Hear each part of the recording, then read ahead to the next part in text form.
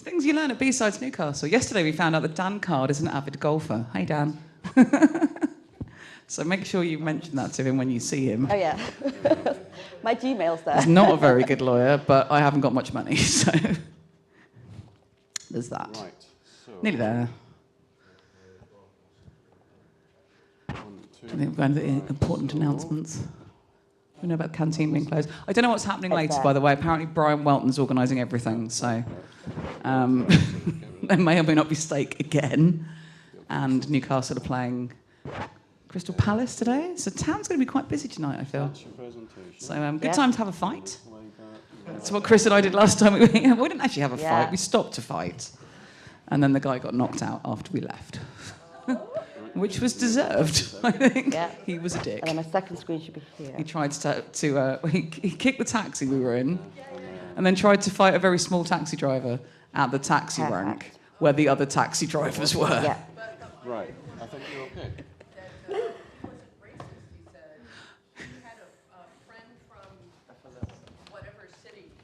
Oh, good? Oh, we had a friend from Bradford or something, so he can't be racist. Like, what? It was a really good video. We might play that video later. Anyway, he got knocked out. Not by us, because we don't break the law. No, we make the law. Oh, no. Are we good? Yeah? Cool, that's yours. Woo! Woo! Right, big round of applause for Rosie, please.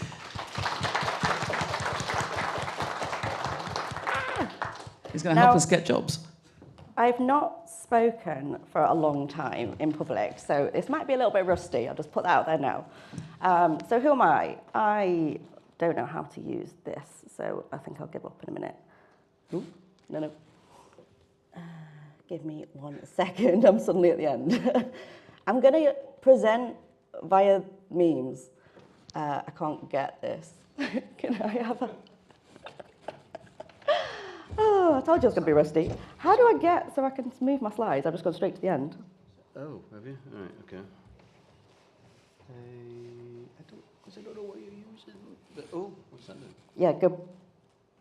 Can I key them that way? Oh, even better. Go. Yeah, perfect. Right, okay. Sorry.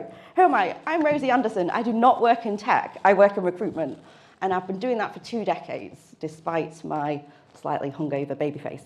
The last 7 years, I've worked in cybersecurity recruitment. So over the past 2 decades, I've helped hundreds of people get jobs in either tech or cyber. I'm head of industry mentoring for Caps Lock, which I volunteer to do. Caps Lock's a boot camp. I'll talk about that a bit more in a bit. I'm a working parent. I've got 2 kids. So I'm an advocate for flexible working for people, not just parents, but for everybody. And I'm a retired party girl. So last night, I might have been a party girl, but not today. So I'm going to do this talk in 2 halves. I'm going to talk about hacking your career for 10 minutes, and you can then ask questions, and then I'm going to talk about how to hire and how to hack that recruitment process. So feel free to ask me questions. So you want to work in cyber. So I'm going to aim this at people who are new to the industry. So saying you want to work in cyber is like saying you want to work in science. The field is so broad. So if that's what you want to do, you think, right, I do want to find out what this sexy cybersecurity is all about, you need to start thinking about what areas of cyber you want to work in. And what's your motivations, what you kind of enjoy, so you can find the right path. There's so much free resources out there. If you go onto YouTube and watch the Crest Day in a Life, you can watch the day in the life of a pen tester, the day in the life of a red teamer, and you can get some insights as to all the different types of roles in cyber. So before you kind of go out networking with people, have a bit of an idea so you can really help people pinpoint the advice that they give to you. There's so much more to life than just being a pen tester or being a SOC analyst. There's so many roles in cybersecurity. If risk is your space, there's so many different opportunities and paths that you can go down. There really is a role for everybody. So there's DevSecOps, there's risk management, there's identity access management, there's building secure systems. We need so many different people in cyber. You can bring transferable skills from anywhere. So like I said, it's really broad. These is just, I'm sure it's probably some more stems since then. So if you're trying to start out in a career and you think, okay, there's lots of people trying to get into cybersecurity, If you look at something like identity access management or cloud security, it's somewhere that you can really sort of, it's not as competitive, or there's not as many people saying, I want to work in that area. So I'm going to have a drink. Okay. So you've decided what you want to do and where you want to work, or you've narrowed it down a little bit. So now we're going to build some technical skills. If you're coming in from a starting point of 0 in terms of technology, like me, you're going to have to start building some technical skills to prove your interest, shall we say. There's so many different opportunities here. I've mentioned Security Plus, Network Plus. These are, you can do some of the Professor Messer training for free to kind of start building that knowledge, and it is something we see on job specs for entry-level candidates. You can go on to try Hack Me, and then as you get a little bit more technical, you can go on to Hack the Box and build out those kind of technical skills. There are boot camps, so Caps Lock is a boot camp, and there's fantastic opportunities to learn in that environment. If you want a training, obviously you can go and get a degree. For me, I would look at a boot camp. You can do, so with Caps Lock, you can do it as a student loan, so you don't actually pay anything back and still you're earning more than X amount. There's Discord channels and places where you can start to meet other techies like yourself. So Digital Overdose, Capture the Talent, these are Discords for rookies with experienced people in as well. I've put Simply Cyber there. They've got a really good entry, I think it's Master Risk Analyst, where you pay what you can. And it's really, really good content to start building upon that knowledge. The advantage with all of these sort of labs that you can do on Rangeforce, and you get a shiny certificate. And with that shiny certificate, that's something that you can put on your CV. So when you're applying for a job, they can see that you are actually doing some self-study on your own and you like to learn. So we've built some technical skills, and then we're going to build some professional skills. So what I would recommend doing I'm going to start again. Any good pen tester knows that you can pwn the box and get domain admin, but actually now you've got to write a report. So these are the professional skills that everybody sort of going to need. So if you want to be a pen tester, when you've hacked the box or whatever you've pwned, you then need to do a write-up about that. If you do that sort of write-up, as though you're describing what you've done with a walkthrough, you're practicing those technical skills. And then if you do a write-up as an executive summary of what you've done, these are things that you can put in your portfolio and you can share on social media, share on LinkedIn, that shows your knowledge and your passion. It's, again, something that's showing that although you don't necessarily have technical experience already, this is what you've been doing. I think one of the really good things with the rise of Discords and things like that is you can find a community like here, like at BSides. I don't know if BSides has a Discord, but you can find a community of people who want to help you learn and build upon those technical skills and start writing that blog. That is one of the ways that you're going to get a role, an entry-level role, and make yourself sort of known. Now, I know for some people, they don't really like LinkedIn, or they feel a bit scared about sharing your first things.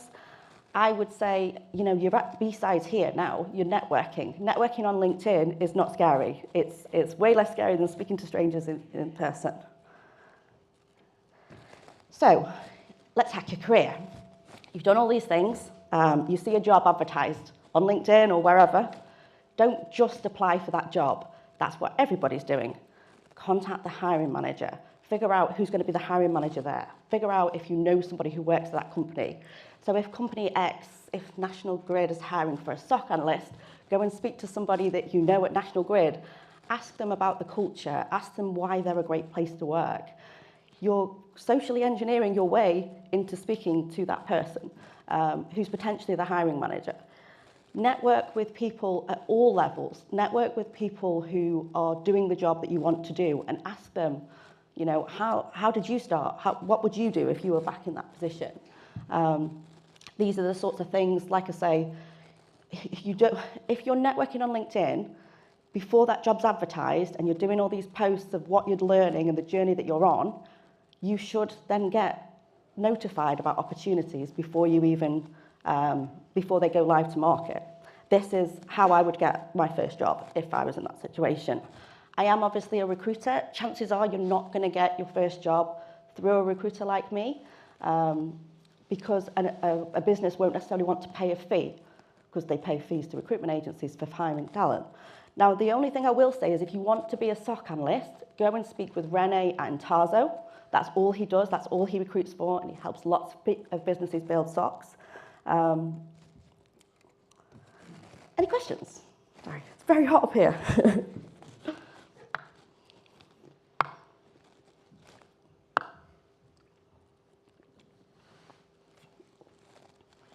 Oh, sorry. Yeah? Do you find any companies are offering apprenticeships for 16, 17-year-olds coming out of school now rather than going through traditional educational routes? Yes, there's a level 4 apprenticeship, I think, in cyber. So one of the people that I placed without a degree in a consultancy, actually, she'd done that apprenticeship. And I think apprenticeships, yeah, we do see it. They don't necessarily come to a recruitment agency. And it's one of the things I recommend to customers and say, when you're hiring talent, it shouldn't just be experienced talent. It should be all these different routes. What we also find is, I think where the thing with apprenticeships, even apprenticeships are heavily competitive. So I'm pretty sure there was a guy at an automotive finance company shared they wanted to hire an apprentice. But even people coming out of school or university, they're not being given this advice. They're just applying for jobs. And I think even at that sort of level, you need to be doing something to make yourself stand out. And not necessarily, you don't have to have technical experience, but even apprenticeships are really heavily competed, I think. Competed, is that the word? In cyber. Any other questions? Because I've fixed the mic.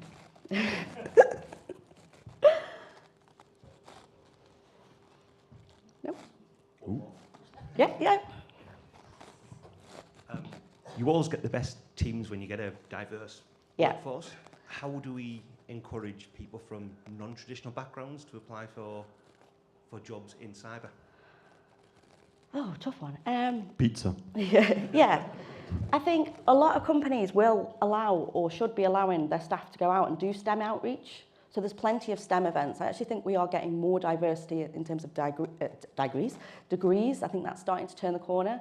But actually going out and hunting for that talent, where if you want to hire apprentices, going out to the colleges and saying, hey, we're hiring, or going out on LinkedIn. You know, so many jobs are found on LinkedIn, and saying, does anybody have a teenager or child, or can anybody recommend? And normally it is those sort of networks.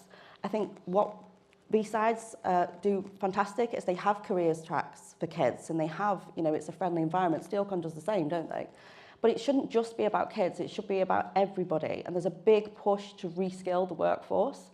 So Capstock, again, they're reskilling people in cyber, and that's what we need. But if you're hiring, if you're company X, sorry, I'm going to use National Grid again, because you're there.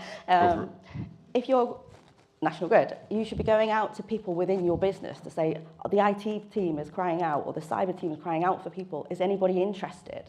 Doing meetups, like meetups, I know Ladies Hacking Society is fantastic to get with meetups and things like that. But just sharing the knowledge, like that, again, this is why B-Sides are fantastic. Sharing the knowledge of what we're doing, and it's not just, you know, IT network room, and it's not cyber with the hoodie.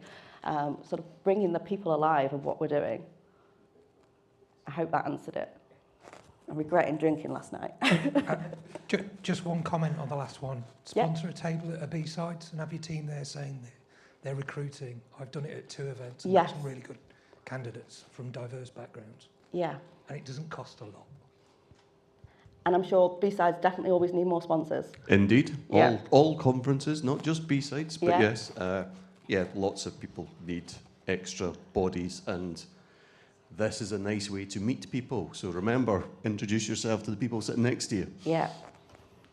And it's easier on LinkedIn. Right, I'm going to do the second half now. So this is for people who are hiring, and my advice and what I've learned. So again, I've been hiring for 2 decades. I've been here for a long time doing this. Yeah, I'll just start there. Let's start with your job description. So your job description should be what you want from the candidate and what they need to do, what they're going to be doing day to day. What's a typical day look like? what we see with job descriptions in recruitment is we get a job description and it's normally got a date stamp and it's about 4 years old.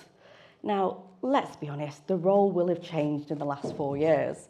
So the hiring manager should write the job description and fair enough then give it to HR to put whatever tools that they do to make it HR-y, but then go and speak to the people in your teams and say, is this right? So we had this once in recruitment where people were coming in and thinking, and this was the previous company I worked at, people were coming in thinking the job was going out and meeting people and all of this, which it is, the more senior you get. But when you start, you're on the phone speaking to people, there's no face-to-face contact. But it was in the job description that that's what it was. So there was a misalignment. Your job description, try and take out all of the things, you know, really question, do I need a degree? That's my first question to a hiring manager if they put a degree on there. Degree or equivalent. There's plenty of other equivalent experience than having a degree. Does it have to be X amount of years of this? And I see all of the time, and we place people all of the time that don't match all those things on the job spec. If it's on there, you're going to be putting people off. Now, your job description is not your job advert. Your job advert is why they should come and work for you. So why are you a great employer? Why do your workforce love working for you? Why, why should somebody come and pick your job? Don't put on your job advert desirable skills because it will put people off. As a female, there's statistics that back this up. I will only apply if I hit 70% of that criteria. Now, I will also say, apply if you hit 30%. As a man, you'll apply if you hit 40 to 50%. There's some statistics around the back of that. So think about when you're advertising, definitely don't advertise any desirable skills. You can use that as part of your interviewing process. If you ask your current staff, why do you like working here? And they can't answer, recruitment's going to be in your future. So these are things to sort of look at. Now, stop asking for X when you mean Y. So if we see a job spec that says, I'm trying to think of a perfect example. I'm going to go through some good job specs in a second. If we see a job description with this massive wish list, let's just call it what it is. Do you really need that technical skill? Do you need this scene tool, or can it be any scene tool? But let's widen out to try and make a job spec actually reflect the job. So many times I see a job spec that's got, well, I look at it, it's like, that's 2 jobs, or that's 3 jobs. Like, let's really narrow down what we're hiring for. And then show the salary.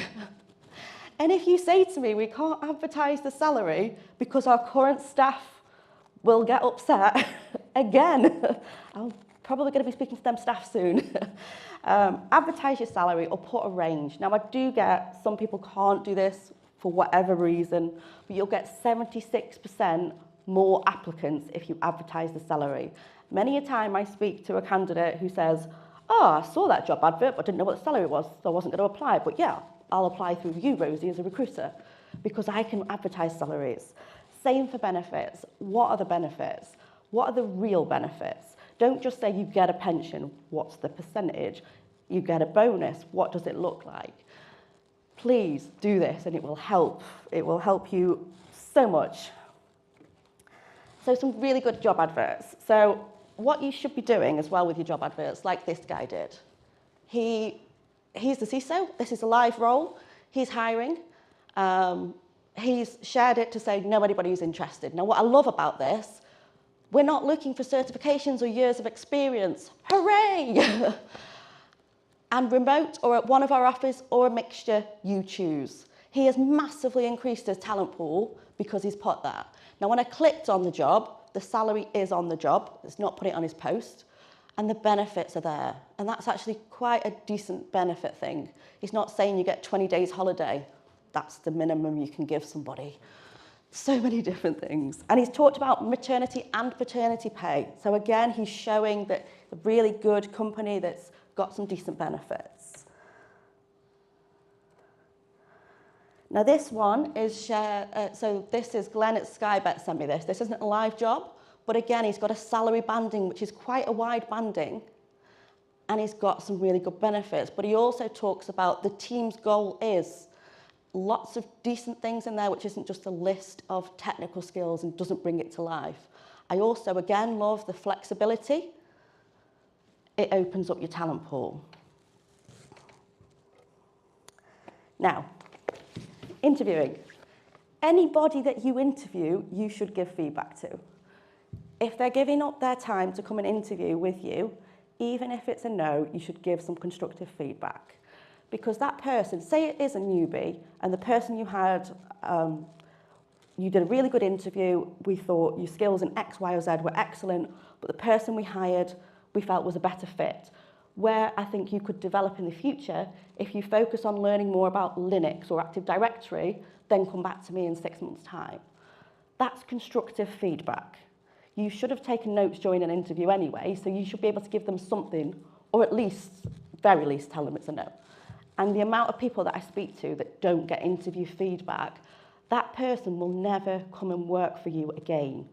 And when they get that first job, you might want to hire them in 6 months' time. So anything you can do to show that you're a decent person, to be honest, will help you when you're coming to recruit. Now, you've interviewed your person. I told you there were some good memes. You've interviewed your person, and they've got a 12-week notice period, which is normal for a senior person. You need to be speaking to them really regularly, because just because you've offered them doesn't mean that all the other interviews they had aren't still hounding them. Doesn't mean that their current employer's not gone, oh shit, we're going to lose this person, let's offer them 10 grand more, or that promotion that they wanted.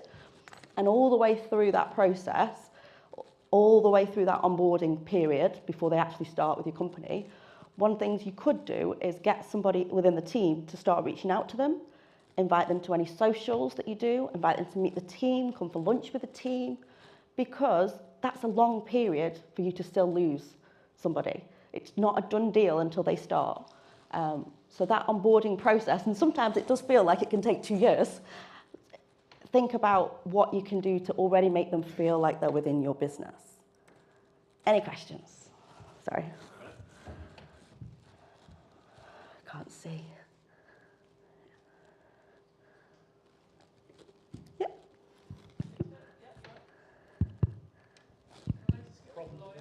I know. Oh, mic problems. Okay, questions. Hey. It's really bright up here. Yeah.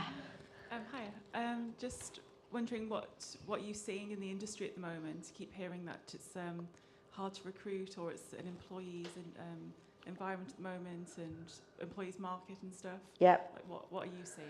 So it is wild. I'm seeing onboarding, sign-on bonuses. I'm seeing, particularly for experienced staff, there is a war on talent. I do have some data. If anyone wants salary data, just message me with how much the salaries are rising. So, for example, network security salaries in the last 6 months have risen 25% of what people are advertising. And it's different in different locations, but I've got those sort of stats and things. And I think we are, whether or not we're heading into a recession, probably won't get political. I don't think that's going to make a problem at all with cyber staff. There's still more threats. There's still that struggle to get good people. What I see is there are lots of jobs out there, but there's lots of processes that make it difficult to hire. And if you're already in work, which is talent that people come to me to find, you're not out there looking for a job. So if you are hiring, it should be down to you and your recruitment partners to be in the industry and finding the best people for the job. Now, the best person for the job might not even know about you, and that's where you do need headhunters for experienced staff. I think there's so much good going on to get more people in, and like BSides, Ladies Hacking Society, there's so much to get the interest, and these community events need help. If you can volunteer or give some time or speak at these sorts of things, or like Caps Lock, we have people who come and talk to us as mentors, or come and be a guest speaker, and then they can go and hire from that diverse talent pool. It's not easy. That's why I think I've done this talk before, and I've called it talent attraction. It's not hard, is it? It is hard. It's easy to drop the ball somewhere, which is where you have to think about it. It's not just stick an advert out and that's hope for the best kind of thing. Everybody who goes through that experience with your company who's has a touch point at some point with your company through that recruitment process. That's your impression you're giving in the market. And it's very easy to get a bad name against yourself if you're not nice to candidates or you're not a great place to work. I think what I am seeing, and one of the first things I do say to people is, if you are looking to leave, so with recruitment, one of the things I see is the reason people are looking to leave is because they're not getting promotion opportunities or experience with the experience that they want within their current company. And actually, I think that's a mistake that companies make. You need to be looking at your current staff and saying, okay, the pandemic has reset everybody's expectations. What was right before isn't now. How can we keep you? What can we give you as like a promotion opportunity? So can you give somebody help? Can you get them to help in the recruitment process? Can they buddy with somebody to get some experience before they're ready to be a team leader? And the companies that invest well and do bring in junior talent, you can see how fast they grow because they are investing in people. Rosie, do you not want people to like have terrible job or like experiences so they want to then move and contact you? No. One more question over here for you. I'll move into the light so you can see me. Yeah, sorry, I sneaked in at the end of the session, but one thing I was wondering, you may have covered it already, but do you think that recruiters put in place enough support to deal and cater for the neurodivergent community yet? Because that's quite prevalent within our industry. So I think in cyber, I feel there is a lot of support out there. There's resources, there's lots of information out there to how to hire and how to attract neurodivergent talent. It's not one size fits all. If you're working with a recruitment agency, you should let them know if there's any adjustments you need. And I think where we get like the CTF events and things like that, if we want to hone in on people who've got technical skills, that's something that you can do as a way to assess people's talent without the CV. I feel with like Autocon and Emma Philpott's company, can't think what it's called at the moment, IASME? Might be IASME. There is support and there's ways that you can tap into that talent, but I think neurodiversity is a superpower. It's one of those, if you put sort of two different neurodivergent types of people in a team together, they can complement each other with the different skills. But I think if you want to hire that type of talent, maybe look at technical assessments rather than face-to-face interviews. Eye contact can sometimes be a struggle for people. There's things that you can do to make your recruitment process more tailored if that's the type of talent that you want to tap into. Thank you. Yeah. There we go. Pardon? Have I gone over? Probably. No. No, there is, there is. So here we go. Cheers. Hiya. A few of us were talking yesterday, and we were saying how you know, one of the things we sometimes prioritise is team fit over skills, because you can teach skills. So do you have any tips on providing feedback to somebody you don't think is going to fit well with your team? Because sometimes that can be a struggle, how to positively give them feedback of, you know, don't be too full of yourself, whatever, you know what I mean? I do sometimes get, you might need to give a person some pointers on this, this and this. I think what you're better off doing is giving that message in a positive way. You can say the person that we hired had this, this and this. Something to work on for your next interview might be this. Or if you've got a recruitment partner, get them to deliver the message. I think it's better to be honest with a person. You know, like you turned up late for the interview, the amount of people that we have to say that to, or you didn't put your camera on a video call or a video interview. But sometimes actually if they don't know they're doing something wrong, how can they fix it? And they're better off having that message then, because that will help them in the long run. They might be a little bit pissed off at getting that message, but temporary pissed offness, but you get a job later on when you take on board the positive criticism. I would say deliver the message, or get your HR or recruiter to deliver the message. Yeah, don't just say, oh, it's not a good fit, because that doesn't help anyone. And it's a wussy way of getting out of it. Yeah.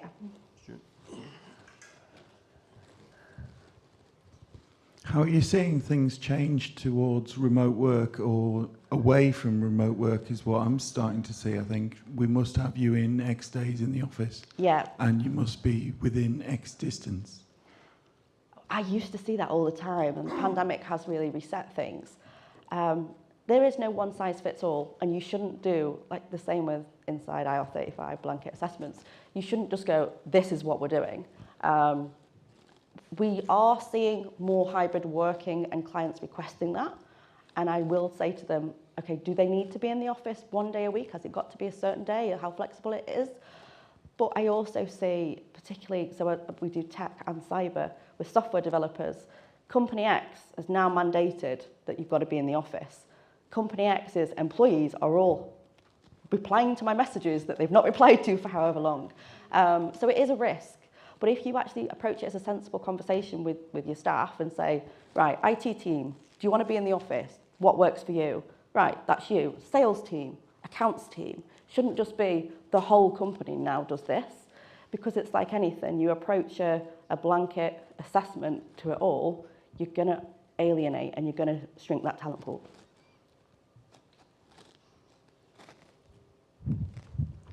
So, it's hot up here. So I notice if we coordinate the order in which we put our hands up, someone has to run quite a lot. Is that something you're doing on purpose? You mentioned how much more interest you get from a posting when the salary is listed. Yeah.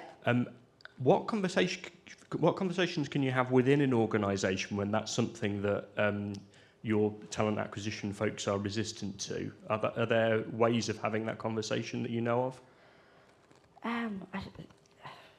I understand sometimes why people don't do it. They don't want the salary bandings known because, you know, I hear regular arguments for not doing it. But the evidence is there with how many more applications you get. And I think it depends who owns the recruitment process. Is it HR? Is it the hiring manager? If you keep having the same conversation and keep talking and communicating, hopefully you can get to the bottom as to why. And if it is about internal salaries, people know it anyway. What you can do if it is a problem, so we have one customer who will say to us, you're not allowed to advertise salaries. And I'll kind of go back and go, really? I know what I'm doing. Okay. Well, we won't advertise the salary, but talk to us about it. If you have a conversation with us, we'll then discuss the salary banding. So that's one way you can potentially get it around.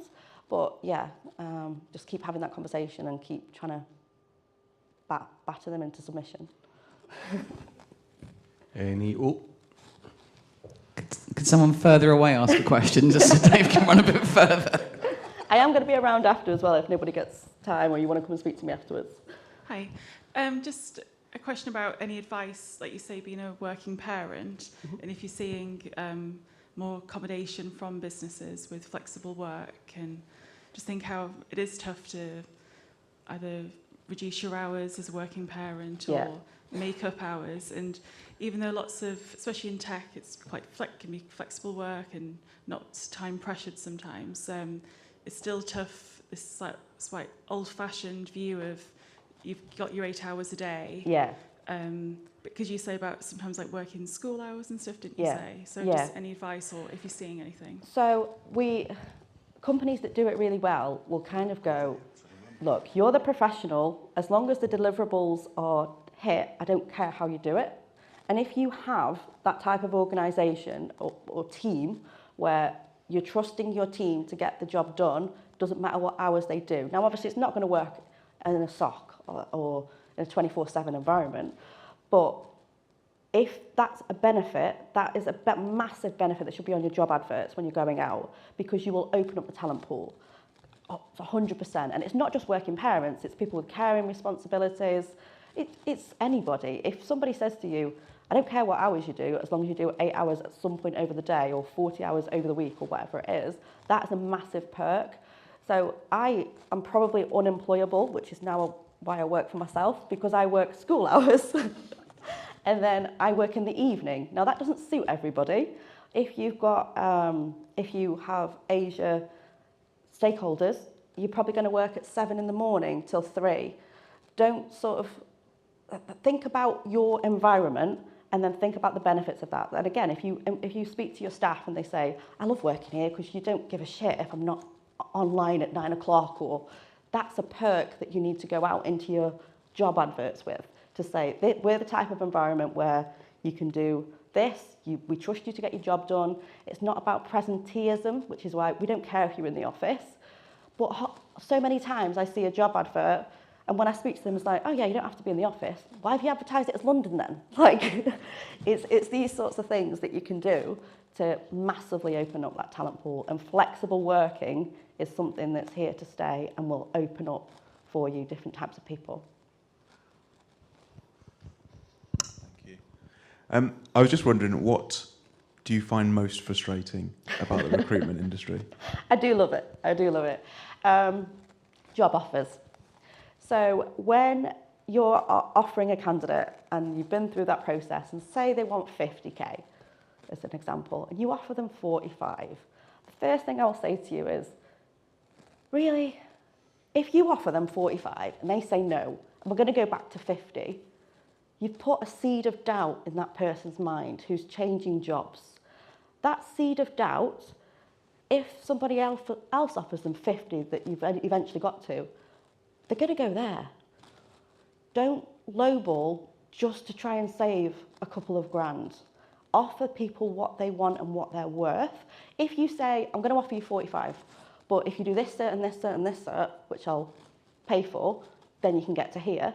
Do it that way, but don't just lowball to save like a couple of grand on the agency spend or whatever. Any other quote? You did actually have a question. Thank you for waiting until I was across this side, though. Everybody gets disappointed when they don't get a job, but what's the flags that go they've actually had a lucky escape for not getting the job, in your opinion? Oh, so many. They don't get any feedback.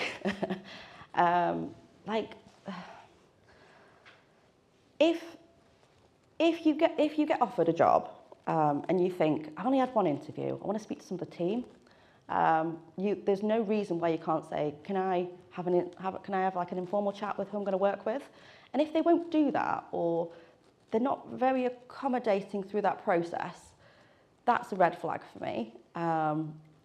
We do hear of places where there's toxic cultures, toxic management. You can normally start to glean if you're going to get on with the person who's interviewing you in that interview. And if there's no time for you to ask questions, or it's like a one-sided thing, it's they're ticking the box for if you fit with them, that for me is a red flag. It needs to be, changing jobs is a career decision. It's a big decision. So many times we hear, I need to speak to my partner. And it's because it can be a life-changing decision to move. If you're going to move for a different role, different things, it affects so many parts of your life. So if you're not getting an opportunity to ask those sorts of questions, or there's something normally in that interview which will give you a sign that this might not be great, go on Glassdoor, have a look at companies. It's not really funny, but it makes me smile. There's a company on Glassdoor, and I think one of the reviews is, the management is like a cancer in this company. And I'm like... There's more than one of them. Yeah. And speak to people. Like, have a look on LinkedIn and look at recent leavers. If all of the SOC team have suddenly left, they've probably made everyone go back in the office, or things like that. Hiring managers, you should always have a meet the team part of the interview process, because this person's going to have to work with them. So yeah, definitely. If you... Oh. I did that yesterday. Fired. Am I off? No, not off. Okay, you're fired. One more. Yeah. There's lots of organisations that need to do significant change with their IT systems at the moment, and the ransomware threat isn't going away anytime soon because of the people higher up the organisation. and their inability to fundamentally change what they've had for years. How do you sell the people into the job that they know is going to be arduous horribleness? I don't do it. I won't needs work with to it. actually be different. Oh, okay. So be honest. Okay, we need to change culture in this team. We're hiring, obviously maybe not put all of that in the job advert, but we're hiring somebody who can come in and make real change. That will be an interesting challenge for somebody. If it's we need to rip out a system and you can't polish a turd. You get a contract to come in and do it. You just need to be honest about what it is, because if you catfish a candidate to come and work in an environment and it's not what you say, they're not going to last for long. You're better off looking at, well, there's multiple different types of talent. There's contractors, there's people who enjoy coming in and dealing with conflict and sorting things out. That's a different skill set to a technical person who needs to deal with security architecture and design something brand new in critical national infrastructure. Just be honest about what you actually need, would be my advice there. Okay, a round of applause for Rosie. Woo! You're going to be around all day, right?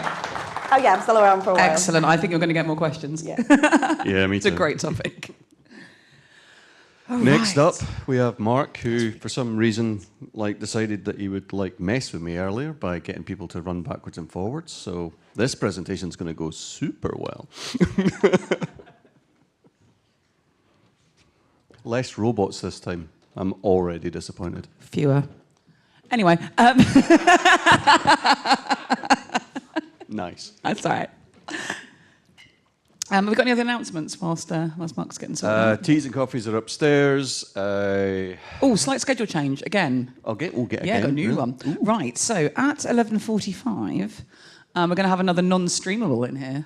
But you can bring your phones, apparently. Just don't record the whole thing. And then the ransomware talk will be upstairs. So you're undoing the schedule change from earlier. Yeah, it's fluid. It's fluid. Yes. But yes, and for all the latecomers, morning. We see you. Is this loud enough for your hangovers? Nearly there? Getting there. You really have a thing for chickens? So I think we need a double round of applause for Mark because he's spoken twice. Yep. And that's lovely. I can explain. Is that because he wasn't clear the first time? No, because you weren't here, Brian. We wanted us to do the whole talk again. It's a different topic.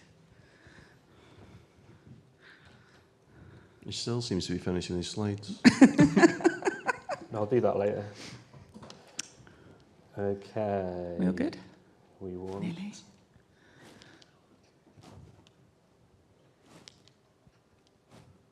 That looks like no image. That looks like an image. There we go. There we go. Let's go It's a to chicken. display. There's a chicken. Okay, B-sides welcome for Mark. Woo! Actually, I want a presenter display. How do you do the presenter display thing in Keynote? Oh, technicals. There we go. Rosie broke it. Oh, I need to not mirror displays first, don't I? Yep. Computers. Hi to folks on the stream. How you doing? Scott? Tankard, live from the golf course. something, 18th hole. Stop mirroring. There we go. And then if I do that... that... it worked yesterday. You're fine. Hey. All right, another round of applause. Yay! Mark Goodwin, welcome back to the stage. Thank you very much. The stage is yours. Where the weird things grow. I just want to say, given that my SteelCon finished with riding a hobby horse while being chased by Scott with a coconut, making horse noises, there's some competition. So why am I talking twice? Yesterday was Mark the enthusiastic amateur. I was building robots despite no experience or professional qualification in doing that thing. Today is Mark as a reluctant professional and wearing a shirt and everything. And I'm talking about application security, and my notes aren't displaying for some reason, even though I told it to do that. Never mind, we'll wing it. So I want to start out by telling two stories. There's a reason for this. The first story is part of the story of how I got into information security. I got into security by complete accident. I was looking after some people's web servers as part of some consultancy work I was doing. One of them got broken into, and I ended up ringing a bank who were the receivers of some of the malicious traffic that was going via a compromised machine, and said, did you know this was happening? And they said, no, do you want a job? And on hearing that they had jobs available in application security, I spent a couple of months learning everything I could about it. And it was a really difficult experience for me because I'd worked as a software engineer for all of my professional life up to that point. I had built a lot of systems that, frankly, I was quite proud of. You know, obviously, they were brilliant, right? And one by one, I lost respect for the things that I'd done as I realised that every one of them had a different sort of set of security vulnerabilities in them. You know, I think all of us had a moment when we were learning about security where we got that sort of cold knot in the pit of our stomach once a penny dropped and we realised that not everything was the way that it seemed before. Now, that was a long time ago. I know I don't look old enough. Getting on for 20 odd years. Anyway, so I ended up getting a job at this bank. It was my first full-time job in InfoSec. Who remembers Egg? Yeah, it was Egg. At the time, they were the world's largest internet bank, and it was a fun challenge for lots of different reasons. We used to get loads of phishing when phishing wasn't really a thing.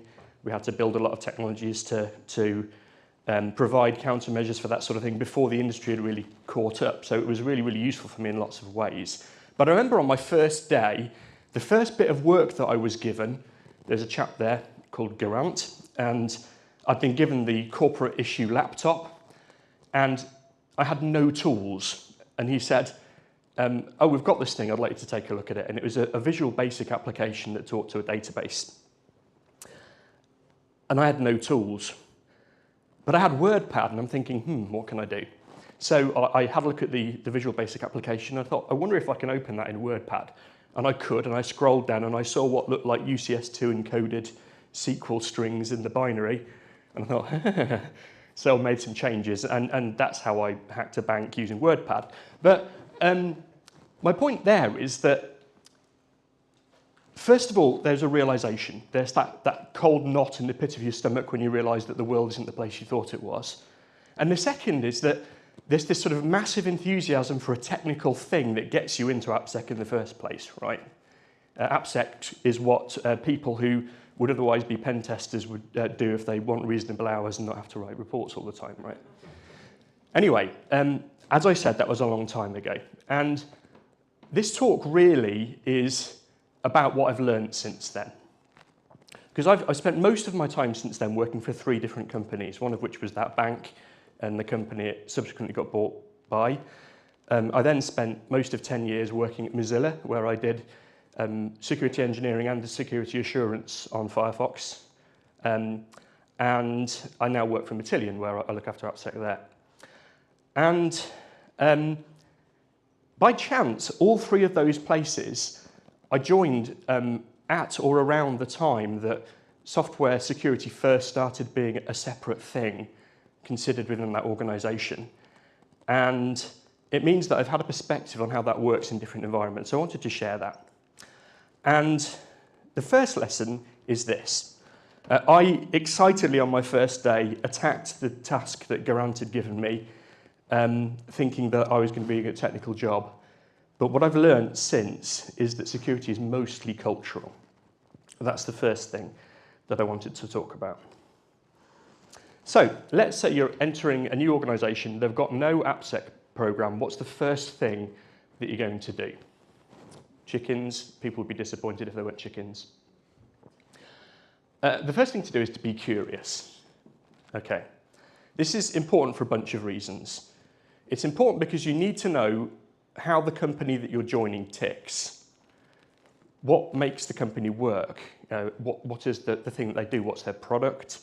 Is the software which you're dealing with the security for actually one of the company's products, or is it enabling something that they do? What is the relationship between that software and the company's business model? Because it's very, very different for a company like a bank where software enables the business than it is for a company where the product is software. You need to work out how the company is structured. What are the different teams? What are the different departments? How do they work together?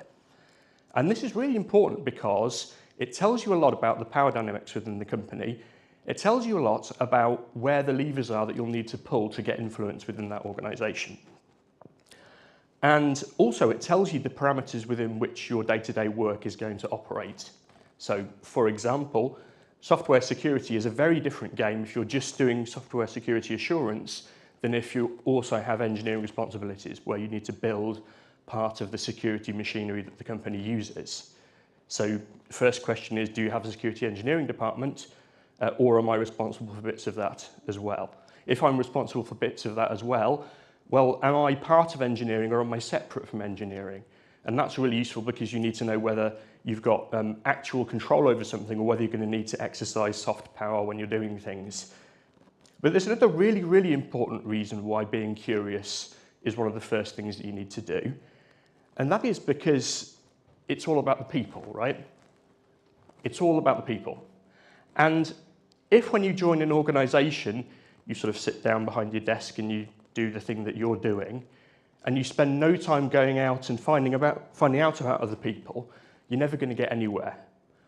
I learned something from someone that I work with recently. I work with a guy called Aaron. If you're watching, hi. If you're not, don't worry. He's a really nice guy. But I noticed a thing, which is that whenever we go out for lunch or something when we're working together, he'll always have a conversation with the person that serves him. It's not just transactional, handing over the money and perhaps saying thank you if he's bought something. He'll always say, how are you? How's your day going? There's always a little bit of small talk. And the effect it has on people is incredible. What started out as a transactional interaction actually turns into something that's a lot more pleasant for everybody. And here's the really weird thing. Neither of us actually work in the office. We're fully remote, but occasionally we'll catch up in Altrincham and we'll go out for lunch. And the people that served him before remember him again, and they'll say, oh, hello, how's it going? And immediately the relationship is improved. And it's the same in the workplace, right? And so if you've gone out and you've taken the time to understand what people are doing and why and how the company works, well, do you know what? You've just put a face on your department. You've told people who you are as well as finding out who they are and what they do. And that's really, really important. Now, remember the cold knot in the pit of the stomach story? There's a learning moment there, right? And what you do when you join an organisation and start their security journey kind of mirrors that in a way, because you're giving them lots of moments where maybe they're not feeling very comfortable. And there's a bit of empathy here as well, because as someone who thought they were a pretty good developer, I had stuff that I could learn. And the people that you're working with are in the same place as you were. Now, I find it quite useful to think in terms of perspectives here, because nobody who you're working with in application security wants to build insecure software. And so I think it's helpful to think about why it was that I needed that realization, the sort of horror of having that realization. Now, when you're using a computer system, you've got a goal in mind. If you're a software engineer, you're thinking about how the system that you're building is going to work. Perhaps you've got a ticket and you're trying to work out how you can organize the code, restructure things to make the software do this new thing.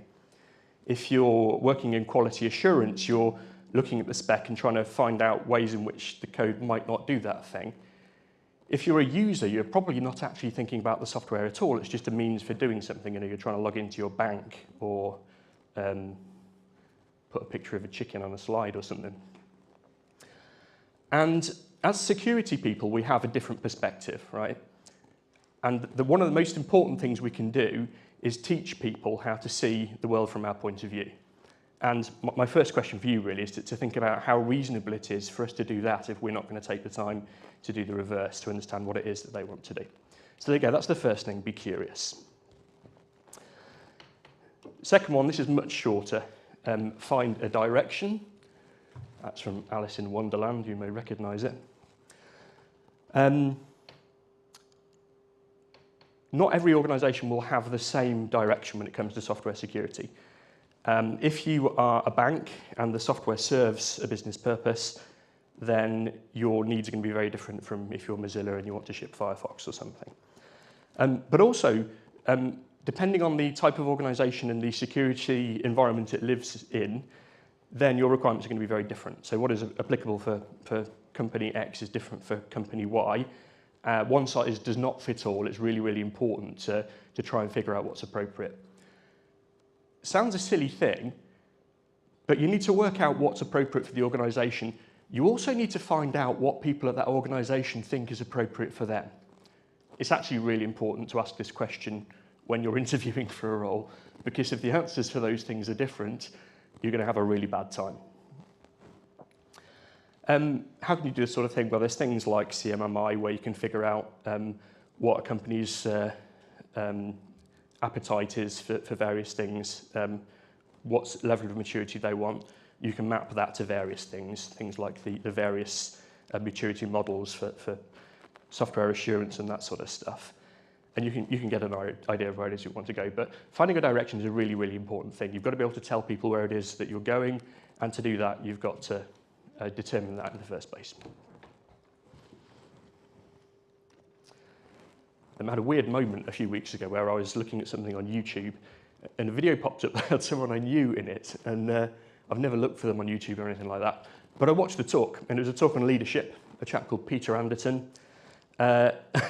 He did this talk about leadership where he's got 2 rules, and they're really simple. The first is, it's not about you, and the second is, it's only about you. That's really clear, right? It's not about you is around the fact that when you join an organisation and you want to affect change, because that's what leaders do, it's really, really important to understand that you can't do that thing on your own. Yeah. Very often, an organisation will succeed in its own way, regardless of whether or not you're doing a thing. Your job is to help them do that quicker.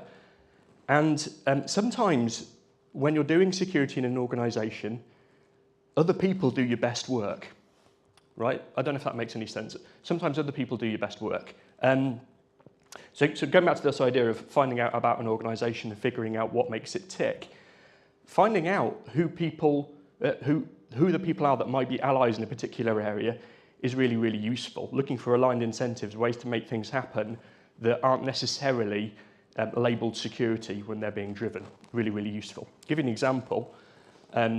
All of the big browser vendors these days are hastily finding ways of supporting safe languages in their development efforts. So Chromium are looking at including Rust within their code base, and Mozilla have been doing so in Firefox for several years now. That happened in Firefox because of a project called Stylo, where they took the style rendering engine from the Servo browser and ported it across to Firefox in, I think, Firefox 57. And it's led to massive security improvements in the browser because loads of the memory safety issues, temporal and spatial, are fixed by having a language that's guaranteed safe at compile time, right? But this wasn't a security project. The work that was done in Stylo for Firefox 57 was actually a performance thing. They wanted a way of having concurrent rendering of a style sheet, and to do that, they needed a way of allowing concurrency, and to do that, the easiest way of doing it was to use a language that supported that stuff better. And so the biggest improvement in browser security in probably a decade actually came from a performance thing, which I think is quite interesting. So other people will do your best work for you. It's not about you. And it's only about you is about a different thing. It's only about you is from the observation that leadership is almost entirely in how you show up. Yeah? If you're the person that nobody wants to talk to, you're never going to get anything done. And so that's a really, really important thing to learn. It's only about you. And you know what? It's only about you applies not only to you, it also applies to the people in your function as well. Because everyone in a function like AppSec is a technical leader in their own right. Yeah? If they're talking to developers, well, they are mentoring other people in technical issues which they are experts in and other people aren't. And so a lot of the leadership tips you'll hear are important for people, even if they're not people leaders within your organisation. So I think that's a useful thing as well. So yay for that random YouTube finding, and thank you, Peter Anderton. So you're going to need to measure some stuff. We all like metrics, right? First observation on measuring stuff, your problem is almost always going to be that you have too much information, not that you don't have enough. And sometimes that the noise to signal ratio is a bit too high. I think it's worth thinking about metrics in two ways. Firstly, internal stuff. You need to measure what you need to drive a feedback loop. It's all very well known where you want to go. You need to figure out whether or not you've got there yet, and measuring is a key part of that. So you've got this feedback loop driven by the stuff you collect. But then there's the stuff that you feed to other parts of the business. And again, it comes back to security being cultural, right? You're telling a story, and what you measure can help tell a story to other people in the business. So think about not only what you measure, but also how you can use that to help other people make the right choices.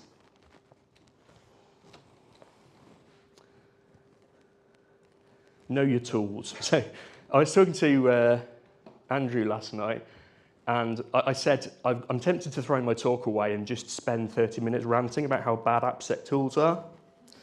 And that might be a talk for another time. So if you'd like to hear that talk, if you want to hear me rant for half an hour or more on why AppSec tools are all terrible, give me a shout. I'll do that sometime. And there's the usual stuff you might know about. You might know about software composition analysis tooling. That'll give you comprehensive and accurate information, but not all of it's pertinent. The way I like to think about this, let's say you're using a platform like Java. Java has really dangerous things in it, like system exec, right? You know that's there. It's always there. The question for you as an AppSec engineer is, does that ever get hit? And so when an SCA tool tells you that you've got such and such a dependency and it has this vulnerability, actually that's no more informative than there is dangerous stuff in the API you're using. Sure, it's better to upgrade to the non-vulnerable version of that thing, but unless you know you're exposed to the vulnerability, the finding itself doesn't actually tell you much. This, again, is a case of you've got too much information and the noise to signal ratio is sort of probably quite high. You've got tools like dynamic application security tooling. Generally, the quality of this tooling isn't brilliant. The open source stuff seems to be best. I know Simon Bennett's, but that's not necessarily a plug for his stuff. How well this tooling works usually depends very much on how your application is built, and the weirder your application is, the harder time you're going to have getting good results from it. Then you've got things like static analysis tooling, that sort of stuff. And you'll get a lot of false positives from that sort of thing. And again, it's an issue with the amount of data and how much noise you've got there. But you shouldn't just think about tooling in terms of the stuff that you can buy. There's also the developer tooling. There's also the question of what platforms do people choose to use, what toolkits, what utilities have you got internally that stop people from making mistakes. And my main bit of advice on tooling is that systemic is always way, way more effective than superficial. If you can find ways of making a change to an application or an application architecture such that it becomes really, really inconvenient for people to do the wrong thing, that's going to help you a lot more than bolting on some kind of tool to retrospectively look for a hole. So think about that sort of stuff as well. I would like to rant a lot more about tools, but I'm not going to. Verify. How do you verify your efforts within an organisation? There's the internal stuff, right? You can have security things as part of your internal testing activity. So there can be automations, there can be security-specific stuff within your unit and integration test automation. Definitely a good idea. You can have internal manual testing as well. If you've got quality assurance engineers looking at stuff, you can give them a list of things that you can look for. You know, I've got this theory that injection floors will never get past a QA team that knows what to look for, right? You don't need to be a security expert to find a lot of this stuff. And there can also be internal security-specific testing from your AppSec folks as well, so that's useful. And then there's the external stuff, right? Pen tests. Really, really blunt tool for actually verifying how well you've done your job. They have their place mostly in sort of sales enablement or things like bug bounty programs as well. They're a good thing, but it's good to know what options you've got there for verifying your efforts and working out how effective those various things are. I seem to have sort of run out of time, and that's kind of all I wanted to talk about anyway. But to finish off, I just want to sort of spend a few more moments thinking about where I started, which is that there's a lot of people stuff involved in doing application security work. You know, it's a technical discipline, obviously, but also it isn't. Your success is more likely to be down to how well you do the non-technical things than it is how well you do the technical things. Empathy and leadership skills are an important part of that. Yeah, so that's all I had to say. Thank you for your attention.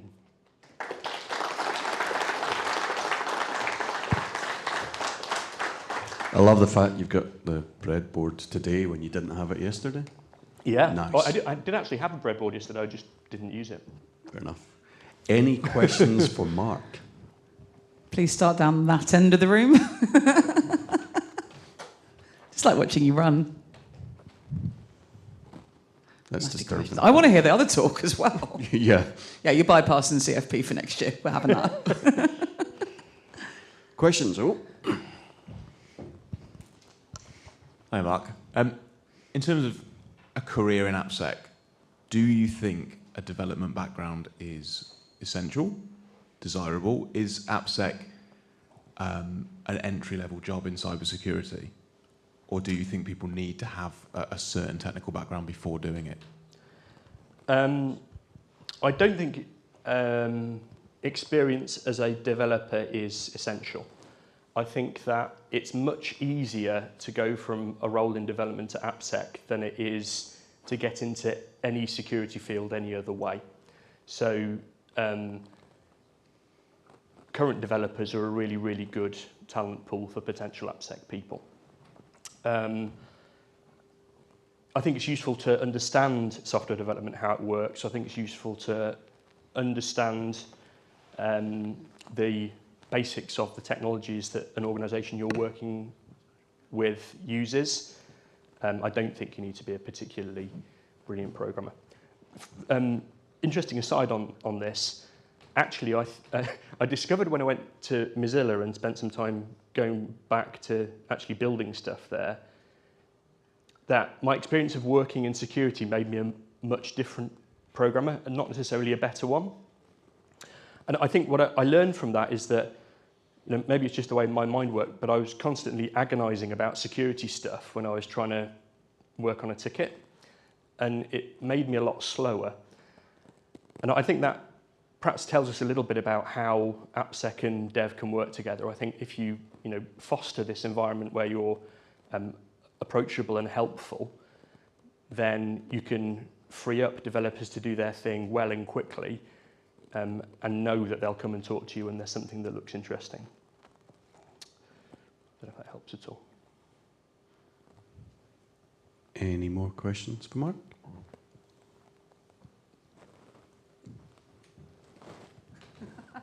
Conway? Oh, come on.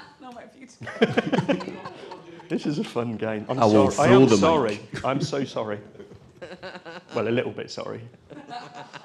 We were having fun watching you run back and forth. So what is the best way that you have retained your sanity through your journey? There's an implication there he has. Well, yeah, well, I was going to say, did I? Well, he did get dressed today by himself, so... You presume. I did get dressed myself today, to clarify.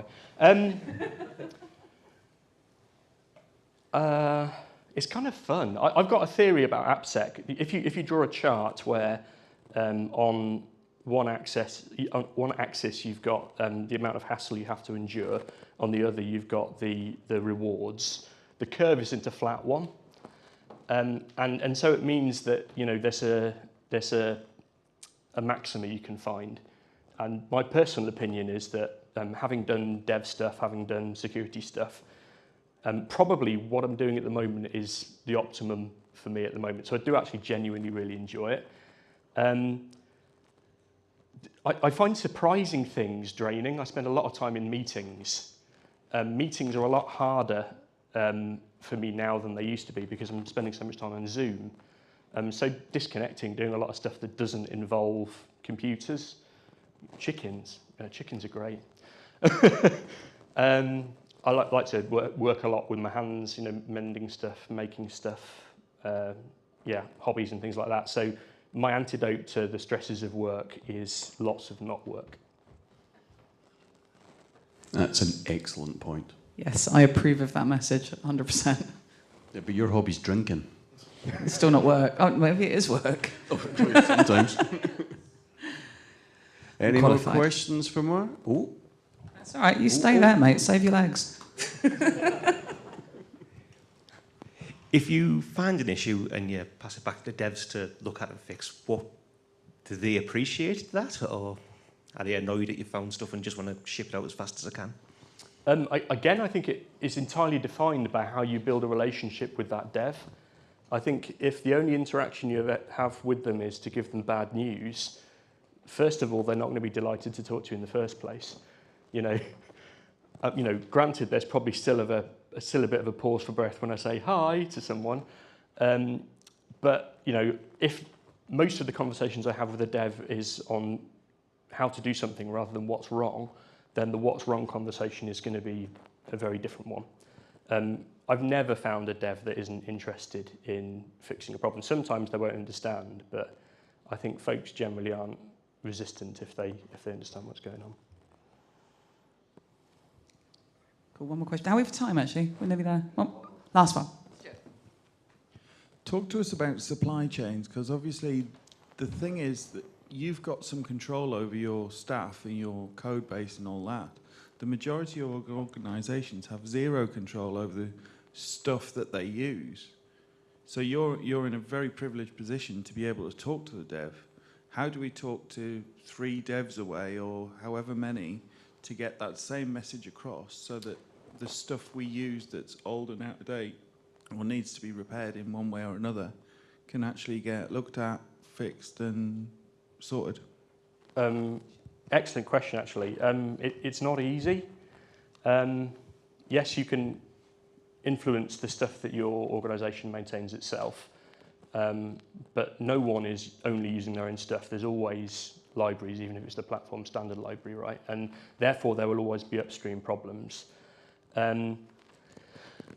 I think there are 2 interesting things here. One is the question around open source. I'm a massive fan of open source. I think most of the problems that we have in using it are down to the fact that we want to be able to use it and not help with the cost of maintaining it.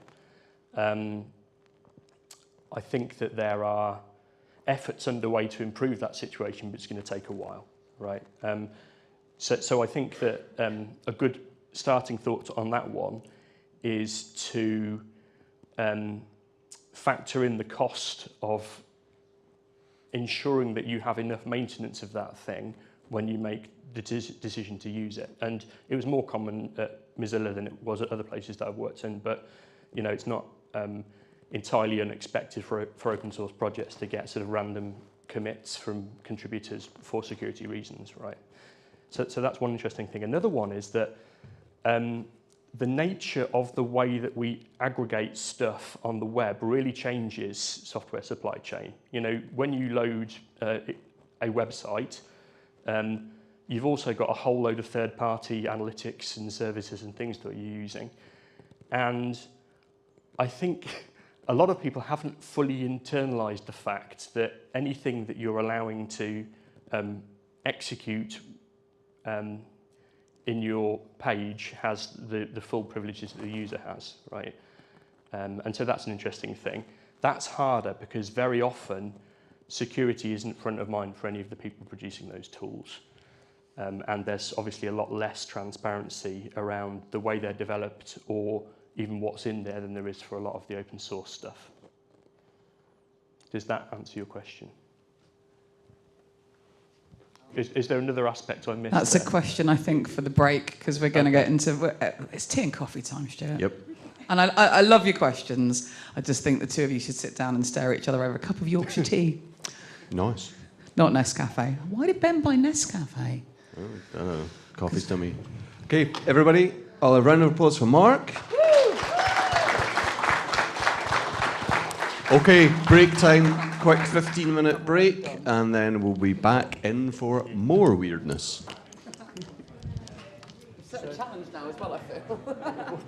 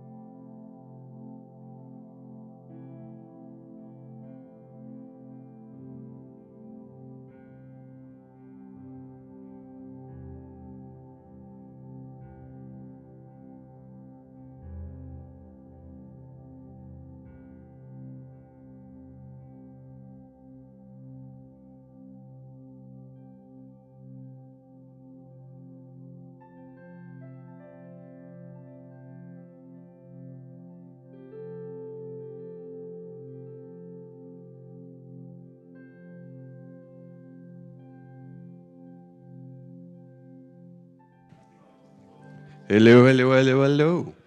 Yes, it's warm. I'll be sitting next to you in a minute. Where's the air conditioning? It's in the ceiling. Apparently, it's centrally controlled, and just 5 minutes after we all pass out from heat exhaustion, it will kick in to keep the bodies cool, so there's no smell. So yes, we are having a conversation around temperature. More on that later.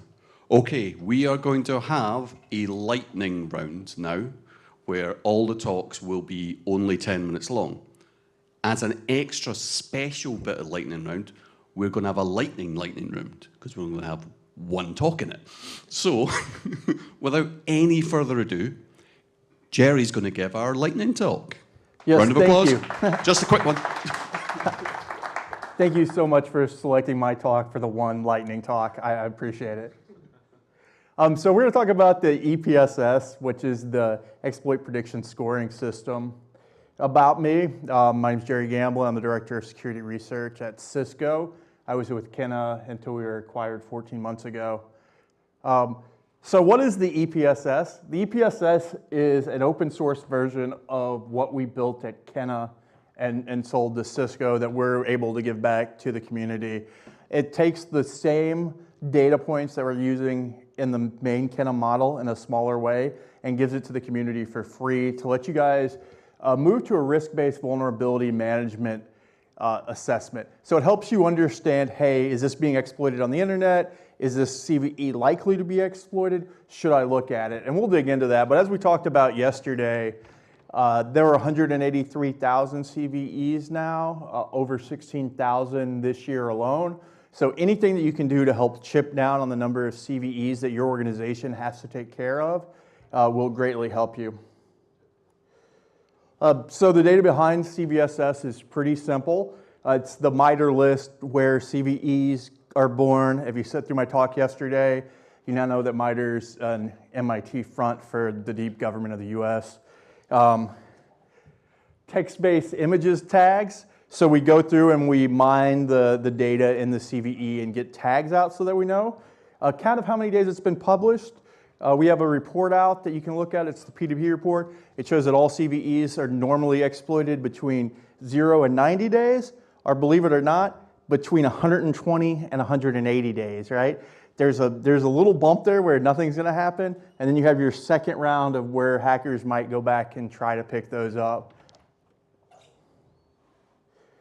We also have some partners in the open source community, Sniper Jails, Intrigue, and then we use the CVSS vectors to do that. So everybody asks me, why is this such an important thing? Well, we know for a fact that no matter where you're sitting at in here, how many SOC analysts you have, how many network administrators you have, that no matter what size your company are, you're only patching 20% of the vulnerabilities on your network every month, if you're industry best. We've not seen anybody do better than 20%. Low scoring companies do between 5 and 8. The average is about 15 this year. And we run this report every year. It's in our P2P report. You can go and pull the numbers so you know that I'm not just making it up. But we talk to a ton of people about this. We sell to some of the biggest companies in the world. And they're all like, yeah, we're only doing about 20% of the open vulnerabilities on our network a month. And we need to know which ones we need to patch.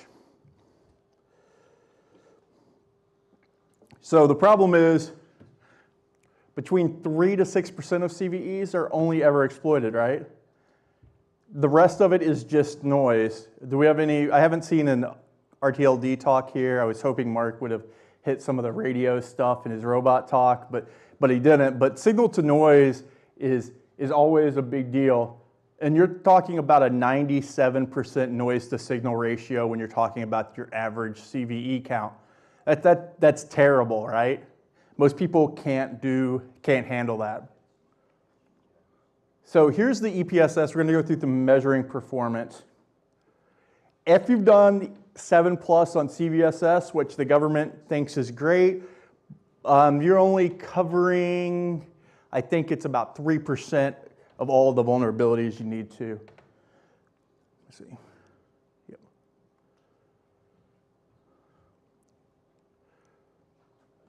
So the efficiency is everything that's in the blue that's not overlapped by the red is wasted effort by your SOC teams. How many of your SOC and patching team have that much time to be wasting efficiency, to not be making progress on securing your network?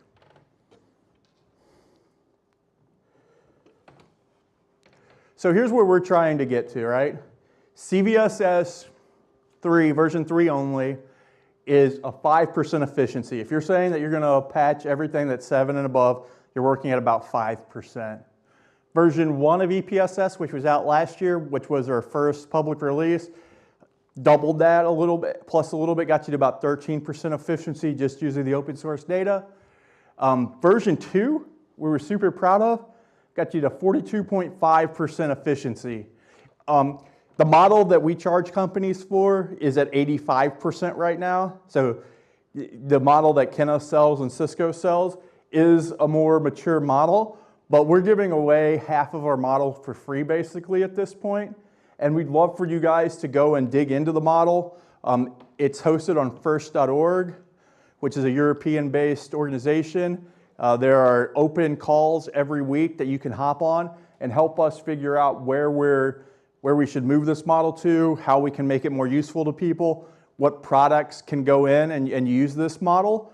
But what it does is every day we score every CVE and tell you if we think it's going to be impactful on your network or not, and you can bring that into your SIM, to your scoring, or to any other piece of software that you use to manage your day-to-day operations.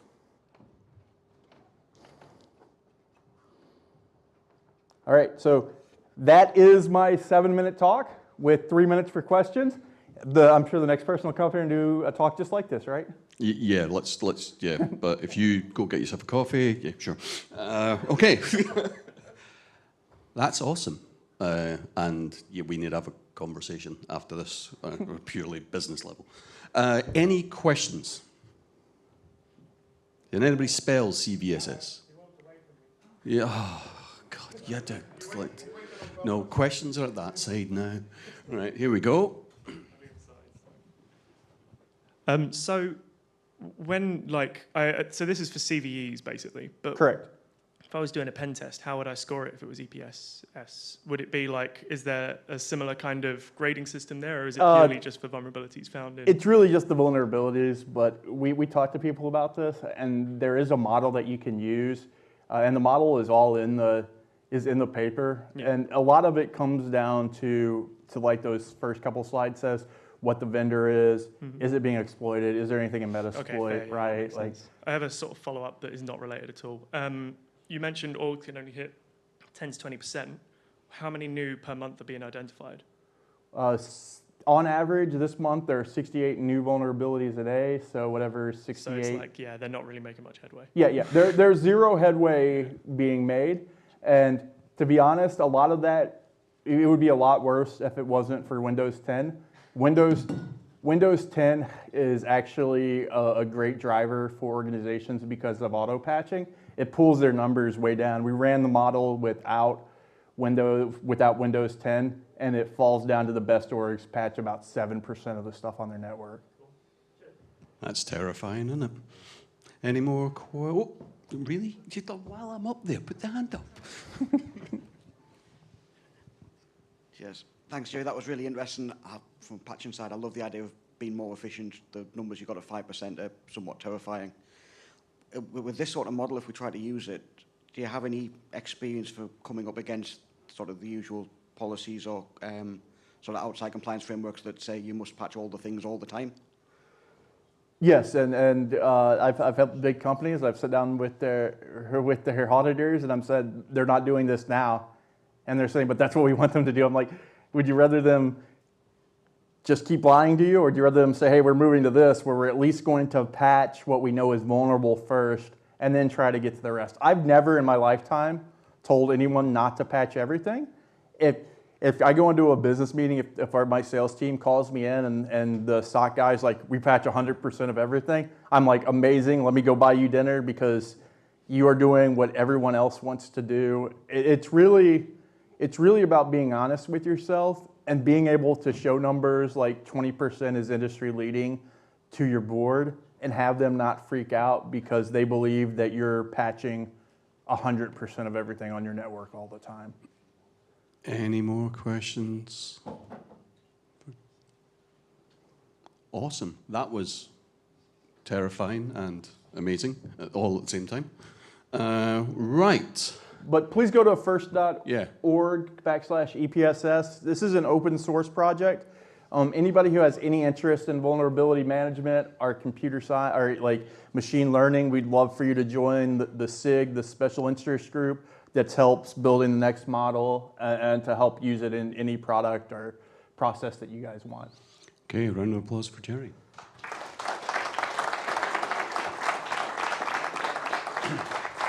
Okay, next up, with the schedule being changed around, is James. We're not streaming this talk. You don't have to turn your phones off, but if you please don't record anything, because he's shy.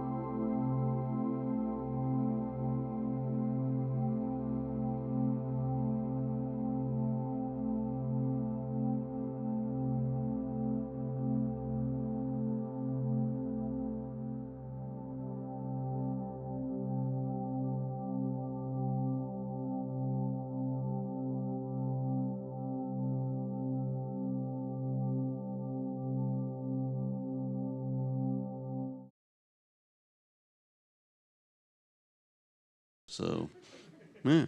I don't know, the things that get shoved across. Right, next up, we have Callum, who is going to be talking to us about joining the industry, I think. Yay. Quick shout out to our sponsors while he's coming up. Quorum Cyber, couldn't do this stuff without you. Exabeam, you too. We've got Infosec Governance, Pentest Partners, Mimecast, Jumping Rivers, KSEC, and That Security Company, Pocket Seam, and Cyberfest. We literally cannot do this stuff without the sponsors, so please make sure that you like them, follow them, go visit them, work for them, buy their stuff, all that. Right, how are we doing? Testing. I'm duplicating. Oh, I was.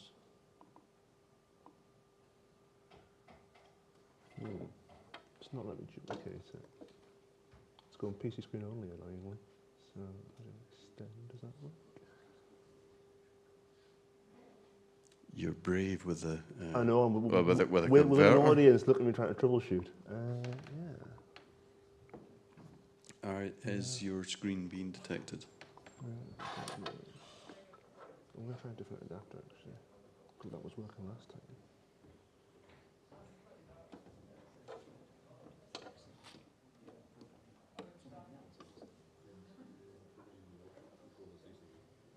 Doesn't like it. You're not being detected. No, it's not being detected. I'm going to try a different adapter. Try this one.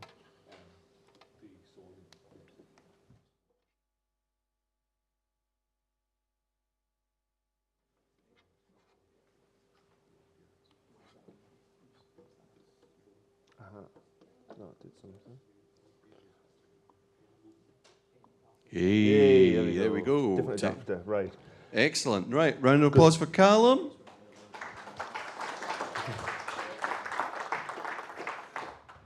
Thank you everyone for coming. I'm aware I am the talk just before we all go for lunch, so I will promise to keep you for ages. I will not ramble at you for so long, and thank you for bearing with me while I was troubleshooting. Nothing scary and doing it in a room full of people. It's horrific. So, my talk is from graduate to consultant. I've been in the industry about 2 years now, and the idea behind the talk was more to give people who are joining the industry, potentially just starting uni or just joining from different roles, a little bit of an understanding of kind of what someone goes through in that sense. There's a few different kind of stories that I wanted to tell, just to take away some of the nerves that some people might have for sort of joining the industry in that sense. Firstly, who am I? So, I picked on these photos as I'm desperately clinging on to the fact that I graduated uni in 2020 and I don't want to let the student life go. They were me in my 4 years at uni, the final year being me asleep on the sofa, which is very much how I felt a lot of the time. Outside of that, I am a security consultant for Waterston, so I'm sponsoring Cyberfest. A little bit more information about them at the end if you're interested in any sort of roles or anything like that. As I said, I graduated uni in 2020, desperately clinging on to the fact that I am now working full-time, which is weird. I'm a kickboxer. Outside of that, I still have all my original teeth, which I'm very, very lucky about. I'm a metalhead, so if you see me at any gigs, please come and say hello. And for those that are fussed by it, I use Nano rather than Vim, and some people don't like that. So I'm very sorry about that, kind of. The idea behind the talk, as I said, as a grad, I found it really difficult. I found it very difficult in my own sort of belief in my sense for what I wanted to do. And I also realized that it isn't just for graduates here. There's a lot of people who've been in the industry for maybe a little while, and I want to thank you as well for all the support that I personally receive, but also that you give out in general. Yeah, so just there's two sort of target audiences for this. Just a couple of disclaimers as you typically get, depends on my own, and those who are grads may not feel this. I lacked a lot of confidence in my own ability. Again, you may feel just fine, and that's always really good to hear. And again, my former union employer, they're not representative of those in that sense. So, firstly, for grads, show of hands here. I can vaguely see, it's quite bright up here. Who is still at uni at the moment? I see a couple of hands, few hands, excellent stuff. Has anyone recently graduated, been in the industry of 2 or 3 years-ish? A few more hands, excellent stuff, lovely stuff. Let's get everybody. And those who've been in for sort of 5 years or more, rough show of hands. Excellent stuff. So really split room, which I'm loving. I'm really, really enjoying. So yes, For those still at uni and for those recently graduated, again, you may feel some of these. This, I feel, was me and still is me now, literally overloaded with too much information. I definitely felt there was a lot to kind of get used to when I first started. These are thoughts that cross my mind and they may cross yours. I don't know anything. I don't want to ask questions, which really got me. I want to learn everything, as you always do when you're quite curious in this sort of world. And where do I even start? These thoughts are very, very normal and doesn't make them right in the sense that, again, we want to try and work around those. But the point with this is to show that you're not on your own with this. So, some tips for those kind of each thoughts, really. I don't know anything. This was a big one for me when I first left. I've got a story I'll tell in a moment for recent sort of clients and that kind of thing. You have a lot of information thrown at you when you're at uni. I did 4 years, and again, mountains and mountains of information is trying to digest anything, but then trying to apply it to a practical sense is very, very difficult. And I think the biggest point to raise for us is that in time, things will improve. You will be able to confidently talk about areas of interest and so on. You'll be able to talk to, if you go into a sort of consultancy role, which is where I'm based, you will have more information that you can confidently talk about your abilities depending on what area you kind of go down. Give yourself time. Don't think that you have to jump into it on your first day and know everything and be able to talk about everything that you need. I don't want to ask questions. I really struggled with this. I didn't want to seem stupid. I didn't want to feel the imposter syndrome kick in, I think was the big one. But asking questions is the only way we're going to learn anything. And it's scary, it's horrific, and again, everyone in this room probably attest didn't want to ask a question to a colleague, to a friend at some point about their role, but it is worth doing. And a good mentor will give you the time that you need to learn and won't mind putting things in different ways if there's certain ways that you want to learn. Biggest advice I can give to those is to take notes any way you want. Take notes however you please, however's worked for you. It shows your interest and allows you to look back. I don't think there's a day go by where I don't refer to notes I've taken on previous engagements, because again, they're always worth knowing. I want to learn all the things. This is a big thing. I didn't really know where I wanted to go in my career when I first started. Again, I'm still relatively new and things may change, but I do enjoy my role and I still want to learn everything. And the biggest thing is there's always cool things out there. There really is. An example of that is that my Twitter bookmarks are ever expanding. I need to go through and review and find out what I actually should delve into because there's so many cool things in there. A couple of quotes that people went for me was inch deep and about a mile wide was a start of a role. Again, you're getting exposed to multiple different sort of technologies and different areas. It's worth, again, just getting flavors of each one to begin with. Another one was leaning more towards the burnout side of things, was it's a marathon, it's not a sprint. Hopefully you're going to be in the industry for a long time. You don't want to burn out within the first 6 months and end up really struggling. Again, you've got a long way to go and a lot to learn in that sense. I think if you want to learn everything, pick a path. Again, whether you're thinking as broad as sort of red team, blue team, there's different areas you can go. You can pick a path and you can always change later. People change areas of interest all the time, and it's always good to do. Where do I even start?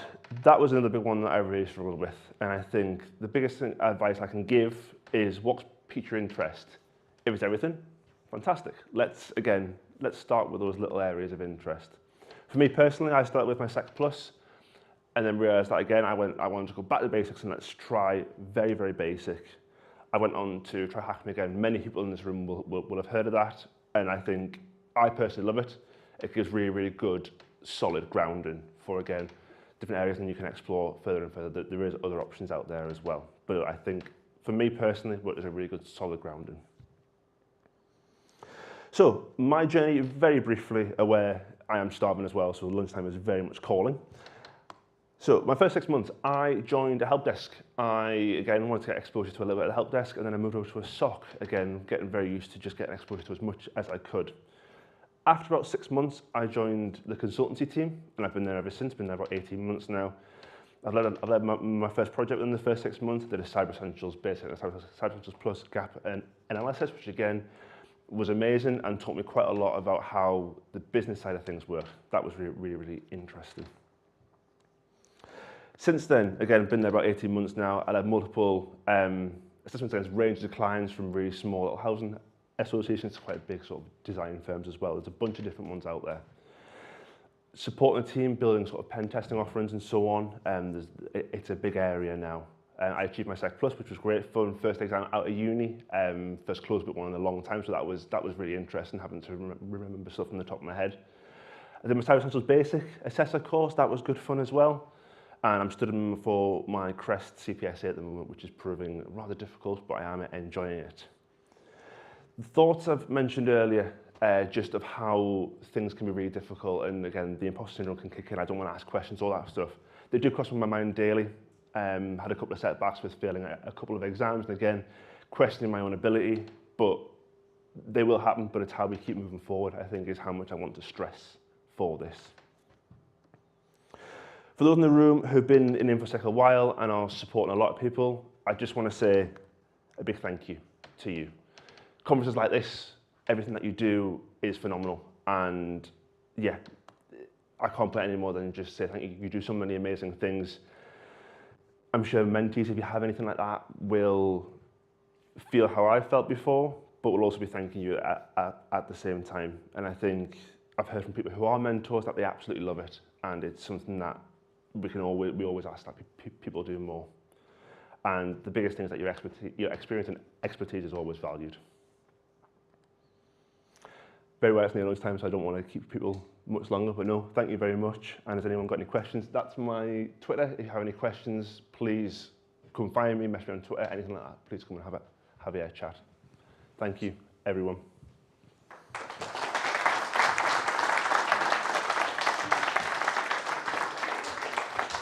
Thank you very much. So, questions for Kat? Oh.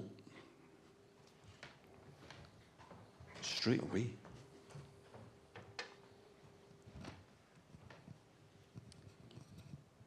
Just a quick question. I'm curious what your degree was in, to see how you progressed from whatever course you chose into the profession you've gone into. So I did an ethical hacking degree. Yeah, it was 4 years, and it was very, I loved it. I really, really enjoyed it. Transferring the skills was very different, as it was quite heavily Linux focused for my sort of bachelor's in that sense. Seeing it go from sort of smaller, sort of in lab time to doing for clients was a big jump, I think. But yeah, I'm very fortunate in the fact that I started with sort of a uni background to come into the industry in that sense, I think. But yeah, it is still a big jump of going from an academic sense to a work sense. But no, it was a big change, but valuable at the same time. Okay then, fine. Didn't want you to work for. Could I just ask, in your degree, did you do anything about business and how business works and what you would be doing in the business and how would you? Wasn't necessarily covered in that sense. From sort of memory, I can't really recall how a business kind of works. Again, we cover very basic, like here's how you can set up as a general network. So we'll take sort of AD as the example. We did cover a little bit of AD. It wasn't covered in kind of how that applies to business, how a business will be set up in that sense, and even things like decision making and so on. That was all learned in my role of having to speak with a client, for example, a recent one. It's two users and trying to work out how to apply certain controls to their estate, whether that's going to affect their business on a day-to-day basis, and how it fits in with their budget and so on is really difficult. But again, that all came from on the job, really, was the main thing. Any other questions? Oh, all the way back here.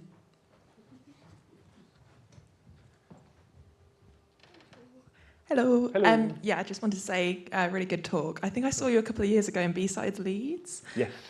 So yeah, it's really interesting to see your journey. I just wanted to know if you could give one piece of advice to a graduate, say a 2022 graduate. Yeah. What would you give them for someone who wants to get into the industry? Oh, that is a fantastic question. One bit of advice. This is going to sound incredibly cheesy, and I'm very sorry. It's more, I was going to say, like, just do it. I'm not sponsored by Nike or anything.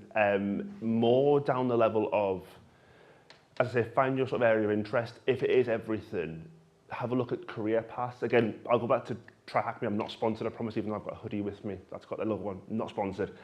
It gives you an idea of career paths that you can go into. And whether that's through the formal education route, apprenticeships, there's different options there to do, and just find what sort of piques your interest really. And yeah, so find that area and kind of just see where it can sort of lead you, I think is the advice that I would give. Okay, any other questions? All the way across, really? All the way across. That's it. Next year, there'll be a queue. You want to do a question, there'll be a queue there, and we'll just set up a mic and I won't have to run about the place. Cheers, thank you. I'm curious, oh, that's very loud. Yeah, I'm curious like how much you think that people should value certifications in comparison to, say, like making personal projects and things like that. How do you think they sort of compare against each other when, or how do you think they fare against each other when you're applying to positions or trying to progress? Do you think there should be a good mix of both, or would you lean on one side of? Oh, that's a very good question. I would say, personally for me, I find that certs are great. I quite enjoy doing certs. I say enjoy when I pass them and so on, as everyone kind of wants to do. I want to go, yeah, big green tick, you've done it. I really enjoy seeing both. I recently was helping with interviews, and it was a case of seeing what qualifications a person has, but also how they are as a person, especially in a consultancy role is more where I'm speaking from again. It's how you can talk to people, how you can talk to a different group of people. I think seeing a personal project, again, whether that could be iOS, for example, writing your own book, that would be phenomenal because it shows the passion you've got for the role that you may be going into. Certs are great, again, for sort of job like sort of specs. Always value, because you clearly have the knowledge there, but also you as a person. I would value both sort of equally, personally anyway. Jobs may be different, but personally I would say both. I would value both these sort of same, really. As a hiring manager, yeah, individual projects show what type of person somebody is. Certs, yeah, you've gone and sat it, and it can be, if you're looking, depends whether you're looking for entry level or not. Sometimes you'll be hiring for, and you need a particular skill set. Having that cert in that skill set is great, but if you have 1,000 different certs for tons of different skill sets, but you've not been in the industry that long, that just means you're really good at passing exams, which isn't necessarily what I'm looking for. So it can it's never a bad thing to have a cert, but you have to be able to back it up with the, I know the stuff. It's not just that I could sit and pass the exams, because I know plenty of people. I know Marines that can like do signal intelligence under fire, but cannot sit an open book exam without sweating and failing, which was impressive, because it's an open book exam. But so yeah, certs are great, especially in some businesses where you need them to sell your services as a business and stuff like that. But personal projects and showing what excites you, that could be really telling about a person. Any other questions? Oh, come on, people.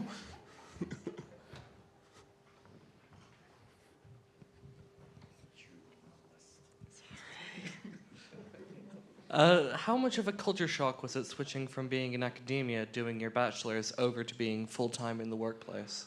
Oh, I'm going to say, in a word, huge. Did you have to get up in the morning and stuff like that? Yeah. Hang on, let me go back.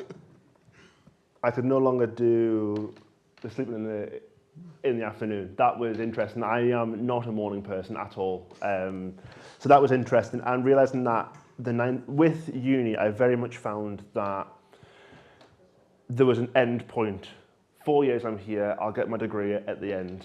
In a working world, not necessarily. Again, if you're sort of contracted for 6 months, 12 months, so on, maybe. But for me personally, there was no end date to my sort of employment. I realised that I now make my own path. I've gone from very much from education kind of up through the sort of levels.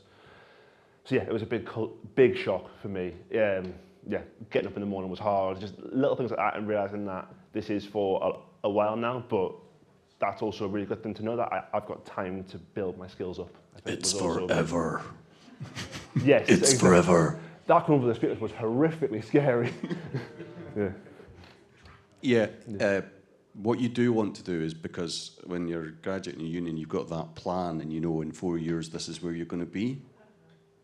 after that, it becomes your problem to figure out where you're going to be in 4 or 5 years' time. And if you can get yourself a good mentor, there's plenty of communities and stuff like that out there. The first thing they're going to do is turn and say, where do you want to be in 5 years' time? Right, what does that need? What do you have now? How do we get you there? So, yeah, you got yourself into uni and someone essentially mapped the course out for you. You now need to go and do that for yourself. Nobody's going to do it for you, and you can coast from one thing to another. But if you want to achieve and you want to get to the top of your profession, you have to have a plan and you have to chase it. And that passion's for you to do. Don't worry about the mic. Question for the room. Has anybody's 5-year plan ever come? Ooh. Yes. See, there you go. You should still have a plan. You don't have to achieve it. Nobody's going to fail you for it, but you should have a plan. Well, you're going to fail yourself for it. But... Always, yeah, well, that's fine. Okay, any more questions for Callum? Oh, come on. Why are you asking a question? Rude. So you graduated during COVID. How Yes. do you think that affected your career progression? Ooh. So I joined a new job working from home for 12 months. That was weird. I very much enjoyed the fact that, again, I was still at home, I didn't have to commute to the office and all that lazy student life, I'm going to call it, because I was still, again, not used to it. I definitely found that it makes it different for getting to know people. Knowing people through a screen is different to knowing someone in person. So yeah, I definitely think that that's the big difference. Is if you can and you're willing to try and meet the people in person is the biggest thing. But again, obviously, Teams is always good, but you do get to know people a little bit better when you're sat face to face having a drink and like a coffee or whatever. That always is better, I think. Any more questions for Callum? Yeah. Watch it, you. Okay, then. Another round of applause for Callum, because he was amazing.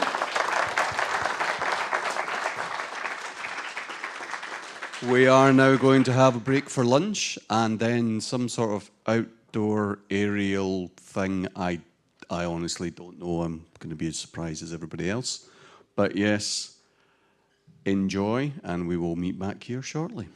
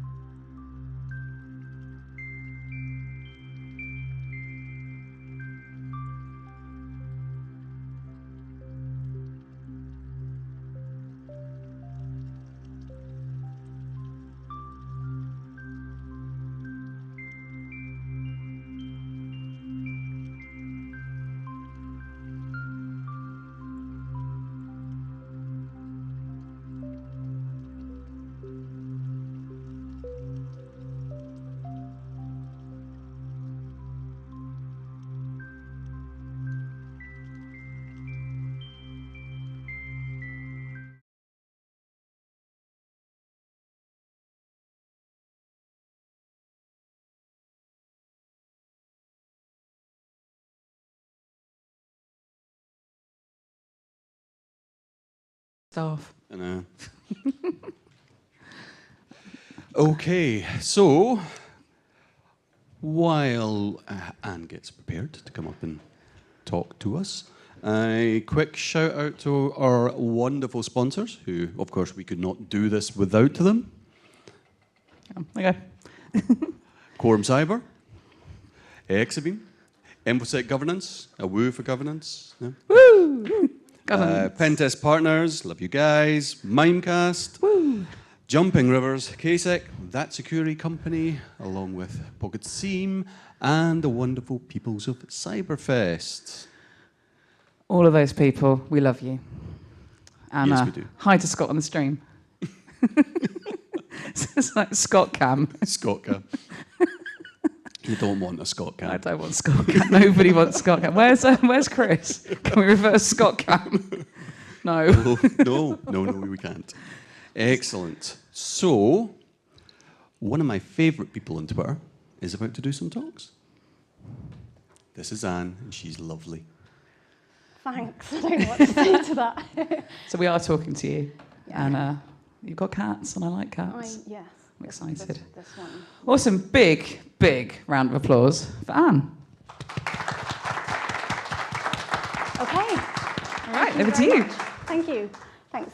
Yeah, so I'm Anne, and I am on Twitter as Affinity Editing as my grown-up adult self, and Fairy Cake Pixie for the B-Sides community.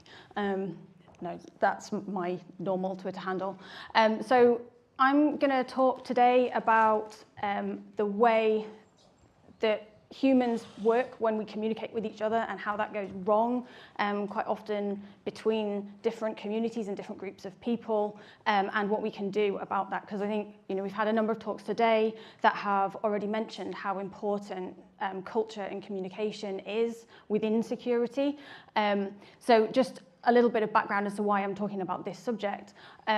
My degree is in English language and linguistics, studies in sociolinguistics and psycholinguistics, and then ended up in information security after my graduate program following university, where I started out in training and communications. I have not stood on a stage for a very long time, so I'm bricking it. Yeah, so I've spent the last 14 years working in information security as an information security consultant, and now I work as a writer, copy editor, and proofreader for Affinity Editorial, which is it's been going for just about a year now, just coming up to a year. So yeah, that's a little bit about me, and so we'll crack on. So working in security can sometimes feel a bit like we're talking to a wall. No one seems to listen to what we have to say, even if they say they are. And our role's a tricky one. We don't usually show up with a great deal of good news to say. We're a bit like the police knocking at your door. If they're doing that, it's probably not going to be news you want to celebrate. And kind of inherent in it's sort of a bit inherent in what we do, in that we do everything that we can to make sure that people are doing the things that they should be doing to make sure that organizations are secure. A lot of the time, we don't actually have direct control over the security of a business. We guide people to do the right things, but we're absolutely dependent on them doing it to make our security practices successful. And so that can often come with its own challenges as well. From a business point of view, from a financial point of view, we're generally a cost center. We don't directly derive profit for a business. So we're also, not we're not in the pretty sales job that drives all of the lovely customers and things. We're the people that hide in the back and are a bit difficult to talk to. And yeah, we monitor risk. We advise people against less than sensible actions for very good reasons, obviously. We're the first to shout about an incident, and then we're the ones that go and investigate to find out who did or didn't do, more likely, what they should have done to prevent that event from happening in the first place. Sort of how to lose friends and alienate people, rule number one, I think.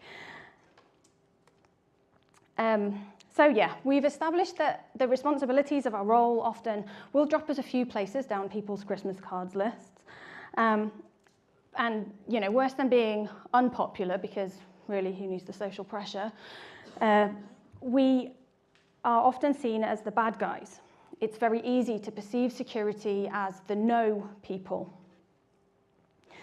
And when we're not the no people, we are the evil trying to catch you out people. I'm just going to say the words fishing exercise and leave it at that. Shaming people is never going to build solid, trusting relationships. And the other thing is that security and cybersecurity are very scary things to a lot of people, mainly because the messages that we bombard them with are hideous. They're costing businesses millions and millions of pounds. They're costing people their jobs, and they don't. These are about things they don't understand. They can't conceptualize what's going on. We're saying it's their fault and they're the weakest link and all of this other, you know, stuff. We're not always very good at helping people feel confident around security. And when we don't understand things, we either ignore them and pretend that it isn't real, or we fight against it, and that creates this sort of us and them mentality, so security, non-security. And I think sometimes we've probably all experienced that kind of feeling. And fear is the path to the dark side. The more that gap increases, the harder it is to change people's perceptions and to break down the barriers that we suffer, that we're struggling with. And it's not just non-security people, the people we're trying to work with that are affected by this. We're directly affected by it as well. We either feel like this, I can't take it anymore, or we feel like this.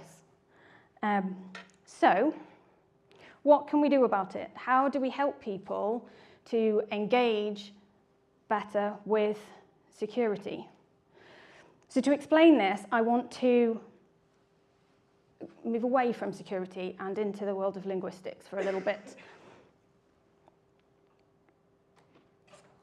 So we perceive information socially, psychologically. Humans are social creatures, even though some of us would prefer to sit on our own in a room with a cat than stand in front of a room full of people. But we function in tribes, and I say that in an anthropological sense. Those tribes being groups of people that share common knowledge, experiences, interests. We're all part of many of those, right? If you enjoy going to the gym, that's one. If you enjoy motorsport, there's another. We're all security professionals, there's another. You might enjoy e-sport, running, you know, photography, any of these things. Each of those groups is a tribe. And each of those tribes has their own linguistic norms, their own language, their own ways of communicating with each other. So they can be in the form of words and phrases that they use, the way that they, the accent that they use with each other, or the kind of the idioms that they use between each other. To an extent, the body language that we use as well when we're talking with each other. So all of these features added together, the study of those features is the field of sociolinguistics. It's very closely related to anthropology and sociology. But yeah, we create these kind of, from a linguistic point of view, we create these speech communities. And that is kind of, security is a very powerful one of those communities. We have a lot of our own language and terms. You think of the language of IT and technology, and security is that multiplied, right? So we, as humans, because we belong to all of these different tribes, they become an inbuilt part of our identity. And we can have many identities, that's fine, and we'll code switch between the different groups that we're with. but only generally speaking when we have an interest to do so. And the other thing that's important to recognise is that we have a knack of filtering out the strange sounds that surround us every day. So those sounds that are not part of any of the communities or tribes that we are a part of. We're not interested in them, we're not part of them. Okay. So our language, the words we use, and how we use them are, as I've already said, an integral part of our identities. And in our own tribes, we don't necessarily realise that our language is as private and as coded as it actually is. It's all familiar and it's standard to us, and we sort of rarely hear ourselves as being the ones with the accent, right? Everything that we're saying makes complete and perfect sense to us, even if the person staring at you trying to figure out what you're saying, you might as well be speaking a different language, literally. Now, sometimes we do deliberately use language to keep people out. We may do this to assert a kind of dominance over somebody, to suggest that we are the authority voice on a subject, because, you know, I think this is something that particularly happens in academic writing and academic publications and things, is often you kind of write and communicate in this kind of elevated language to suggest that you are the subject matter expert. Actually, subject matter experts can absolutely distill that message down to really simple, human, everyday terms. You might use analogies and metaphors that are not perfect. That's fine, because people understanding those messages is way more important than you using your favourite big word in what you've written or what you're communicating to somebody. The other reason that we sometimes will choose to stay within our language community, our language tribe, and without considering other parties is for camaraderie and support from peers and colleagues. You might have, you know, conversations with people that you're someone new to the gym, and the people who are regular to the gym will have a word or a phrase for their new gym person who's just appeared and doesn't have a clue what they're doing, right? So you will be able to use your internal language to point out to somebody who is on the inside that that person doesn't know what on earth they're doing, right? We've all done that, and we've all had that done about us as well. So those are reasons why we sometimes stay within our language community, and yeah, it's not always helpful. But these slides have got mixed up, so I'm going to jump to this one. So knowing this, knowing, you know, that language and the language that we use is related to the specific speech communities that we're operating in at any given time. We naturally switch between them. We ignore, and we're very, very good at filtering out language of communities that we are not part of, right? So that's security people, we're part of it, so we are inherently in it. People who are outside of security are those people who will filter out stuff, not intentionally necessarily, but because it's just not part of their world. So we have to start doing things to help to open up between these different communities that we are part of. So I just wanted to explain a couple of studies, because there is quite, it's old research now, but it kind of illustrates the point quite well. So famous linguist William Labov in 1972 did a study at Martha's Vineyard. And this was an observation of linguistic change on an island that came about from a community within a community that was originally reliant on fishing to fuel the economy. But the fish stocks started to decline, and so that local community became a lot more dependent on tourism and visitors to the island. Now, what happened with the language community on that island is that accents started to shift between those people who were trying to protect the traditions of the island, so think of the inside the community, and those people who had to build stronger relationships and were building dependent relationships on people who were visiting the island. And the people who were visiting, the people who were dependent on those visiting the island diverged their accent away from the original island community.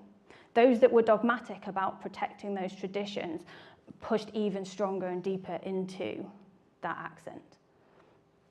And in a similar study in 1974 in Norwich, Trudgill also showed that speakers diverged or converged their accents based on the relationship that they had or that they wanted to have between individuals that they were communicating with.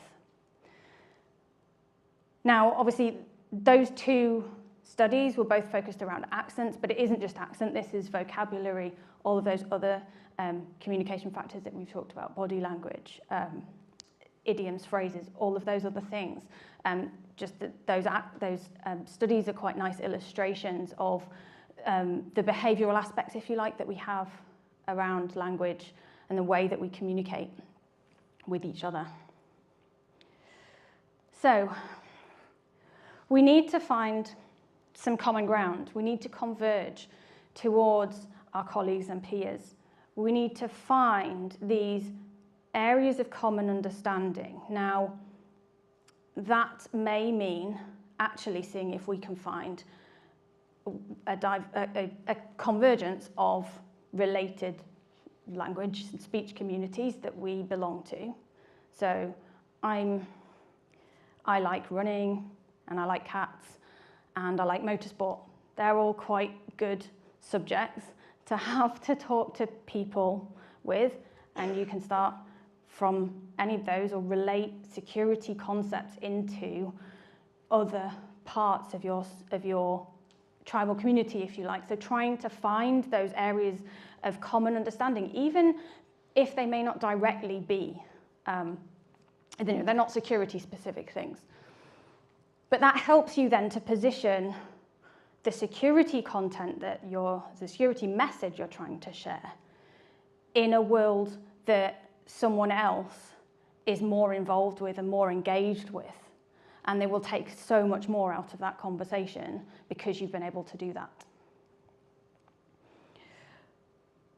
We need to reduce our reliance on our in-group shorthand. So, we will talk about firewalls and allow lists, deny lists, block lists, whatever. They just roll off the tongue and you can just carry on. Well, someone who's never come across these things is like, hang on a minute, what? And we forget how many people are not really aware of how these things work and what they do. And so quite often it is a case of sort of remembering to strip everything right back and explain what things do in, like I say, in normal, everyday language for people. We need to care a lot more about being understood than protecting, whether it's consciously or unconsciously, our security, identity, and credentials, if you like. More often than not, that ends up moving away from security. And honestly, I've done a number of workshops with people where we've ended up workshopping security solutions with dragons, because that's how we manage to start to, dragons and castles and things like this, that's how we manage to break through all of those things and make progress, because people started to understand what we were trying to do and conceptualize the objectives of what we were trying to achieve in a way that they understood. It's not their job to understand the technology. They're not necessarily the techies. Each person has their role in this. We just have to help everyone understand, everyone get to the same page so that the people who, specialists in their field can focus on the bit that they're specialist in, but we all understand what we're trying to achieve.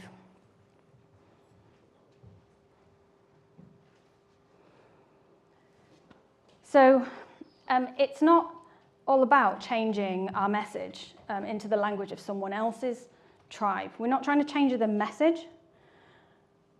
We're not updating our message to suit someone else's agenda. I'm not talking about presenting security problems in financial terms to talk to the finance people. Sometimes security people need to talk about security things because security is the thing, right?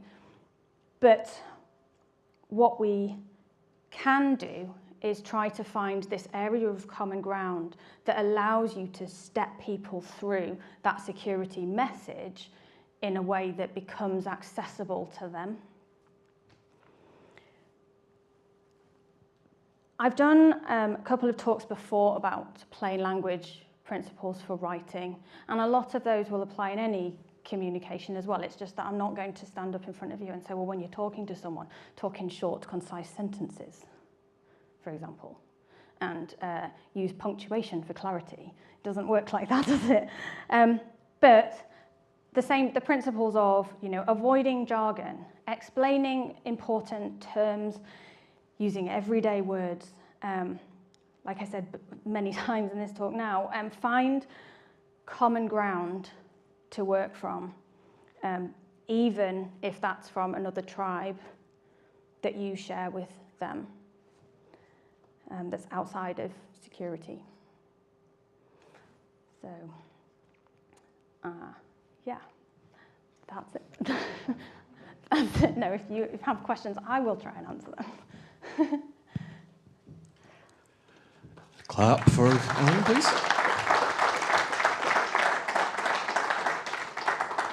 Do we have any questions for Anne? I like to use fire as a common thing. I have to explain incident response to people, and everyone's scared of cyber.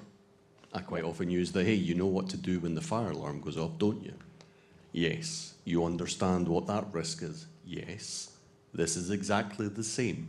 Yep. And if you can use that, if you can use something that's common with them, then yeah, and that's the easiest way to break down those barriers. I've spoken to many people that are terrified of cyber, and when you say it's just the same as fire, they go, oh, all right, yeah, okay, fair enough, I understand that. We just have to have a process. Yes. And practice it occasionally would be good. Right. Nobody speaks English that wants to have a question? Oh, there we go. Oh, I wasn't asking if you speak English. Or Scottish.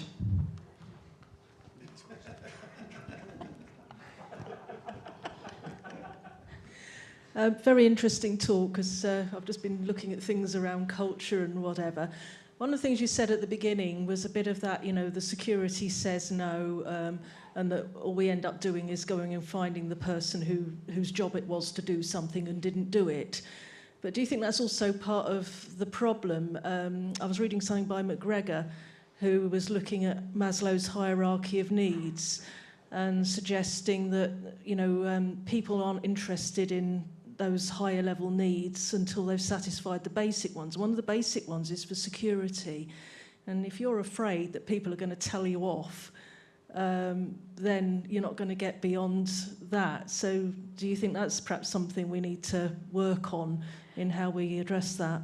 Yeah, it comes back to, all of this is about finding ways to build relationships with people. Ultimately, that's what this comes down to, is building relationships beyond our security bubble. I think one of the things that we have in security is it can be quite insular. We are often working a lot kind of on our own and within our own community, and but when we have to engage outside of that, we sort of don't switch off from that side of things.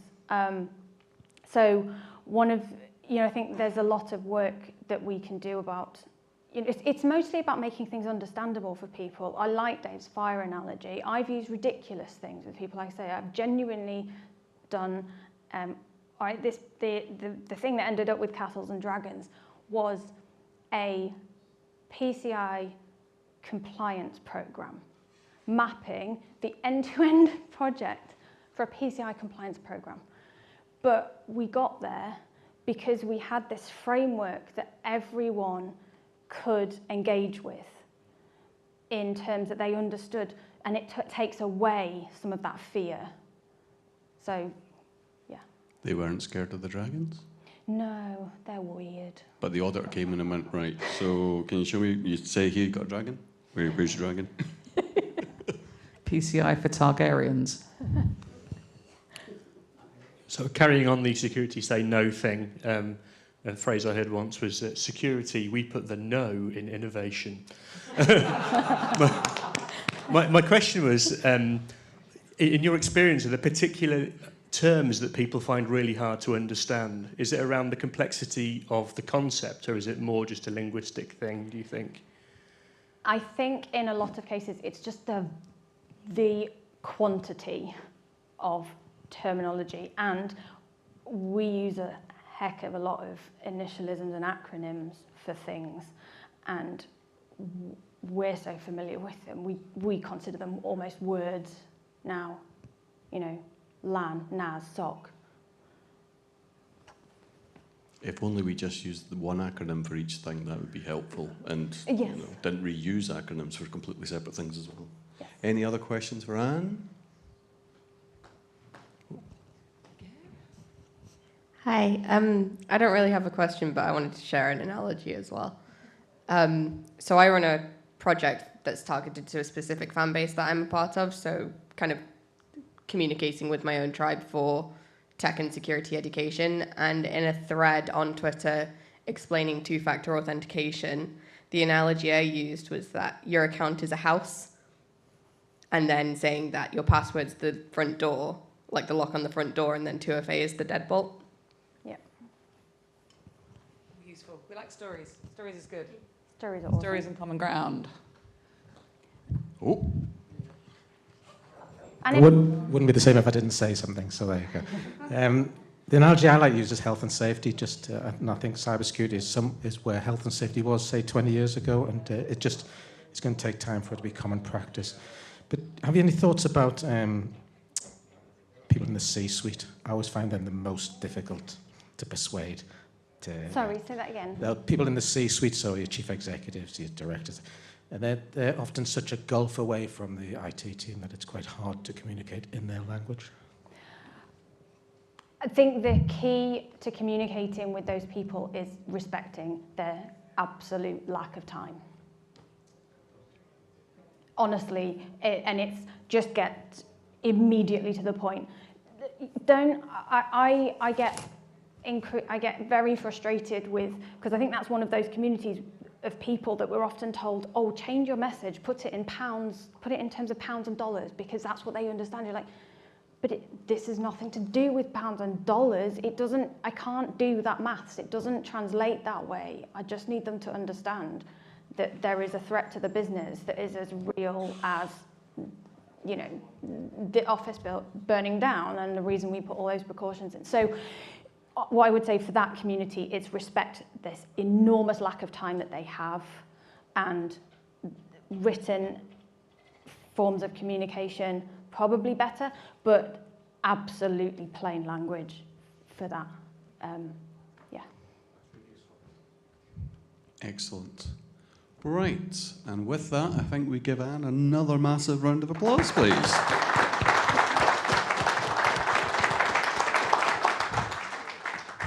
That was amazing. And also, thank you for speaking whilst qualifying's going on.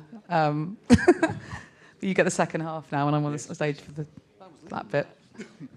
Right. Before we do the next one, we need to empty the place.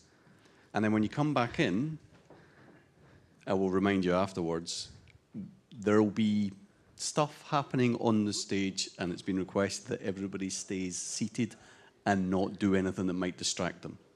If you are of a nervous disposition and don't like blood, the next talk is not for you. As in the sight of it, not drinking it or anything like that. Just excellent. So, right, please leave. Please leave. And then 5 most of you minutes come back. in. Also, if anyone happens to be under the age of 18, please don't come back for the next 40 minutes or so. But there are lots of sweets upstairs.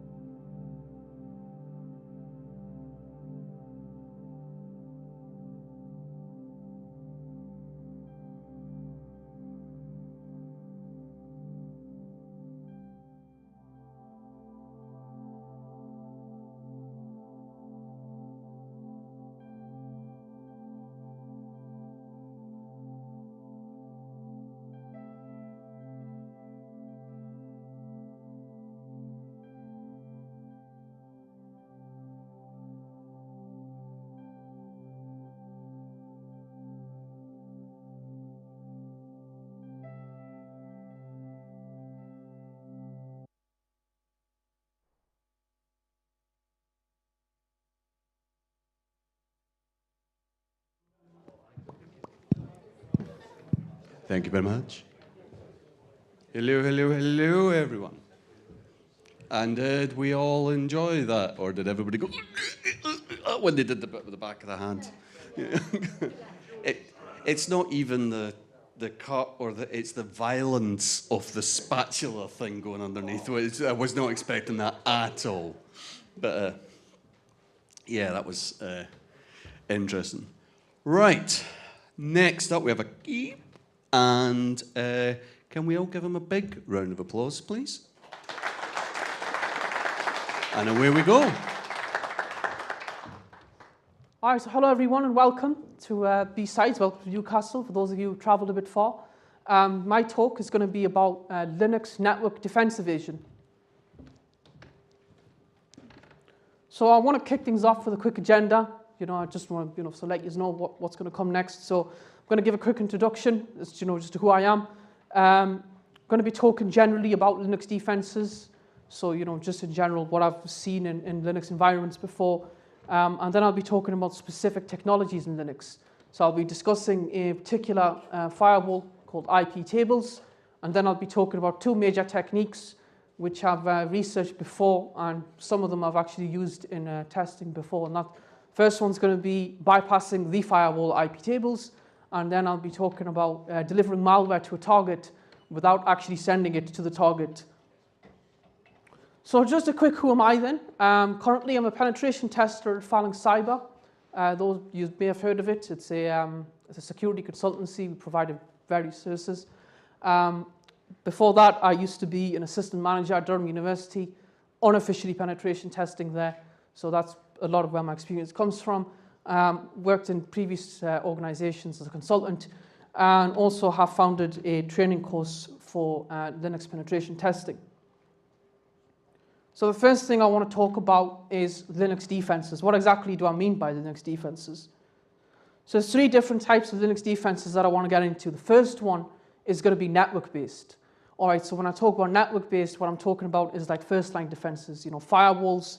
I'm also talking about prevention systems. So some of you may have used them. We've got Bro, we've got Zeek, we've got Snort, and we've got a few others. And the purpose of these defenses are basically when a threat comes in, the idea is to block it or to prevent it or even detect it. So what would happen is threat comes in, gets detected, alarm is raised, and then it's then prevented, hopefully prevented by somebody in the operations center. Secondly, what I want to discuss is systems-based. So what is system-based? Well, that is what it says really, is system-based security. So when it comes to Linux, it's built upon a kernel, and that kernel has a lot of guts inside it, and it also has a lot of flaws inside it. So system defenses focus specifically on how can we secure the kernel, how can we prevent very major attacks on Linux systems, and that also comes into tools like Wazoo, RK Hunter, one of which is deprecated, and then physical based, and that is kind of like, things like disabling USB ports. So when you're in like a data center environment, kind of things to do, things to consider, because if an attacker walks in, they've got physical access, one of the first things I'm going to try, taking the role of an adversary, try to plug in something into a USB port. Am I going to get access? Am I going to be able to execute something via the USB port? Is a cabinet unlocked? Can I literally walk up to a server? Can I actually execute commands on it? Is it unprotected? And finally, BIOS and grub passwords. So what I mean by this is system passwords, especially grub. For those of you who have used Linux before, you'll know about the grub bootloader. Very easy to spawn a root shell on something like that, get an administrative access. So one consideration to make is probably password the grub if you don't want to end up with a compromise. So today's focus, especially as I said, the two techniques I'll be talking about, it's all going to come into the network defense evasion side, because that's generally what you're going to come across when you're engaged in penetration testing. You will be attacking from the network as opposed to having physical access or even system access. That would be that would fall into more, shall we say, niche penetration tests. First of all, I want to dig a little bit more into IP tables. Now, for those of you who used Linux before, you will be aware there's a lot of technologies out there when it comes to when it comes to Linux. You know, you've got Firewall D, you've got pfSense, you've got Big IP, F5 Checkpoint. I might pronounce that wrong. There's also my favorite, which is IP tables, which is now being developed as NF tables. And what IP tables is, it's a firewall. And what a firewall is, as I said, first line of defense, the purpose of it is to prevent any attacks coming in. What kind of attacks am I talking about? So what I'm talking about is discovery attacks. Any particular exotic attacks, you know, anyone crafting particular packets, anyone attempted to do a denial of service, anyone basically trying to either get into the network or knock it down. So just like anything, not just a firewall, like any technology, if it's configured right, it's amazing, it works really well. But if it's not configured right, then that can serve two means for us. First one being gathering information from a, shall we say, misconfigured IP tables instance, and we can also use that as a means of defense evasion, which is what I want to talk about today. So what are the issues with IP tables? As much as I love IP tables, I have to say a few bad things about it. So there are different rule sets with IP tables as a firewall. You know, you've got drop, you've got reject, you've got mangle, you've got all kinds of different actions which the firewall can take. Now, depending on the use case of it, reject is, shall we say, the nice one. You'll try to connect to a port, you'll try to make a connection, and reject will say, sorry, I can't connect to you right now because I'm not allowed to. Drop, on the other hand, is not so nice. You try to connect, drop won't say anything. It's silent, basically. Now, depending on how you roll this out, if you end up sending something like let's say you configure a particular port which is facing the internet with a reject rule. Now what I'm going to try and do is I'm going to try to port scan that port, maybe using Nmap, Netcat, whatever I choose to use. And what I'll get back is an ICMP administratively prohibited message. Well done, you've just told me your port is open because you're using reject rules. So now what I can then do is I know that port is open. Now I'm going to try to do more tailored, perhaps phishing attacks, and I'll know that port is open. So what I'll probably then do later on in the attack is attempt tunnels or attempt other attempts to access that port. Now one key measure here is, as good as IP tables can be, and you can configure it really well, all the IPv4 configurations, which are used in a lot of infrastructures today, don't apply to IPv6. IPv6 is one of those things. It may not be used, and I know this. Many people have told me this. I've already had this debate with people who I work with, people who I've done this kind of thing for, and they've always said, well, IPv6 isn't used. Well, I know it's not used, but it's sitting there, and it's waiting to be exploited in some means. So in terms of exploiting IP tables, I want to present a particular scenario which was involved in a penetration test. So in this particular test, you need to assume the role that you are already inside the internal network.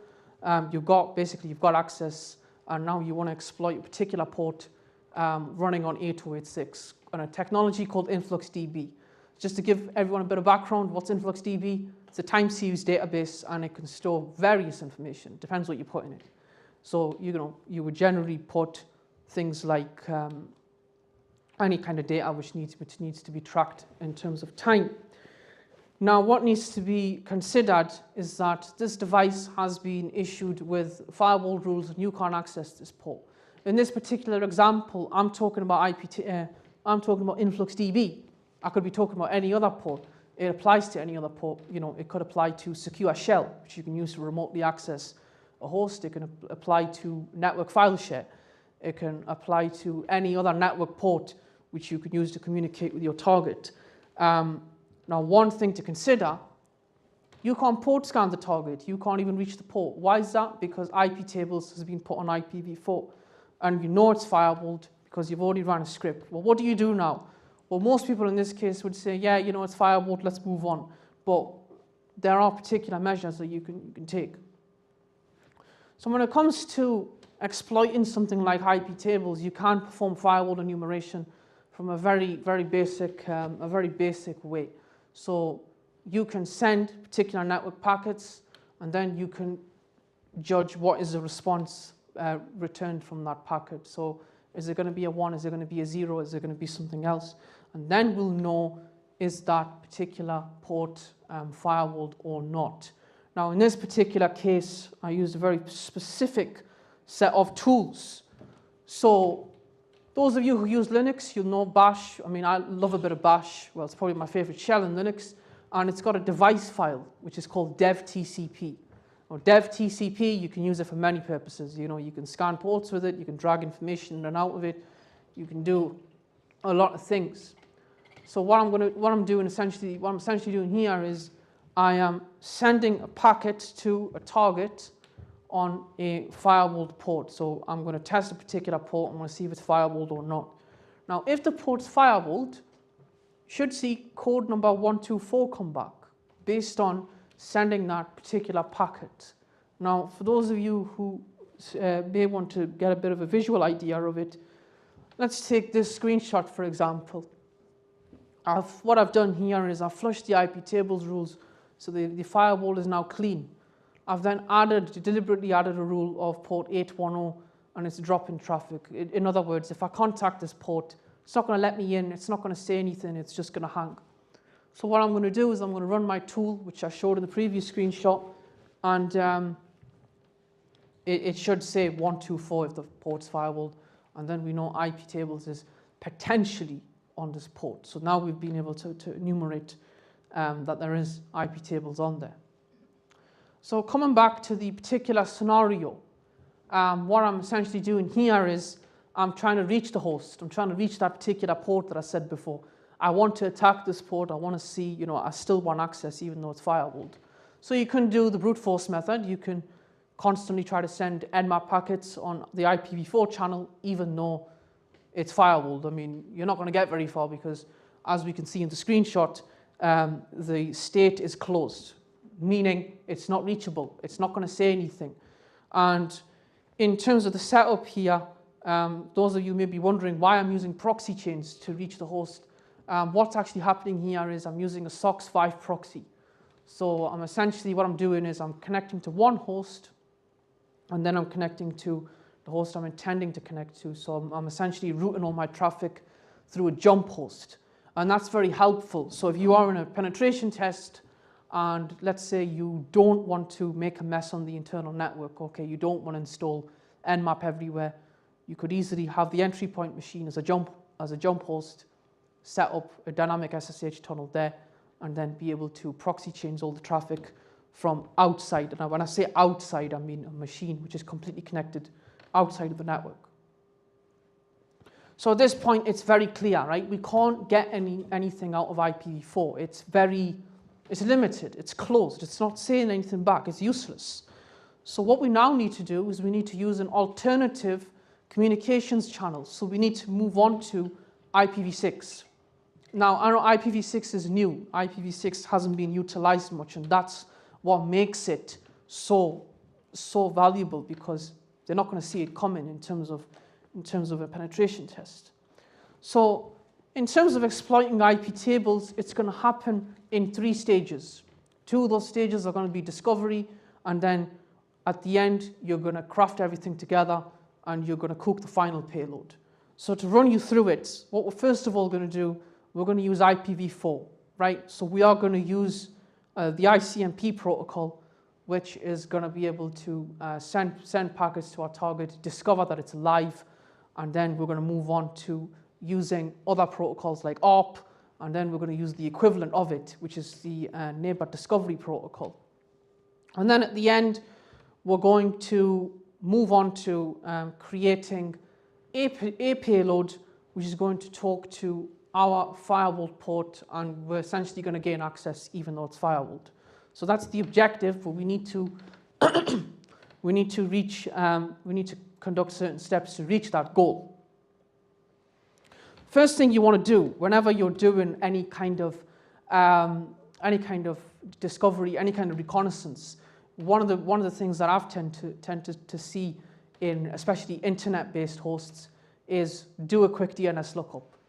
What addresses does the target hold? Do they hold several IP addresses? Are they running on a particular setup like that?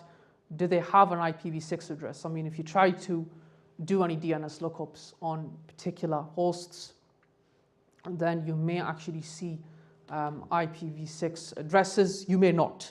In this case, I tried to do an DNS lookup, and I only came back with IPv4 addresses. So in other words, that approach failed, couldn't go any further. So what we then did, well, what I then did was send a ping packet. So most of you have probably used ping before, just to see your internet goes down, doesn't respond, you'll quickly ping your router, you'll ping the outside, you'll ping Google, and you'll see is this working, is it not? If it is, great, it'll be working soon. If it's not, disaster. But in this case, it's working. So you send a ping packet, and it's what it's given back. So when you send a ping packet, that then associates with the ARP protocol, and what that gives back is valuable components of information. So it gives back, first of all, the MAC address, which is the physical address of the device, and that's what we're going to need for our stages going forward. And we're also going to need the physical link in terms of where the traffic is going out, and what, and that's what we're going to use in the next payloads. So, talking about a little bit about IPv6. IPv6 is the solution for IPv4. The truth is, there seems to be that IPv4 we're running out of addresses. You know, there's a shortage. Well, that's what they said recently, but I don't know when we're going to reach a shortage. But anyway, as a result, you've then got IPv6, which is the replacement. It's huge. I'm not even going to try to pronounce that number because it's that big. So that is the replacement. Now, there's one particular component of IPv6 which you can utilize within an internal network in order to perform host discovery, and that is called link local addressing. So link local addressing helps you to identify several hosts in the network using multicast addresses. And what we get out of this, or why we're doing this, is to use the NDP protocol, Neighbor Discovery Protocol. We essentially want to see who's got a link local address. I mean, that's the purpose of it. So what we're going to do then is, using the node on our internal network, or using the one which we've started the tunnel over, or we've got access to, we're going to use this particular device, and we're going to send messages. We're going to send multicast messages to be able to gather who's got an IPv6 address and who's alive on the network. Now, based on reading it, I mean, to be honest, I don't really think it's very helpful when you just read it. So that's why I've got a diagram here. So the machine in the middle, which has a sort of dark blue tone to it, that's your attacking host. That's the host you control. You'll then send out messages, and what you'll send out is you're going to send out solicitation messages. You're going to say IPv6, you know, where you at, basically. And I need to know where you're all at. So once you send those solicitation messages, it works the same as a ping does. You'll send out maybe a ping, and then the ping will, you know, send a message, and then you'll get a message back via ARP. But in this case, Neighbor Discovery Protocol is going to turn around and say, yes, I'm here. Or the other host is then going to say, yes, I'm here as well. And then so on and so forth. And then the process, what then happens for us, and what we're hoping for, is our Neighbor Discovery Protocol table is then getting populated. So when that table's getting populated, we've now got a list of link local addresses, and we've got a means of alternatively communicating with our target. So in terms of exploiting IP tables in an internal network, that's the payload right there. So what we're going to use is we're going to use a ping6 binary within Linux. We're going to specify the interface. As I said before, we need the physical link. So we get the physical link, and we put it in here, and then we make a call to all nodes on the internal network, and we send 4 packets just for assurance. So once we send this payload, we then have to perform a little bit of filtering. You know, when it comes to internal network testing, things can get very messy very quickly. Those of you in the audience who may have done internal testing before will know for an absolute fact Give it 5 minutes and you've already got a big mess to filter through. So what we then do is we will check our neighbor discovery protocol. We will then filter down, as I said before, we needed particular parts of information. We needed an IP address, MAC address, physical link. What we're going to do now, get the IP address, get the MAC address, and these are the two things that we want to filter out from our neighbor discovery table. And as you can see, we now have the link local IPv6 address. So we are now able to communicate with this host using link local IPv6 addressing. So what is the point in that? I mean, why go through all this trouble? So in terms of going through all this trouble, as I said before, you essentially want to reach a particular port, a particular service, which was firewalled blocked, right? Now, using this technique and using this payload, we're now going to communicate with that service. We're now going to gain access to that service, and we are going to be able to talk to it. So the payload, as you see, we will start a call to via the link local IP address, IPv6 address, and then we will use the interface name. So the physical link available on our machine, that's where the traffic goes out, and that's what is going to be used to talk to everyone else. We then use our port number, our target port number, and then we do some AND logic. So what we basically say is, if this first part works, then this needs to work as well. So that's why we end up getting port is open. So yeah, so it's now it's exploit time. Image is a little small. Apologies about that. But on the right at the top, you will notice, first of all, I'm going to do a port scan on the device via the link local address. And I'm going to say, and port is open. What do you know? Port's open, because I've done it through the link local address. What I then did was I used the same link local address, tried to reach the blocked port, and it came up with a message, unable to pass authentication credentials. So to give you all a bit of a background here, the instance was backed up with credentials, which is good. That's blocked me out. But the point is, I've managed to overcome one layer of defense. So I'm now able to access this particular service. And now, from this point, what I can now do is be able to, perhaps write a password cracker, be able to crack these credentials and gain access into InfluxDB. So IP tables, in this case, as good as it might be, is about as useful as that yellow gate you see. All you need to do is step left or step right, move forward, and that's it. Gate's defeated. And that's because we've managed to use IPv6 as our approach to communicate with the host. Now, a bit of bonus knowledge here. Something that I've done in the past is VLAN hopping. Depending on how the network's connected, you will see some networks are connected all as one. So, link local addressing flies about very widely. And as a result, if you keep an eye on it, you might even be able to hop into very restricted areas.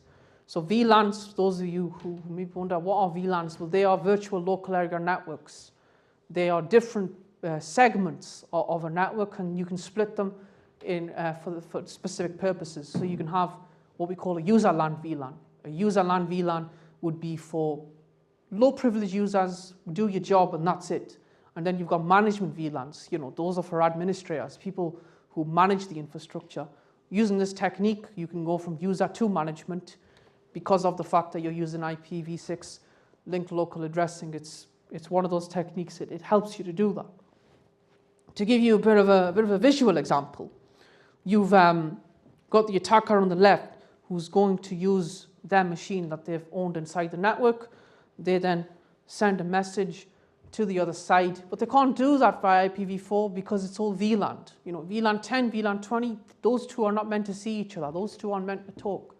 So as a result, what we then do is we take an alternative route. We choose the IPv6 route, and then depending on this management machine here, if it's got a link local address, if it's got an address which is actually running, and it's active and it's working on the network, well then you've basically managed to infiltrate the management VLAN.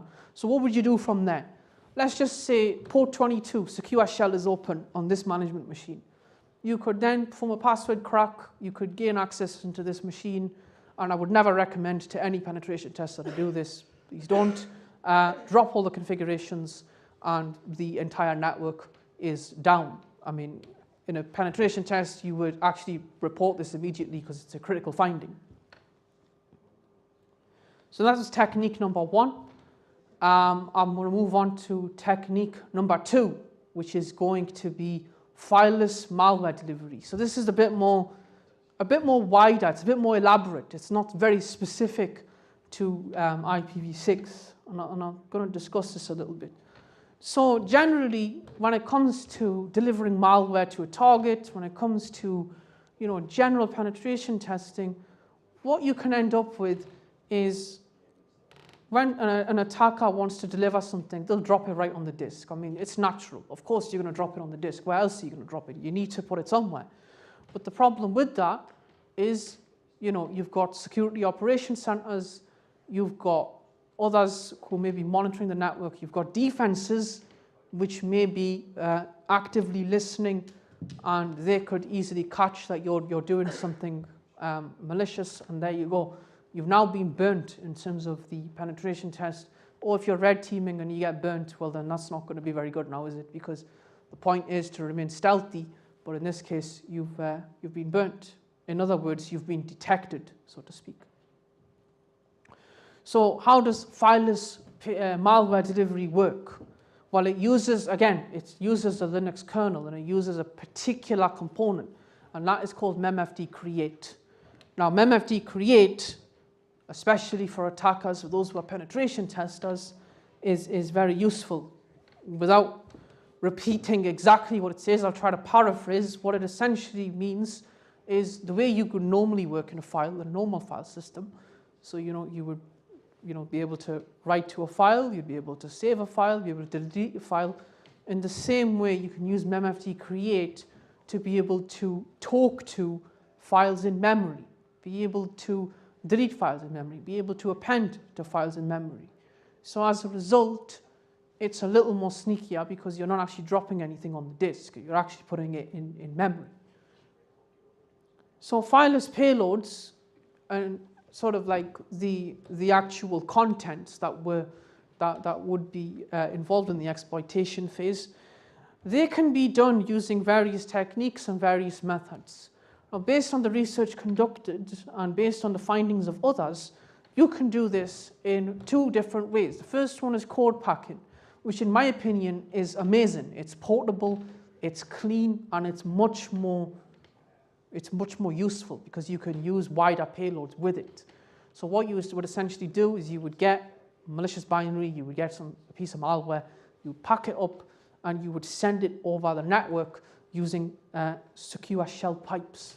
I'll explain soon what I mean by secure shell pipe, but to give you a rough idea, what I essentially mean is we'll get some data from our side and we'll send it across to the target over the network. We're not going to put anything on the disk, we're going to do it over the network, thanks to the capabilities of SSH.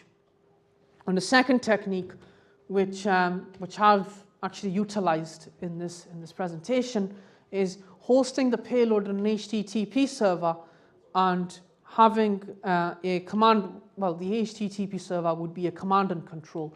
A command and control would be a machine owned by the attacker. It's the machine which an attacker can use to be able to communicate with their targets and be able to do a lot of things. So how we're going to connect and how everything is going to happen, it's going to use something called a dropper payload.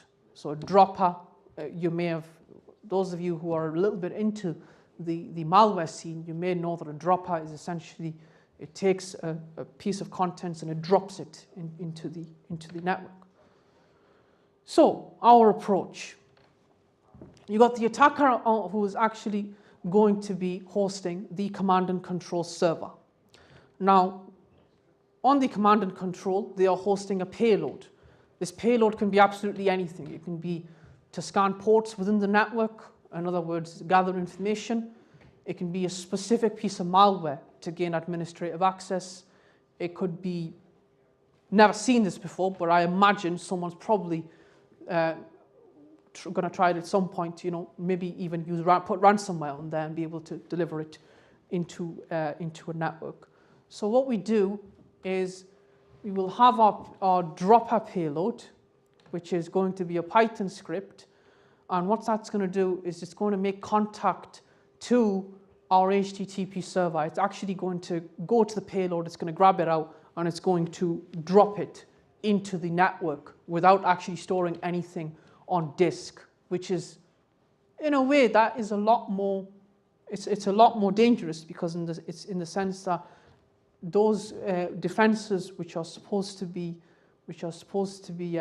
watching on the disk are not going to see anything, because it's all being put in on memory. So as a result, as what you see here is the payload gets dropped in, it gets executed on executed on what should be a non-executable file system, and as a result, the target machine has absolutely no traces of the offensive tools except for being stored in memory. So now we do a little bit of preparation. We prepare our attack, we get everything ready from our side. So you've got the attacker on the left, and what I'm doing in this case, I'm using what we call an ngrok instance. Ngrok is one of those really useful tools where you may have a particular service that you want to expose to the internet. In my case, I want to expose a web server. This is where the payload's going to be hosted. This is where I want to actually contact this particular. I want to contact this web server, so it needs to be exposed somehow. So as we see here on the right-hand side, the ngrok instance is active, it's listening, and you've got the link ready to go. So I'm exposing port 8080 via the wide area network using ngrok. So now we're going to take a bit of a dive into Python. Python is a programming language, and what you're seeing right now is actually code which is meant to be doing something malicious. So let's kind of go over it. So what it's going to do, it's going to grab what I said before. It's going to make a system call to Linux. It's going to make a memfd create instance. It's going to say, right, I need memfd create, and I also want to grab what we call the process identification number, in other words, the PID. So once it makes a call to memfd, it actually creates a file which we're going to use. What then happens, in this case, what I've done is I've written what we call a function. So this piece of code is designed to be reusable. I can use this in many situations. I don't need to cater it for one situation. I can use it for many, as long as I give it a web-based URL. So from this point, once I've actually called the file, I'm then going to take all that data and I'm going to read. I'm going to take all the data from the web server. I'm going to read all of this data into the target. So where we actually do this is we do this in the proc file system. So as we see with the line which says with open, what we actually do here is we spawn a file inside what should be a non-executable file system. We then insert our payload into this file system, and we need two particular components for that.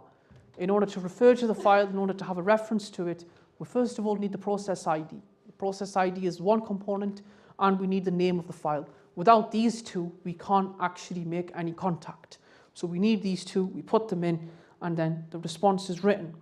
Once the response is written, this is why I don't quite like the approach here. This is why I believe it can be made more efficient. Now, if you notice where the OS system call is being made, Python 3 is being launched on the other side. Now, this is an assumption. What makes you think Python 3 is actually on the other side? What makes you think Python 3 is even installed? If Python 3 is not installed, this whole attack has gone right in the bin. So you could now think of ways to make this a little bit more flexible, a little bit more portable, so that you don't need Python 3. But in this case, if Python 3 is definitely on the other side, you can confirm this either through social engineering or other means. You can go ahead and use this, but it can be improved. So what we then do is we send our payload, right? So what we do is we will run this big massive block of code into one line where we're going to grab the payload, we're going to read it, and we're going to drop it into our network over what we call an SSH pipe. So now is execution time. So now that you've done the preparation, now that you've got the payload ready, it's now time to go in and actually do the execution of it. So some things to consider here. We can't leave any traces on the target disk. I mean, that's the point of it, right? It's fileless. If you leave a trace on the target disk, then you've dropped a file. It's no longer fileless. You know, it's pointless in that sense. So what we then do is, as a term that I've constantly been saying for the past 5 minutes or so, is using SSH pipes to deliver our payload. So we're essentially going to use the secure shell protocol to transfer some data over for us. In this case, we're going to execute a remote command on the other side, Python, and then we're making the assumption Python 3 is on the other side. If it's not, trouble. But in this case, it is, it works, but that's something to consider to improve. So from this point, what now happens is our dropper puts the payload into random access memory, and it's now sitting in memory now. It's not sitting on the disk. So if you were to perhaps run any defenses, you want to try and find the malware, well, good luck, because it's not on the disk. It's sitting in memory. So now let's actually look a little bit into what I'm talking about. Those of you wondering why I've put a big red bar there, that's just to maintain privacy of particular host names, particular information, which isn't meant to be disclosed. So what we'll do is we'll get our dropper payload, that piece of code that you saw before, we will have that output. And what we'll then do is we'll use that character that kind of looks like this. We're going to use that, and what that's called, that's a pipe right there. So what we're doing is we're getting this output from here, and we're serving it as input into the SSH call. So what we're basically saying is take that input, send it to the target who I want to connect to, and then run the remote command of Python 3. And then, as a result, I've then done port scanning. So now I can see 22's open, 111's open, 443's open, and that then informs me further what I can do, what I can perhaps not do. But what's been the point of this? Well, you could have dropped the malware into the disk. Someone could have caught it, and then you would have got it. If you were on a penetration test, you would have got an email saying, "Yeah, we've just found that file. Game's over." But in this case, nothing's been found, or nothing should be found because it's in memory. So, as I said, what's the point? Why do it? What is the purpose of using fileless malware delivery? Well, one of the first things, and I've kept saying this, security operation centers and host intrusion detection systems, the two things which are going to catch you, especially if you're going to dump a payload on the disk. Someone could be watching the machine actively, someone could be logged in. If they see what we call a malicious file, that's probably going to get deleted, and your connection might even get removed. So we don't want that. When we would generally do that is using regular living off the land practices, where we would perhaps write a script on the target environment, but that's not going to be so useful for us here because let's remember, someone could be watching us. Now, another use case of fileless malware delivery, let's say you've got a particular file system which isn't meant to execute anything. So, those of you who are Linux users, sysadmins, you will, see like no exec on some file systems that you can't execute stuff. But in this case, we can bypass the no exec flag completely because of the way the attack works. And finally, the other good thing about this, you don't need to go around deleting files, shredding files, doing all that handiwork. It's all stored in memory. Once it restarts, that's it. Once it restarts, it's gone. It's in memory, it's been flushed out. Unless, of course, someone was to recover the contents out of RAM or managed to get it soon enough, but that's another topic entirely. Now let's consider the scenario a little differently now. So far, I've been attacking a host which is reachable over the internet, right? Because we've been making contact with web servers, we've been doing everything it's been pretty good so far. But if the target is an internal host, then everything that you just saw, gone. It's not useful anymore. And the reason for that, if you've got a host inside the network, they can't reach the web server. And if they can't reach the web server, I can't reach that target, well then it's game over then, isn't it? I can't really do much there. So in that case, you need to think about the strategy a little bit better now. So what are the problems with our approach? Why is it so bad? What causes a problem if it's an internal host? The first thing being the server can't be contacted from the edge. We want to send a payload direct to our internal machine. That internal machine hasn't got internet. It's probably plugged in to an internal domain controller, plugged in perhaps to an internal server, so it's not meant to be exposed to the internet. If we try to contact the outside, it's not going to know where to go. Secondly, you're not yet root. When it comes to Linux penetration testing, privilege escalation can sometimes be rare because of, in some environments, things are very heavily patched, things are very heavily updated. You're not yet root. You can't manipulate network connections. And even if you were root, you'd need to know the exact address of the device to get an internet connection. So there's a lot playing on that second point. There needs to be a lot of need to knows before you can even consider that. And finally, we could cheat a little bit. We could actually deliver the payload to an entry point machine, and then we can easily just launch the attack from the entry point machine. But then again, it's completely useless at that point. It's no longer fileless malware delivery. And the reason I say that is because you've just put a file inside the target's infrastructure, and it's no longer fileless is the point I'm trying to make. So what's the solution? What is the solution in order to get into the internal host? What are we exactly going to do? As I mentioned before, you do see a red bar. That's just to redact particular names, just to make this a little bit anonymous, as some of the actions taken were on a real penetration test. What we do is we do a reverse SSH tunnel. A reverse SSH tunnel is, to put it in more understandable terms, SSH is secure shell. It's a protocol which you can use to remotely access other hosts. What we do with the reverse tunnel, we take a service on our side and we deliver it to anywhere else where we also have SSH access. Something to consider here, when I said before you've got internal access, in this case you've got internal access via SSH. SSH is one of those utilities, you can use it for a lot of things. And what we're going to do here, we are hosting a Python server, as you may have seen. We were hosting a Python server on 8080. We now need to give that to our target on the internal side so they can talk to it on the inside. So what we do is we go from our side and then we will actually deliver this to the other side. Now, to enlighten a little bit more, provide a little more clear light on these commands, what's going on here. Well, SSH -FN, this is pretty important. Those of you who are sysadmins, network admins, if you're using SSH, one thing I'd always recommend, never enable command execution on your tunnels.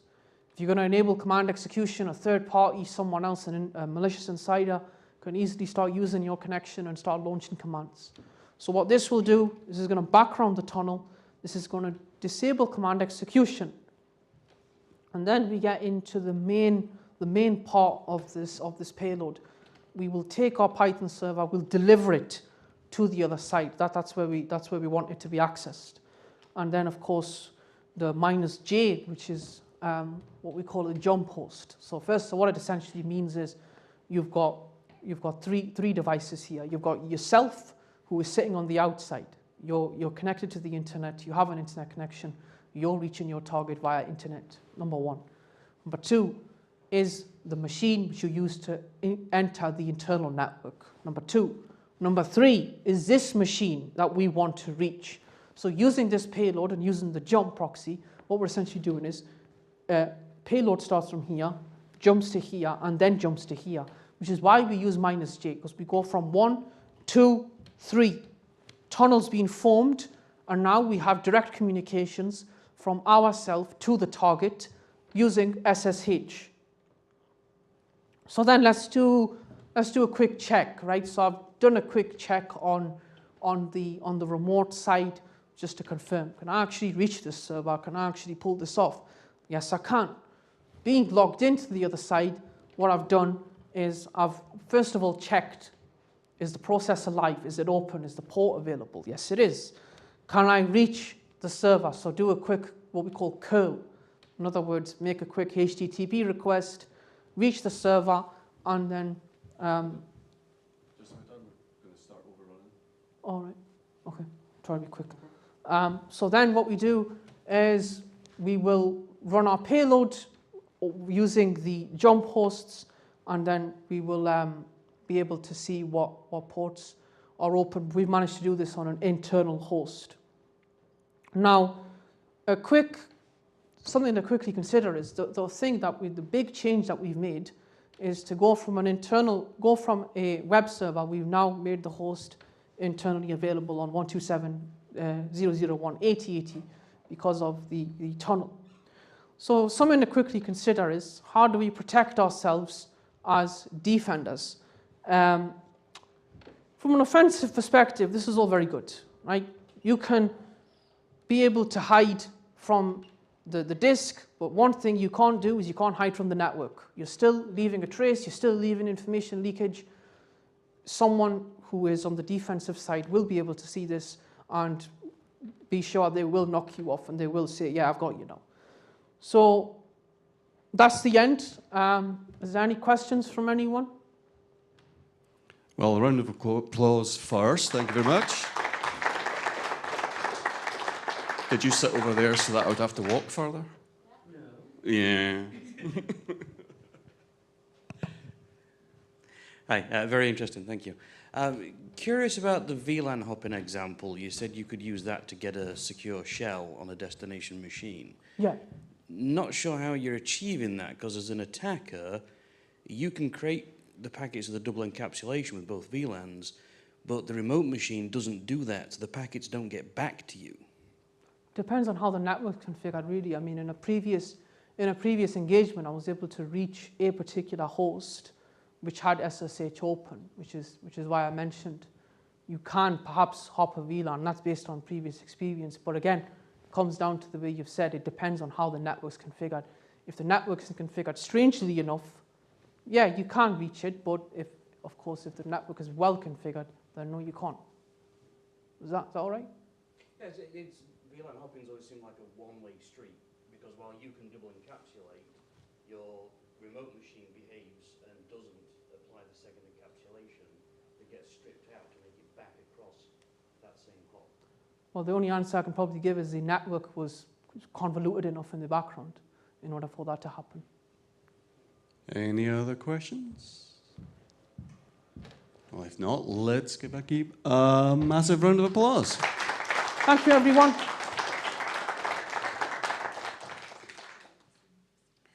Next up, we're going to talk about deception technology, which is one of my favorites. So don't ruin it.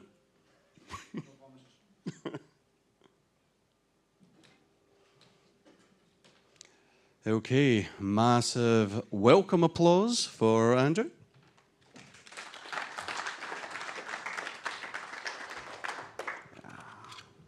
And here we go. Is the tech going to work?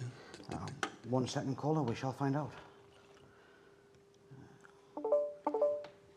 Get you, your little laser pointer and everything.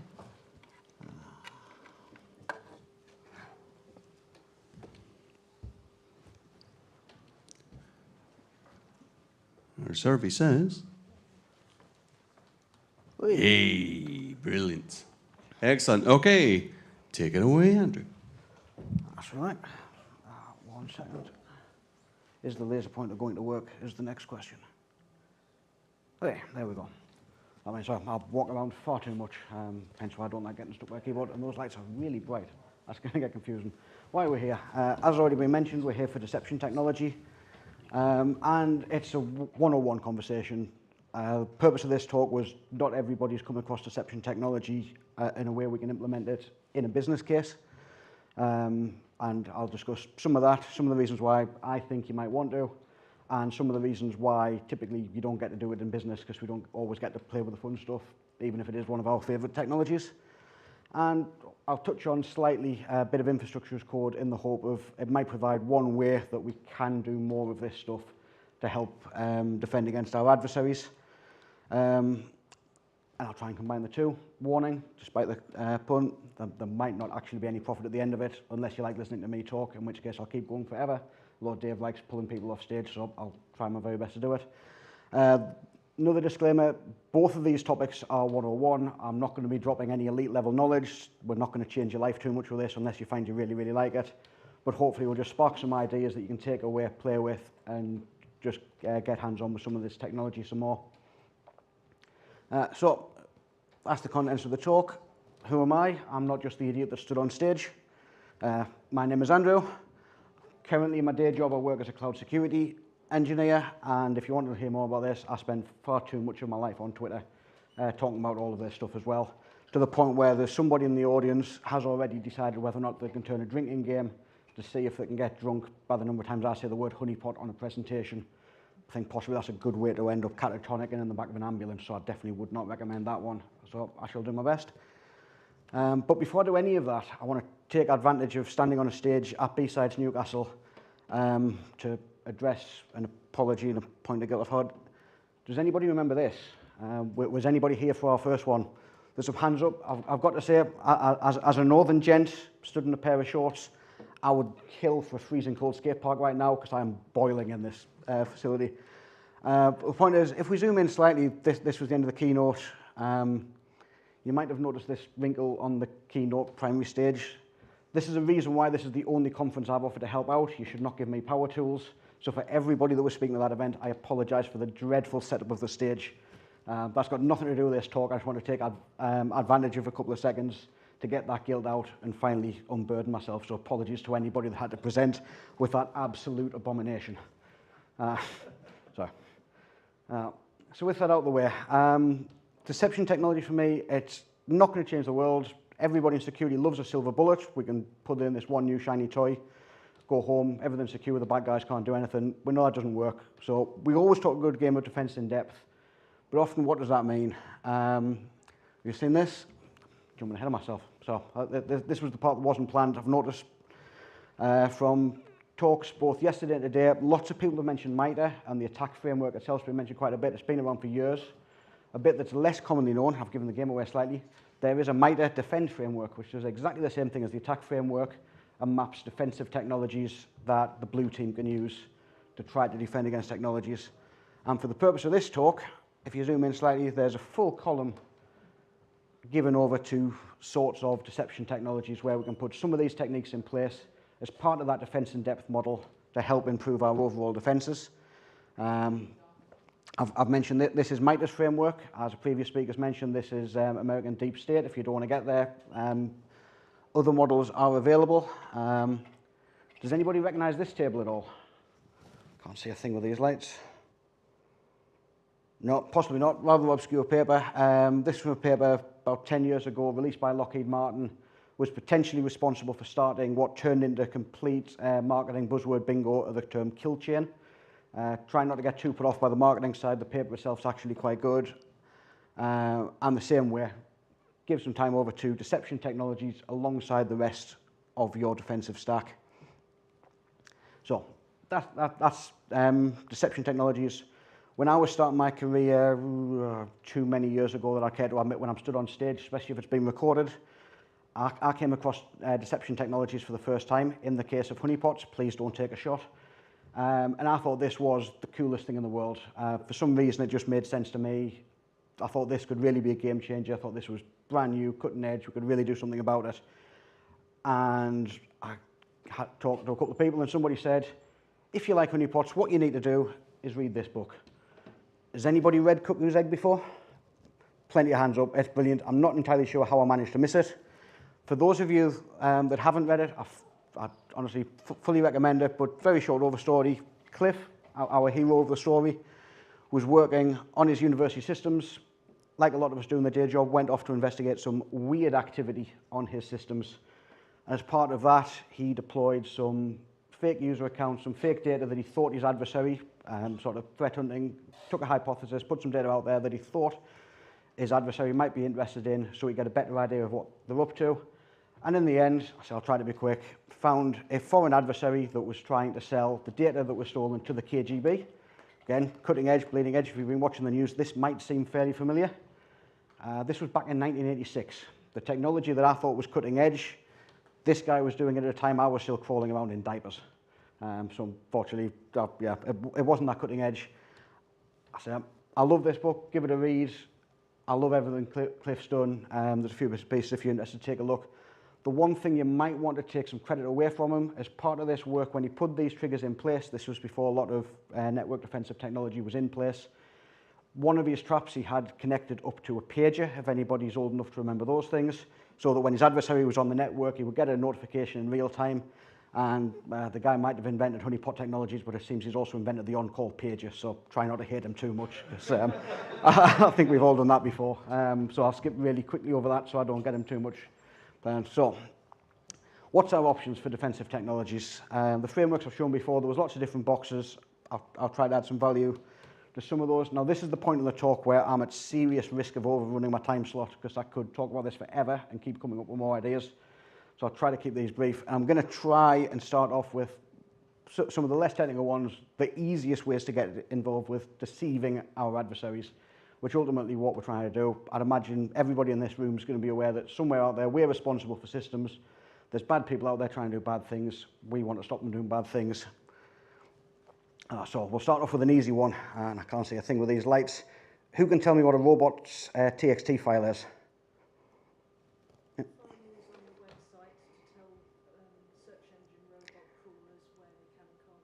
Exactly that, with the emphasis on where they can't go. Deception technologies, if you looked at a robot's TXT file, and if you were pen testing, you saw that. We've already seen some of the talks from yesterday of using some of this information to play with financial markets and make some nice profit. If I'm a pen tester seeing that, I might just want to go and see what the Q4 release are going to be that they don't want Google to know about. Defensive side, if I've got a monitor looking for any bad people looking for those directories, they're probably having a look around my robot's TXT file looking for things I don't want them to know about. That helps flesh out some of the activity they're doing and might point me to other bad things that they were doing that had all already slipped under the radar. Similarly, if your own system might be compromised, surely nobody would be staffed enough to leave an Excel spreadsheet full of domain admin passwords lying around on the desktop. Oh, yes, they were. Mentioning no names. Similarly, you could populate that file with some usernames that are active on the system that don't actually get used. And again, you can look for activity on some of those. Gives you some indication of what people are doing around on your network. And I said this is the point where I'm at serious risk of overloading, because I'm going to add in another example which wasn't on the slide deck, but it came to mind watching the previous chap's talk. That one of the discovery phases, really quickly, you've all just seen it, was abusing the ARP protocol to look for other systems on the network. One of the oldest honeypots that I'm aware of did something similar. Sat on the network, looks for ARP requests. If a genuine system claimed that ARP address, what the tar pit does is it just lets it go. If there's not a system on the network claims that ARP address, it says, yep, over here, that's me, and then starts responding to the people looking for those systems really, really slowly. So absolutely every system on a network, if you do an Nmap scan, responds and says there's something there, starts going really slowly and slows your adversary down. It's not the end of the world. Any competent pen tester should probably see this quite quick, work out what's going on and work around it. But it's another hurdle I've got to get through. It's another opportunity for the blue team to identify something's going on and start looking further. So with that, I'll get back on script. Conversation for yesterday. Again, I do like a bit of audience participation. Can anybody tell me what this little bit of HTML is liable to provide? It is. It's a form. Specifically, it's an admin form. You can see we have a username, a password, And it's a fairly basic form, primarily because I'm not a developer by any stretch, so I stole this from W3 Schools as an example. But if you edit it, you might see a little addition of a hidden field next to the form with an admin that equals false. Now, I know very few pen testers that are going to see this that aren't going to go, ooh, that looks interesting. What happens if that turns true? Perfect example from yesterday. I forget, I'm dreadful with names, I forget the chap who did the talk, gave an example of authentication bypass, very, very similar to this, changed a successive false to a successive true and bypassed the authentication. So most pen testers that see this, automated tooling like Zap or Burp Suite are going to look at that, give it a change, see what happens. Again, anything that came through to the form that had admin of anything other than false probably means someone's doing they shouldn't, because it's a hidden form and a human, a normal user, should never see that field, should never interact with it. So it gives us another trigger that we can see what's going on. Come on. Getting more interesting. This is where things take a bit more time to set up. Cowrie, and I'll get to Cowrie in a bit more detail, but it is essentially, you've just seen from the previous talk, set me up perfectly. As I keep said, SSH can be used for all manner of things. Any Linux system admin is going to know how to use it. Any competent pen tester or attacker is going to know how to abuse it. Cowrie, well, we'll get to that. It's a Cowrie honeypot for taking advantage of people interacting with it. And we all like serverless world, cloud, micro-containers, micro-workloads, all the serverless stuff. So I've got an example of a honey token for AWS key pair, which you can use to look at attacks against the cloud rather than traditional things. So moving on. So what is Cowrie in detail? It's that SSH daemon of a Linux server. SSH should gives you command level access into the box, and Cowrie essentially fakes that system. So what can you do with that? It does an awful lot of things. One of the most basic ones, especially if you sit one of these out on the internet, I've got one running now. If you put SSH open to the world without a firewall, it's going to get attacked. For my purposes, it gets attacked very, very rapidly, very, very frequently, and gives me lots of things to get me distracted when I should be making tea for the kids instead of playing with honeypots. Basic example, you can see what usernames and passwords are being used by real attacks in the world. You can see, come on, wrong button. You can see from file name, this was just last week. This was just 1 day's worth of data. It's running off the end of my screen. This isn't usernames and password combinations that I'm pulling out of things like the RockU database or the attacking tools. This is things that's being used in the wild against my system, and I suspect all of your systems as well. So if you want to do a password check against the passwords you've got on your system, it probably makes sense to make sure that these combinations definitely aren't in use. From a researcher side, like myself, it's interesting to take some of the more interesting ones, like, for example, looking at the top 010 CTY gibberish. I'll be honest, when I get home, I'm going to be putting that into Google to see what default password that is for some system and to see why it's suddenly so interesting to my adversaries. And from a business perspective, if it then becomes a platform that's default for a particular application, particular network, I'm then going to see if that particular service, that particular device is on my network, and more importantly, if the admins have changed it from whatever the default password is. One of the things I like about Cowrie, originally Keepo before it's rebuilt, is if you guess the right password, it will give you a shell. Restricted, you can't do everything, but from a user's perspective, you get on. At which point we can then start seeing what our adversaries are doing. When I started doing this far too long ago, as I've said, the one thing I found really interesting is that human attackers on a system really can't type.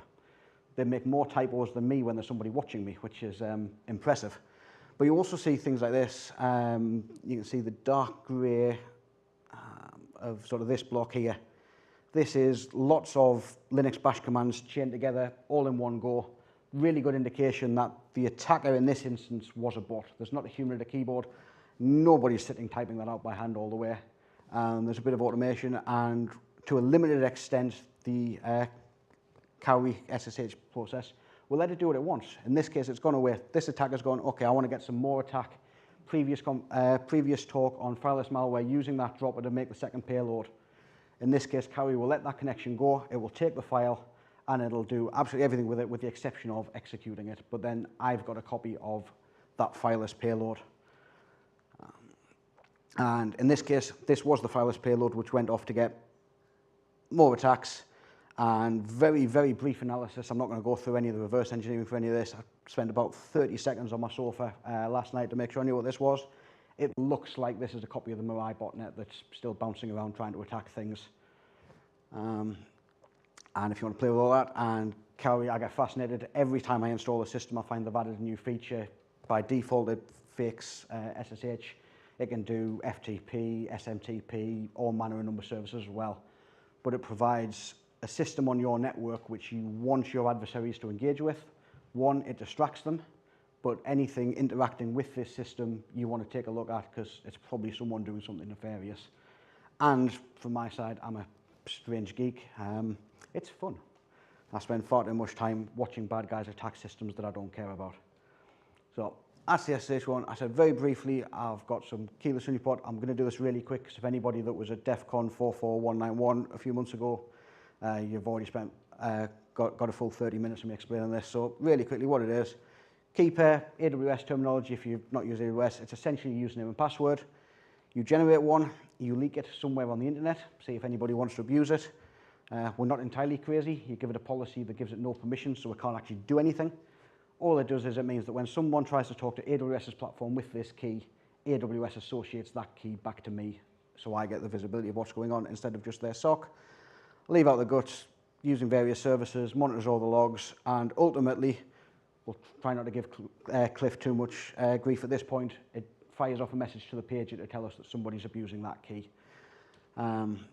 As you can see in this instance, there's a fair few moving parts. It took me, the first time around I was working this out by hand, it was a good few hours, poking boxes randomly, making sure I got it in place, and it took a bit of time to build. But the end results are quite good.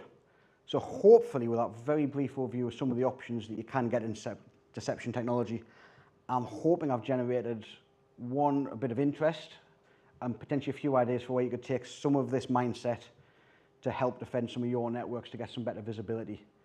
To me, I think a lot of this is a no-brainer. I hope everybody else does as well. I seem to get excited people when I start talking about this that do quite like the idea. So what's stopping us? One, it's time. Old world, the first Cowrie honeypot I built. It took me several days, build a new Linux system. Yeah, my boss isn't going to be too happy if I'm playing with that if it's not on a Jira sprint. So there's some time involved. There is some expense. You're running a system. Old world, if it was old-fashioned tin, these things get expensive. And fundamentally, we've got higher priorities. You looked at that big table of all the defensive controls we should be putting in place, including that you've got patching, antivirus, firewalls, all the system hardening stuff that we should be doing. And as much as I love this technology, in all honesty, if you've not done any of that, if your antivirus isn't up to date, if your patches are missing, although apparently 20% patching is good from previous talk, which was a stat that somewhat scared me.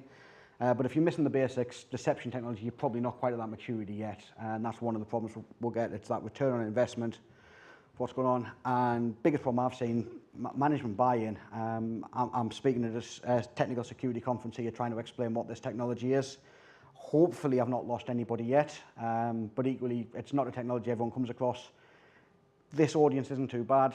You go to management, you go to the C-suite, and you tell them that you want to pay money to deploy a system that you purposely want the bad guys to attack, hack, and crack. They're going to look at you like you've got three heads. And it's not the easiest of sales pitches, especially if you tell them that you want to take time out from doing other things and spend their money to do it. It's an interesting sales pitch. And the ROI is just not there. And one of the biggest ones I've seen, whilst as an industry we always talk about defense in depth. Defense in depth is good. There's no silver bullets. Everything I feel we need extra. I've never once come across a regulatory or compliance framework that says, hey, you need a honeypot. You need some deception. Antivirus, patching, all the stuff that everybody does do. The auditors are going to be really hot to go, yep, you need to do this. I've never once had an auditor that's come to me, hey, where's your honeypot? Now, I say that slightly tongue-in-cheek. I'm sure if there's any ISO 27001 people in the audience, my own compliance guys say the same thing. Well, it's absolutely in the framework. You have it as a compensating control, and that's fine. But you've got to define that as a control. It's not something that's mandated, which means management have to let you do it. So that's a lot of things that are stopping us. But I don't want to be too negative because I like playing with fun toys. I hope everybody else does as well. So what if we can change all of that? And disclaimer, yeah, I'm not going to do all of that. Management buy-in for this, doesn't matter what we do technically, is going to be more interesting. And I'm probably not changing the compliance guys' view of the world either. But one of the bits I found to deal with, especially the concept, the blockers of not having enough time to do some of this. We've all got busy day jobs, and the expense of running these things, get them up and running, get some value out and get them down. I don't know why my slide to that is, which you might have got to guess, is leveraging infrastructure as code. It's nothing new. The ops guys have been doing this for many years. Lots of you possibly doing this as well. But equally, especially from security people, I've seen a lot of security people that they know their operations team use infrastructure as code, but there's some security people don't actually know how to use it for security tooling. So hopefully I'll try to explain a bit of that. So really high level, what is infrastructure as code? It kind of names itself. It is code that defines your infrastructure. And the key advantage is it's repeatable. From the carry perspective, I said the first one I built took me 3 days playing with a Linux box to get it up and running, getting all the patches in place, getting all the requirements in place, recompiling. It was a mess. But eventually, with going down the infrastructure as code route, once you do that work once, the deployment of that thing becomes repeatable. And at the click of a button, as we'll show a bit later on, you can do that thing again and again and again, which makes it automatable. And as much as I like playing with shiny toys, I am also inherently lazy. I don't like doing the same thing over and over. That's Sisyphus pushing the rock up the hill. That's not what I want to do. I want to do one thing once and then play with the goodies. And now that I've got this in place, and I can share the links later, for my carry honeypots, if I want a new one, I tell Terraform to go and give me one, and it just does it. I love infrastructure as code. I love automation. Ultimately, I love sitting in a hammock reading a book instead of building the same system I've spoiled 3 times. The other advantage of it is because it's repeatable, it's the same thing, it should be less error prone. Once you get it right once, you've got no chance of making a mistake. The example I showed earlier with the AWS key, so the first time I did it by hand, made a few changes. It was quite a manual process. Simple enough process, but lots of manual steps. Plenty of places, especially when you're distracted. Phone call, odd tweet, I need some coffee, the dog wants letting out. Forget where you are, miss a bit. Just let the automation take care of it and do it all in one go. As one of the blockers, reduce costs. One of the things, especially from my side, as an individual researcher for myself, a lot of the stuff I do, especially in the honeypot world that's not tied directly with work, is it's all attached to my credit card.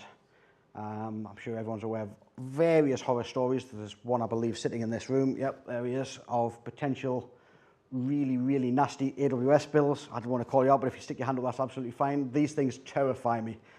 Running something in one of the clouds, forgetting to turn it off, and at the end of the month getting a horrendous bill because I forgot. That's the kind of thing that keeps me up at night. That's the sort of thing I really don't want to have to explain to the missus, that I can't pay the childcare for the kids because I forgot to turn the server off. Infrastructure as code all goes away. You finish your project, you finish your tinkering at the end of the night, you run that destroy command, everything that's been deployed via infrastructure as code gets destroyed via the same system. It tracks it all for you. My memory is atrocious. I don't have to remember that. I just need to remember to kill the project I was working on. Helps keep my credit card bills down. And if you're doing it as an employer, it helps you keep your costs down as well. As a brief show of hands, not necessarily in infrastructure as code, but in your network, how many people at some point in the career have had a random box that's sat in the data center that nobody quite knows what it does, nobody remembers who puts it there, but nobody's quite got the steel balls to turn it off because nobody quite knows what it does. I've got at least a couple of hands. I've got a lot of very nervous faces that aren't willing to put the hands up. But same sort of thing. You build everything as infrastructure code. At the very least, you've got that documentation history of what's there. It means that you can turn it off if you need to. It means that if you've got the infrastructure as code, if it turns out you really shouldn't turn it off, you can deploy it back. But it also keeps a record of exactly what that configuration was. I used the example of the carry installation for myself. It took me 3 days to get that working. By the time I got it working, I tried that many different things to get it working. I had no idea what I'd done to get it working, and it was almost as long to do it the second time round. So keep everything documented, makes life easy. Infrastructure as code, there are almost as many options for infrastructure code as there are for languages for writing any piece of software.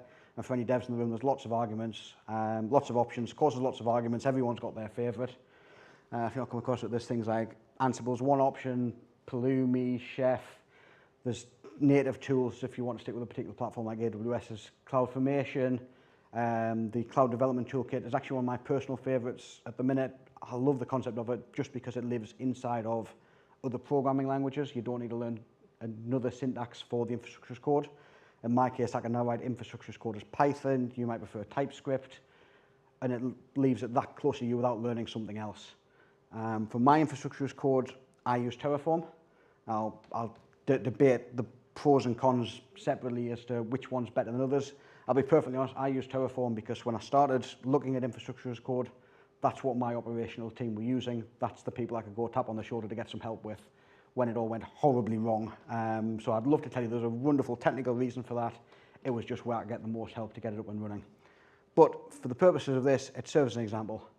Infrastructure code, this is some Terraform. This is part of the deployment of that AWS key. In this case, it's creating the policy that says go away.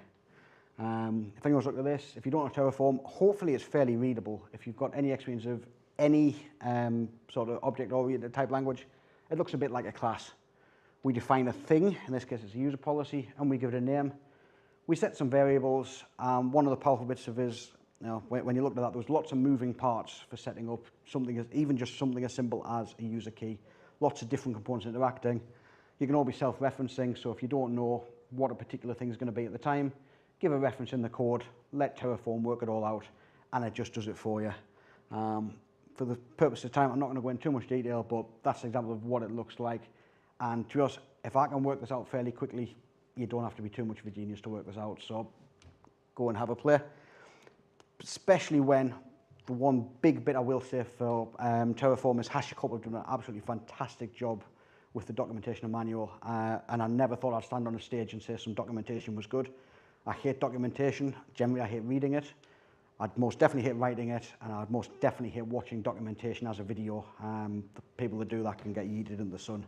But Terraform's documentation is brilliant. Usually I look for the thing that's erroring. Quick look in there, scroll up and down a few lines, get the answer, get it fixed. That's one of the few places where, without being too insulting, I will just say RTFM. So if you're playing with that, and it's relatively straightforward. There's a core workflow which, if you use other infrastructure as code platforms as well, it's fairly similar, but I'll stick with the Terraform one for the example. First thing you do, initialize your directory. If you play with source repositories, your gits, your subversions, things like that, very similar. Just sets it up, say, yep, this directory, I'm going to deploy some Terraform to it. Then we write the code. That might be writing something like you've just seen, or just cloning somebody else's code and reusing what they've got. The bit that for me makes infrastructure as code, because I'm a tinkerer, I play with new things, I don't always know what I'm doing when I'm started. It's got the concept of a plan. You can write some code, you can run a plan. It'll look at your code, it looks at where you're trying to deploy.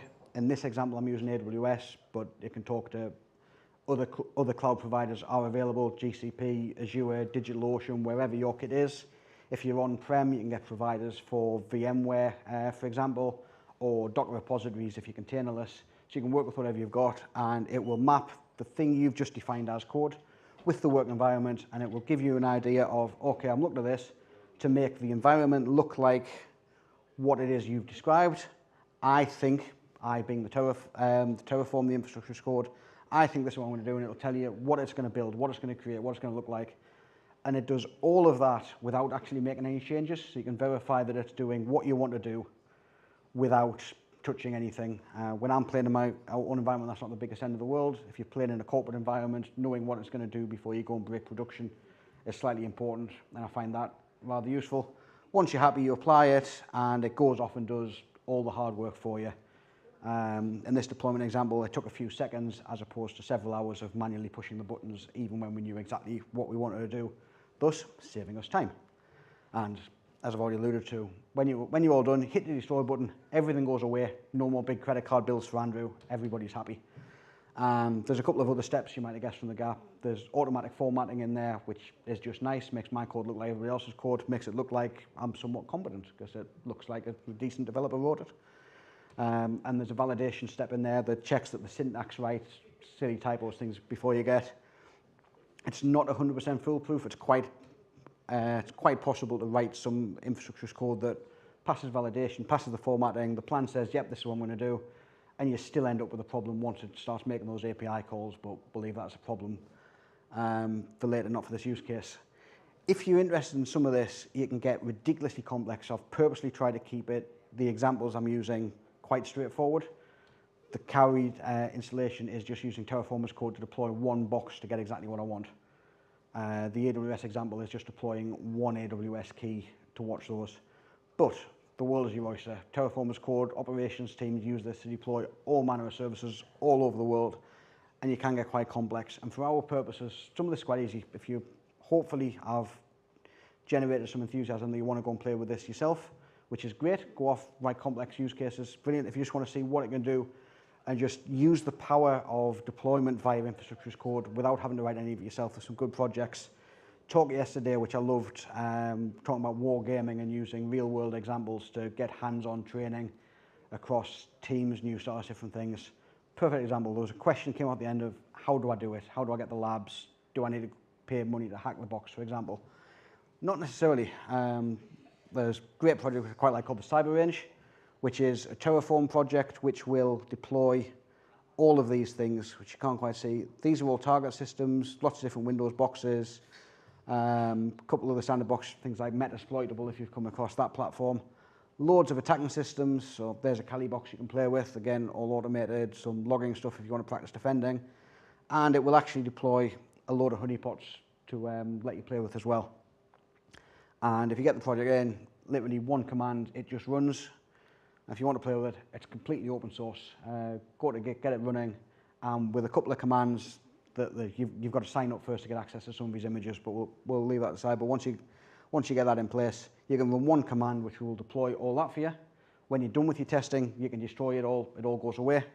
One word of warning, even if you do just run it and destroy it inside a couple of hours, that still has an impact on your credit card because it's deploying all that much. You can get targeted and just deploy one or two systems at a time rather than everything. But it gives you an idea of some of the more complex use cases that you can get out of infrastructure as code. So with that, I'll try to be quick. Hopefully the point of this talk, I said I'm not dropping any elite knowledge. I'm trying to introduce some of the areas that I find fascinating, that I'm trying to spend some more time with, and hopefully I'll manage to encourage everybody else to try and do the same thing. So if you would like to know more, I've already alluded to, if you do want to play with infrastructure code, honestly, if you've not used it before, go speak to your operations team, find out what they use. They can help you in exchange for making a cup of tea, more than likely. That's much better than picking a minor choice. If not, Terraform's not bad. I've said the documentation is really useful. It's not a bad place to start. Even their learning site, which I'm normally quite critical of, is also really good. If the honeypots and deception technology is more your thing, definitely go and speak to the HoneyNet project. They've got some great resources on there, some great platforms themselves, and just ultimately it's a team of great people. If you want to know more, speak to those team there. If reading's your thing, honeypots, I both love and hate this book that Chris put together. I love it because it's brilliant, it gives me loads of information. It's also, if I was ever going to write a book, this was the book that I would have written with everything I read, but nowhere near as good as Chris did. So if you're interested, go and read it. If nothing else, Chris is a thoroughly nice guy. Go help his sales numbers. I'm sure he'll appreciate it. Another book, primarily from John Strand, if you know Black Hills Information, other security consultants are out there, but this book's brilliant. Covers off honeypot technologies as well as the tooling which John's created over the years to do this sorts of thing, things like artillery reader, some really good things. Word of note has been discussed in a few talks, the concept of offensive technologies, hacking back. The book goes into that, which makes it absolutely fascinating. I am not a lawyer. If you decide to hack back against Iran, don't come looking for me to help. But the book itself is fascinating, and I've already mentioned the Cuckoo's Egg. Definitely give that a read. If reading's not your thing, and tying the two together, if you look at Chris's Cuckoo's Egg Decompiled course, it's freely available. It's absolutely brilliant. Essentially, Chris uses the storyline of the Cuckoo's Egg to explain and introduce technology where you could move the events that happened in the 1980s into modern day technology that you can use today to take those principles, take those ideas, and implement them in modern technology. I definitely recommend that giving a go. And on the off chance you've still got any interest in learning what the Idiot on Stage is talking about, all the projects I've discussed live on my GitHub. You can go find it on Infosanity or find me on Twitter under the same username, and you can get everything from there. So I do have one call to action. If by any chance I've done my job and you think this might be of interest, please go away and try to play things. But the beauty of infrastructure as code is once you get something running via that platform, it's just a code template. From there, I say for me, I can redeploy my things all the time. It also means that if you were to write something and give that code to somebody else, they can do the same thing. If we share all of these deployment templates together, it means that we as an industry have access to a huge range of different tooling that we can deploy without those time constraints, without necessarily those expense complaints, and increase the defenses collectively of all of us without needing to do everything of ourselves. Good old standard of standing on the shoulders of giants. If you create it and you share it, I can guarantee from experience, doesn't matter how bespoke, unique something you've released is, somebody on the internet will be trying to solve the same challenge and they'll come and thank you because you've just saved them 2 days worth of development. So if you can, if it's not proprietary technology and you can share from your employer, please do. I love playing with everybody else's code. I say I'm lazy. I'd much rather be sitting in a hammock if I can deploy your code rather than spending a couple of days rewriting the thing you've already worked out. That makes everybody's life easier all around. So with that, I shall pause. Are there any questions?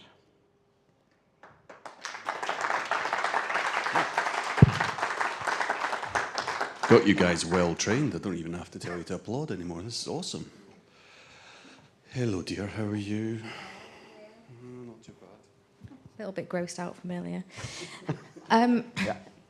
So I get you talking about like infrastructure as code in terms of honeypots, but honeypots in general make me nervous, and I'll tell you why. Yep. So I've got 2 examples from the past, say, 10 years, which I think that's too many, of when this has been done really badly. So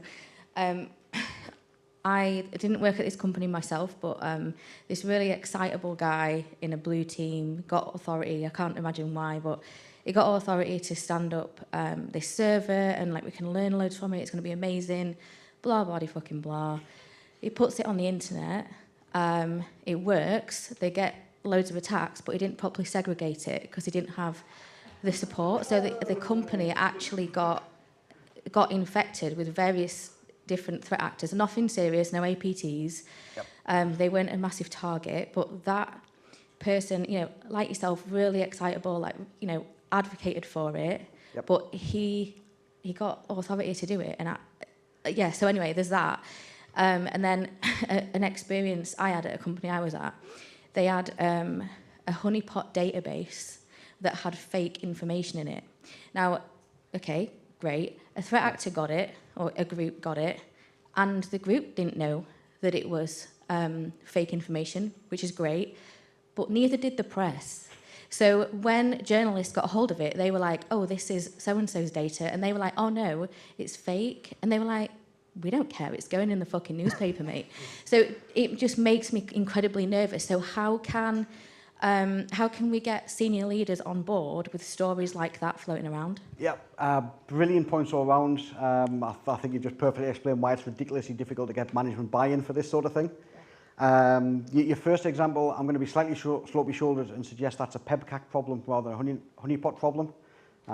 Where previous talk already said, sorry, no acronyms, PEBCAC, problem exists between keyboard and chair. That's probably not how you deploy one of these things, but there's some very important points to that. I'm speaking, you'll notice my employer wasn't mentioning any of this. The stuff I've described here, this is stuff I do as a personal capacity. All of the honeypots that I expose to the internet for these sorts of attacks, I do as me, completely unrelated to an employer. If I was doing this from an employer's side, I absolutely would not put a honeypot live on the internet. I'd treat it as any other resource, and that gets firewalled away. It doesn't get a public IP address left internally, which makes it really boring because there's hopefully no attackers on the inside of your network and nothing happens from the honeypot.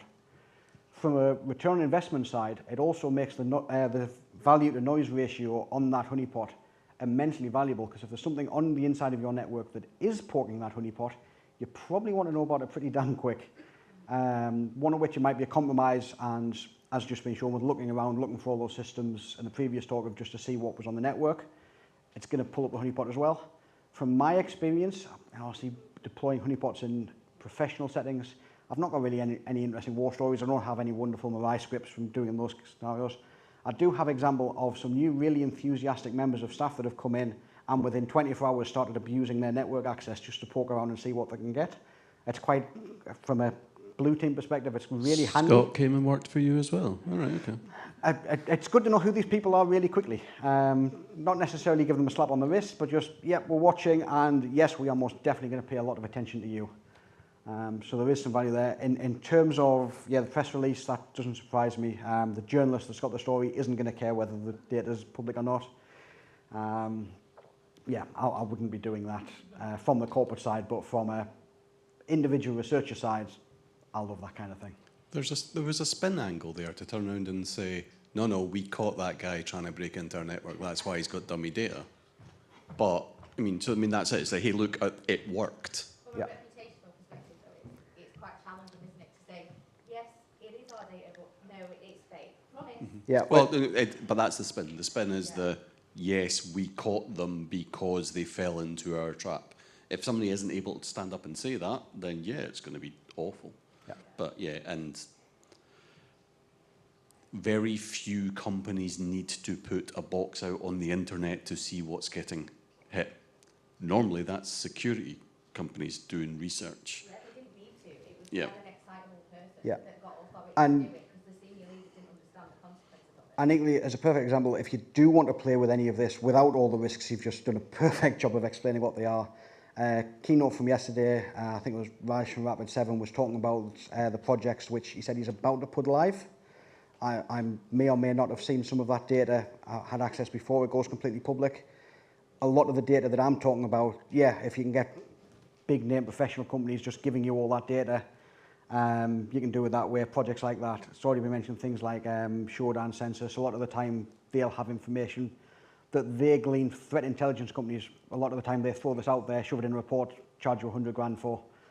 So there's ways of getting the data without running the systems yourself. I'm a technical geek. I like playing with toys myself. I'll probably get my fingers burnt at some point, but there's a reason why I do this as me. Absolutely nothing to do with any of the employees I've done before, because I like getting paid at the end of the day, and I don't want to explain why the CISO is in front of BBC News. Next question. Question and a comment. Firstly, last time I played with honeypots was about 4 or 5 years ago, and at the time, Nmap was very good about fingerprinting the services as honeypots. Has that changed? Do the honeypots now better emulate the original service? Yeah, there's still there's always a bit of a sort of race. There's the usual race that we have as an industry where we're chasing between attackers and defenders. It's always changing. Exactly the same thing. To some extent, I'm not too bothered if my honeypot, for the ones I deploy, get fingerprinted that much, because that's usually a competent human behind the keyboard that sees it. Most of the attacks I see are either automated bots which aren't looking for these things, or very incompetent script kiddies. So it's not that much of an issue. If I was wanting to, for instance, Cowrie, I get quite lazy. As I said, I like my hammock. By default, it'll spin up a system, default file system that comes as part of the project. You can tell very quickly it is a Cowrie system. But equally, if you spend a bit of time, there's ways of building a fresh file system, completely unique, takes away all of those indicators to make it harder to fingerprint. So it depends how much effort you want to put in, depending on what you want to get out of it, who your adversaries are. If it's general research, it's good enough. If you're trying to trick insert nation state here, I'll try not to name names, then you're going to have to put a bit more effort into it and take a bit more risk as you go.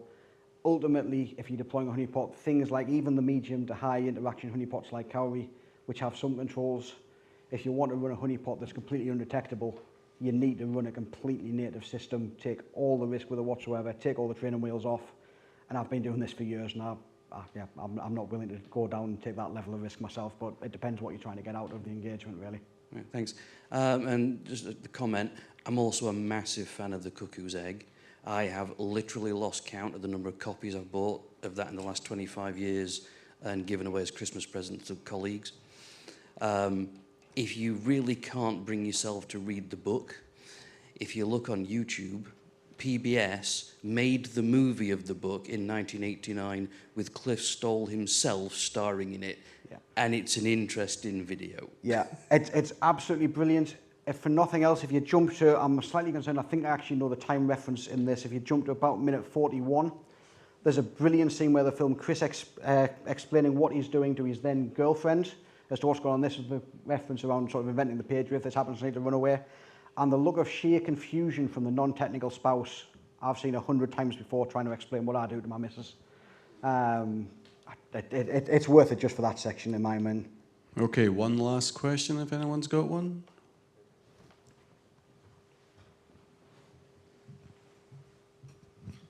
One's slightly silly, but can you enumerate honeypot 10 times just for whoever's on the live feed doing the drinking?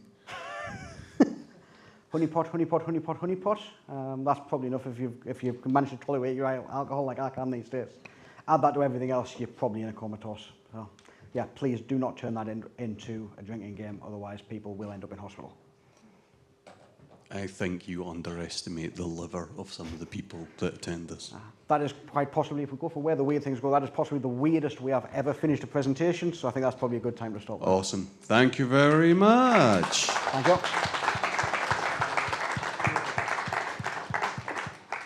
Okay, so now we are going to have a panel. Are we going to have a quick break or are we going straight into it? Because, you know, somebody overran. Was it you? What do you reckon? Don't know. Are we ready? I know the virtual panel is ready. I think we should just do this. Well, let's just go straight into it then. Turns out you can take Scott out of B-Sides Newcastle, but you can't. Can we have the screen up? He's here. He's there. Come on. Scott, can you hear us? Paging Scott. Yes. Other panellists are available. Other panellists are taller. Wow. I'm slightly emotional. I don't know about you. Is that because of your surgical procedure? Sam's a cyborg now. Yay.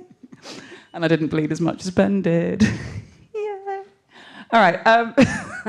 This is it. This is the pièce de résistance. Yeah. Piece of resistance. Resistance. Mm-hmm. And Scott. Piece of something. And Steph and Derek and Scott.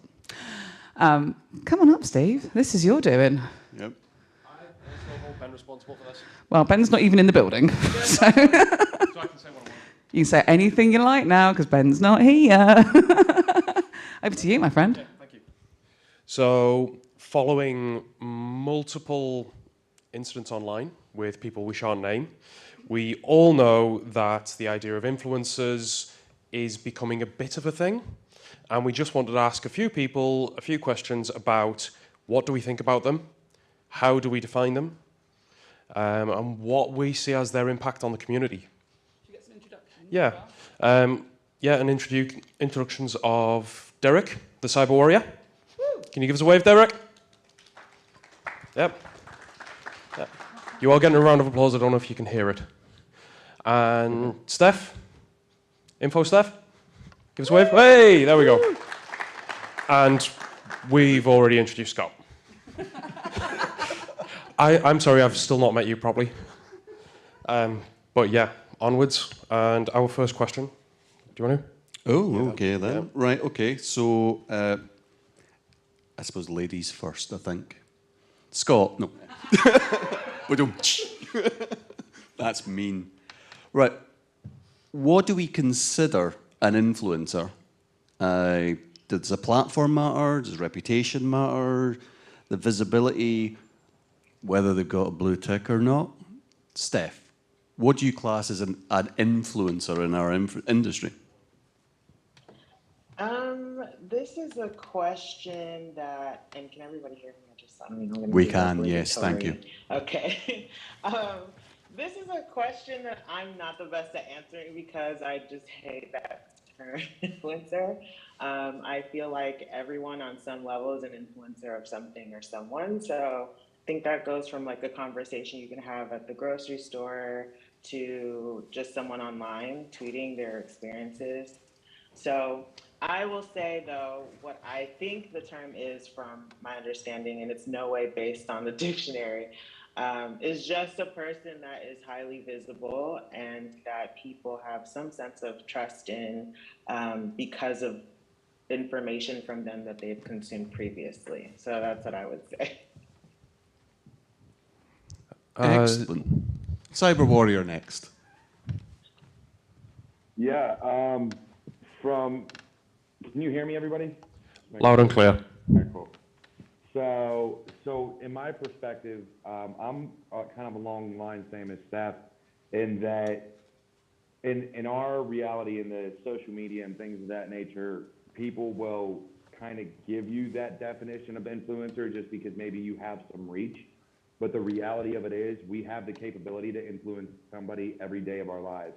And that's been a big thing that I preach, is that no matter how old or how young somebody is, you can learn from everybody. I don't care their background or anything like that. So we can all know someone that influences us. But in the world that we live today with social media like LinkedIn and Twitter and YouTube and everything else, it's those people that aren't afraid to put themselves out there that become known as influencers. Mr. McGrady. Thank you. I really like Steph's answer. You know, just this idea that anybody can be an influencer. I think that's absolutely true. You look at, I mean, conventionally, a lot of people will look at Twitter follower numbers or following numbers and go, oh, that's a big number, I want to get there because then my voice will matter. I've seen people with 100 followers or 10 followers make a damn good point, change my outlook, change the tools that I use or whatever it may be. So yeah, I think anybody can be an influencer. And I'm sure we'll get onto this, it's just how they use that power. That's the question. Yep. Does the platform matter? I mean... No. Platform agnostic for me. It can literally be a conversation at a B-Sides over a vendor table. It can be someone seeing a sticker and then going, oh, what's that? And let's have a chat about it. And then someone hears it in passing and it's, you know, it's like an earworm song that just sticks in your brain. I don't think it matters. Steph, Derek? I would say it doesn't matter.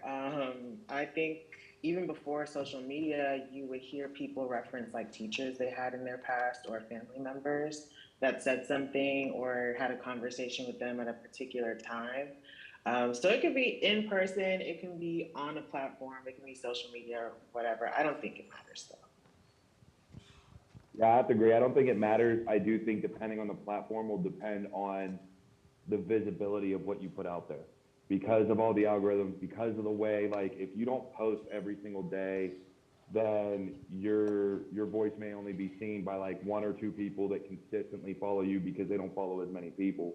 But it's still getting heard by somebody. Somebody's gonna take it in, learn from it. I just think the platform, whether it's in real life, in passing, in conversation, or online, it just determines who hears it and if the people that hear it are willing to spread the word.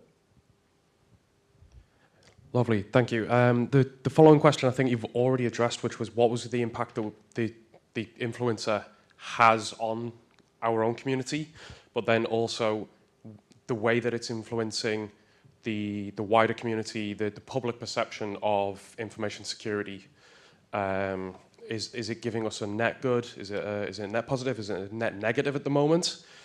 With certain things that have happened quite clearly in the public view? I don't think we're at a net negative or a net positive just yet. I follow a lot of positive people myself, but at the same time, I see from those same people a lot of negativity and a lot of drama, and a lot of it is infighting.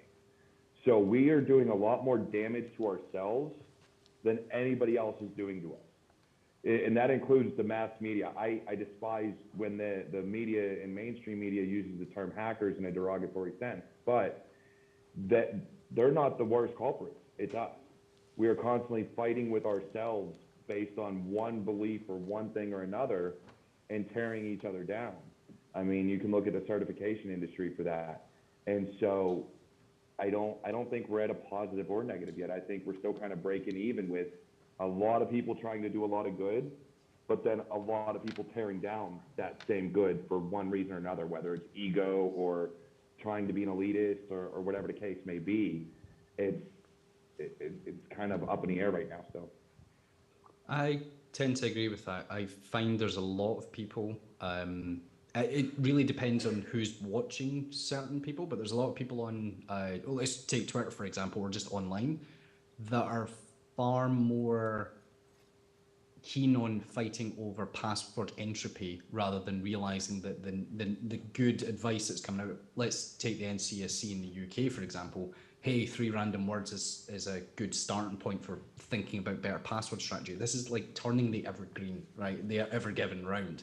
It's going to take a while for the general public to get it. And then we have people like ourselves fighting with each other. No, that's not, it's not good enough, and entropy, and 10 characters is not a valid thing. No, you can make a 10 character strong passwords if it's super unique and this is the entropy. But at that point we've lost the general public's, they don't care. I think it depends on the platform, it depends on the topic, it can depend on a lot of things. How many times have we seen a poor little granny on Twitter being destroyed because she bought Password Book? So that's... I thought you were going to say that because she went to DEF CON, but okay. Well, yes, that too. Mask up, kids. I thought we were trying to keep too much out of that. Steph, have you got more to add? Yeah, just a little bit. I agree with both of you. But also, I think that a common misperception, I think, is that InfoSec Twitter or InfoSec LinkedIn or whatever other platform is the extent of the entire community. And it isn't. There are a lot of people that don't even participate in social media that are in our industry that definitely influence how things go and move. So we get into these little squabbles on Twitter, especially, but these platforms that ultimately are only a part of or a percentage of the influence of the conversation as an industry whole. So I think that sometimes I see the back and forth and I'm like, we're fighting over semantics or preferences and not really taking into account that we're a very small group of people that are in a small world compared to the entirety of everything. Everybody has to deal with their own version of their industry or their focus or their priority in life. So they're not going to have the best practices. And like you were saying, sometimes you have to go for like the easiest win to turn the corner, and then you go for the next easiest win and the next easiest win until you get to a point of an ideal state. But you can't just jump to the ideal state, and everybody's going to have like a preference for how things are supposed to go or an argument. It's a part of social media is putting your thoughts and your views and your opinions out there. You're going to see a lot of fighting as a result of that. But sometimes I'm like, this stuff is small compared to what we deal with, like when we clock into our 9-to-5s and we're working in our contexts. So yeah, that's what I would say about, I wouldn't say it's positive or negative. I will say it's kind of skewed. Like it's not indicative of the entirety of the industry. So. Told you, Scott. Right, so question, I know. Next question. Who in your lives have been a good influencer for you? Start with Derek first. Oh man, that's a rough one. Actually, I've posted a lot about this, especially when it comes to like being on LinkedIn or even in, the different shows and things like that I do, and how I reach out to people. I mean, we can go from anyone that I've met in real life as far as, my father, all the way up to Keytron Evans, who was one of my instructors, and my time in the military, all the way to Chris Cochran of Hacker Valley Media, and Ronald Eddings, Monica, and Jen. They've all been amazing, amazing people that have helped me along my way in terms of just growing who I am and in what I do. Mike Miller, there's just so many. So honestly, it's hard to say.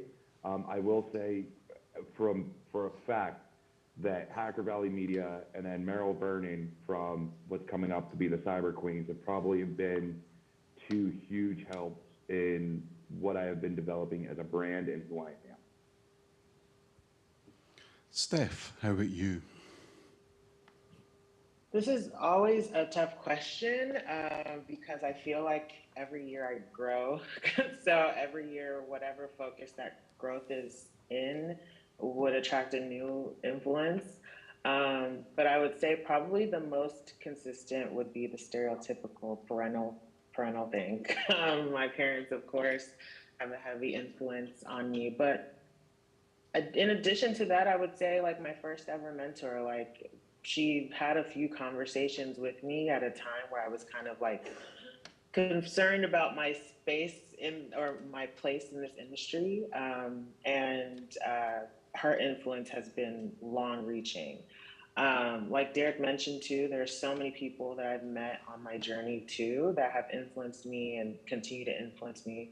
But if I start naming, it would take so long. So I would say the people you meet along the way definitely influence. Anyone I keep in my circle is an influence in me because, you know, you need a support system. So all of these things kind of I borrow on occasion.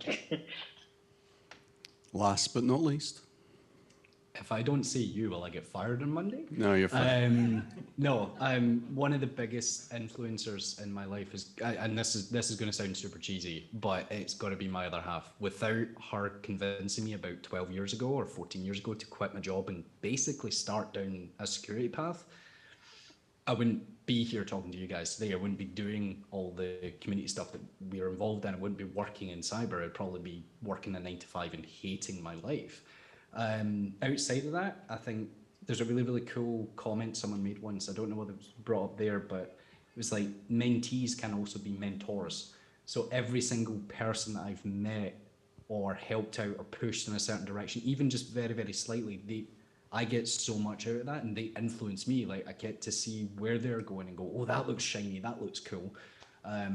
Every single person that I met on Happier, everybody that brings good vibes to the industry that I've met is just awesome and they influence me whether they know it or not. Professionally though, gotta be, I don't know where he is on stage because I can't see him, but it's got to be the guy that shot me with a Nerf gun last year. He's been a massive, massive, massive help to many of us. So yeah, be more like Dave. I'm blushing now. You can't see it, but I just don't want not to get really. fired. Yeah, fair enough. And I think you've sort of already answered it, but any other advice or tips for being a good influence in the community and for the wider perception? Derek? Don't be a dick. Scott as well. Don't be a dick. Just don't be a dick. That's it. It comes down, boiled down to one simple, cold, hard truth. Don't be a dick. And like, rein your friends in. If you see them being a dick online or like attacking someone or fighting over a point that doesn't matter, who cares about verification? Who cares about blue text? Does it really matter? No, it's a fucking digital dick tick. Who cares? Like, it's like NFTs. I know I'm going to piss off a few people. Who cares about follower numbers? Who cares about how popular you are? Just have fun and good vibes, man, and like stop being dicks. Sorry, I cut everybody else off. Don't be a dick. Thanks, I just want a bit.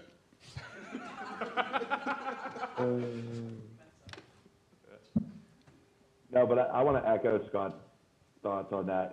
Is we spend so much time bringing each other down and tearing each other down, and you know, we forget that security takes everybody. It takes a village, and it's gonna from all shapes, all sizes, all backgrounds, all ages, everything. It doesn't matter, and we spend so much time worrying about things outside of security that we then cut people off because they believe something I don't believe. And in security, you can't do that. Cutting somebody off, unless they legitimately treat you like garbage, there is no reason because they post something or say something you don't like to not actually listen to their security opinion. I may not like you as a person, but I may respect the hell out of what you bring to the table in security. And I think that is what we need to get back to is, I don't need to be your friend, but if you have an opinion and it's valid, I'm going to listen to it because that is how we secure our networks. That is how we do things as an industry. And if we keep bringing people down or letting people blocking people and muting people like, oh, I don't want to hear your opinion on this topic. Okay, then mute that topic, not the person. Because when they do post something about security, there's a good chance it's probably going to be valid with their experience. And Steph? Yeah, I agree with both what Derek and Scott said. I think I want to also add that, again, it is only a percentage of real life. As much opportunity and as much fun I've had with having a platform and having people to talk to, a good thing that I enjoy about influencing is logging off and living life and going and frolicking in the woods or whatever I need to do to get back to who I am. Like, I think sometimes you can get wrapped up in producing and engaging in community that you kind of forget that there's, I love talking to some of my coworkers or people I know in the industry locally that have no idea what's going on. And you're like, oh, did you hear that debate on Twitter? And everybody's like, what are you talking about? Because it just gives you more color and more perspective to add to the conversation. So I would say, yes, don't be a dick. I think that is, honestly, like, I think that that's a mantra for your life, period, outside of influencing too, is like, it's just so much more fun and lighter to be kind to people and not be a dick. And also continuously being open to different perspectives. Like Derek said, like sometimes it's going to come from someone you don't really care about or admire, but if it's the truth, it's the truth. And if it's going to make you better, who cares what source it came from, as long as it's going to help you improve. So I agree with all the other what the other panelists have contributed to say that it's better to just treat it as a very positive source.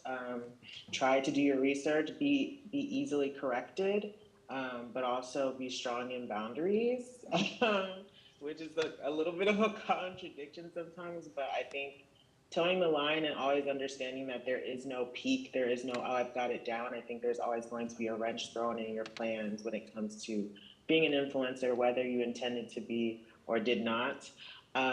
So continuously be open to learning, as well as the last bit of advice I would give. It's brilliant. Thank you very much. I think what we should do now is open up to any questions. Opportunity to ask three amazing people any question you like. Keep it clean. There we go.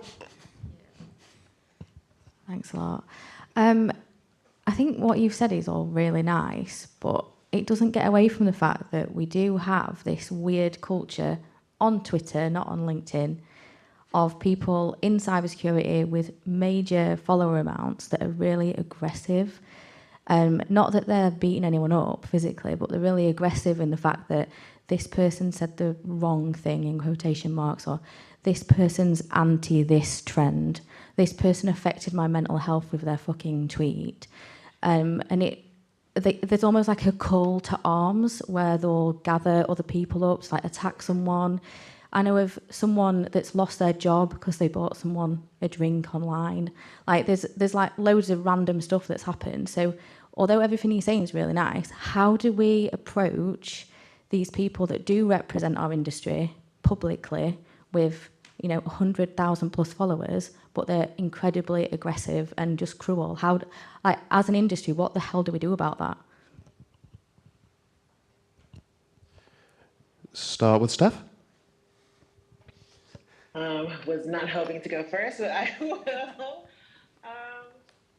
It's interesting because I do understand and see exactly what you're talking about and referring to, which is why I mentioned like going out and touching grass is definitely something that people should do regularly. But I agree, there are people that they've immersed themselves in this world and they enjoy the power that kind of comes from the echo chamber it creates, where you get to a point where everyone just agrees with you, whether you're right or not. And I don't know if there's much that we can do. I think they have amassed the following with the behavior that they've exhibited. So the people that do follow them and are empowered by them enjoy that kind of environment as well. The only thing you can do is discourage it, call people out when necessary. But but it's a hard thing. That's kind of the downside of social media. I don't know that I have a fix for that other than being the antithesis of that. So I'm not sure. I'm actually curious to see what Derek. Yeah, we are desperate for an answer. From my perspective, so the way I have built myself and my brand is I avoid anything divisive. Online. Let me state that. Online. In person or in a one-on-one call, I will discuss any topic with anybody, anytime. I have no problem voicing my thoughts one-on-one. The problem comes in, so the point being made is it turns into an echo chamber and people start ganging up on everybody else because this one person who has massive following and massive influence says, oh, this person is bad. Nobody knows who that person may be. They may have said one thing that just so happened disagreed with this person's following, but because that whole following's an echo chamber, they get ganged up on. I have seen it. They've tried to do it to me, but again, I don't get involved in stuff like that, so I just let it go. But it is one of those things where you can only do so much, and I avoid the drama. Half the time I find out at the end. So if you want to be safe online, just don't involve yourself in those situations. Like if you literally don't want to be a part of it, then don't be a part of it. I've been unfollowed because I won't voice my opinion on certain things. I don't care. For me, I'm here to help others, to influence everybody possible to get into cybersecurity. I am here to motivate, to inspire, and teach when I can. I'm not here to talk any politics, religion, or anything like that. That is not my platform. That's not what I'm here for. And honestly, if you have to really care about that to judge me, then I don't really need you around anyway, because that's not something to judge someone on when I'm here promoting everything you're doing and trying to get you better in the field. So in my opinion, you know, just avoid the nonsense. And if you get involved in something like that, incidentally, because maybe someone calls you out, okay, cool, brushed it off, block them, do whatever. But realize, to Stephanie's point, and this is a lot of the things that I've been saying lately, go outside. Go sit in the sun, lay in the grass, take a walk in the woods, do whatever you need to do to find your peace, because that peace is going to do a whole hell of a lot more for you than being online will. And that's what it comes down to, is we've immersed ourselves in, my whole life is this screen, and you're gonna burn out, you're gonna get mentally spent, and until you go outside and get that vitamin D by the sun, you're not gonna be healthy. Your mental health is just gonna degrade.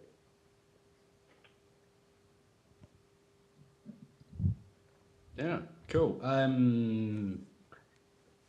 I've been at the receiving end of an ass blasting on Twitter multiple times. There's a Venn diagram out there, which is, you know, the Backstreet Boys here, and then 5-year-olds, and tell me why's in the middle, because I ask why.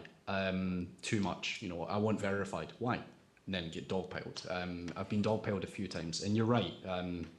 To the person who asked the question, you're right, it's all nice and twee, and you can go outside and touch grass and put your phone in the drawer, but you know when you turn it back on, you're going to have 100 notifications of people calling you all sorts. I had death threats. I had people telling me to go kill myself and stuff, which is just horrible, because I dared to ask why. Actually, I think that particular incident, I think someone lied about me, provably false, and lied about me on Twitter for, I don't know what gain, but yeah, go figure. To Derek's point about avoiding drama, we should stop calling it drama, because it delegitimizes actual proper times where someone goes, hey, this person's an asshole and they really, really don't deserve a place in our, like someone who's really, really, really bad, right? But it also encourages people to just label it as drama, legit points, and go, nah, put it all in a box, mute, don't care. That's fine, but it doesn't help the, let's take follower numbers into account. Someone with 10 followers who just joined is suddenly getting dogpiled by someone with like 10,000 followers and an army. We should support that. Not support that person. Check the claims, verify everything, obviously. There's some pretty heinous stuff that gets tweeted a lot. So obviously if they're saying something bad, go and check it out. Don't just automatically support, but be a Backstreet Boy. You know, tell me why. Why? Ask the questions. Don't just immediately like and share, retweet, and then go off and have your dinner, because that could be the difference to someone going, I want to quit the industry, or even worse, which is terrifying. Steph said calling people out. That is, I've done it before. It's dangerous. I'm probably one of the few people in the room that's blocked by about 90% of InfoSec Twitter at the moment, because I have called people out for being an asshole, or I have went, no, you're wrong. Why, you know, it's not easy. I have seen people lose their jobs, and people have tried to make me lose my job, which is hilarious. When I used to work for myself, I got emails saying this person's an asshole, you should fire them. And I'm like, sure, I agree. It's tough. We just need to get better. We need to stop labeling everything as just drama when there's legitimate grievances.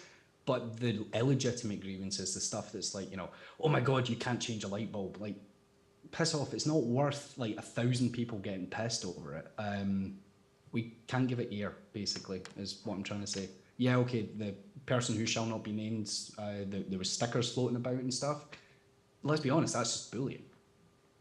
And when you start going, it's okay if we do it on him, but everyone else it would be bullying. No, it's bullying. Let's just call it bullying. Is that, trash that, we're better than that. Can you imagine the cool shit we could build if we actually just focused and worked together as a team?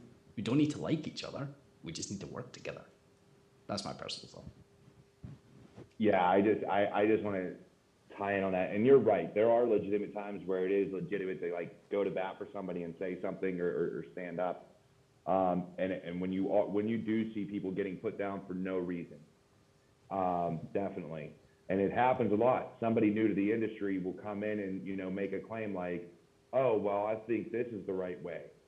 And then all of a sudden you got a million people saying you should never be here. You have no space here. We as an industry are meant to research and learn every day.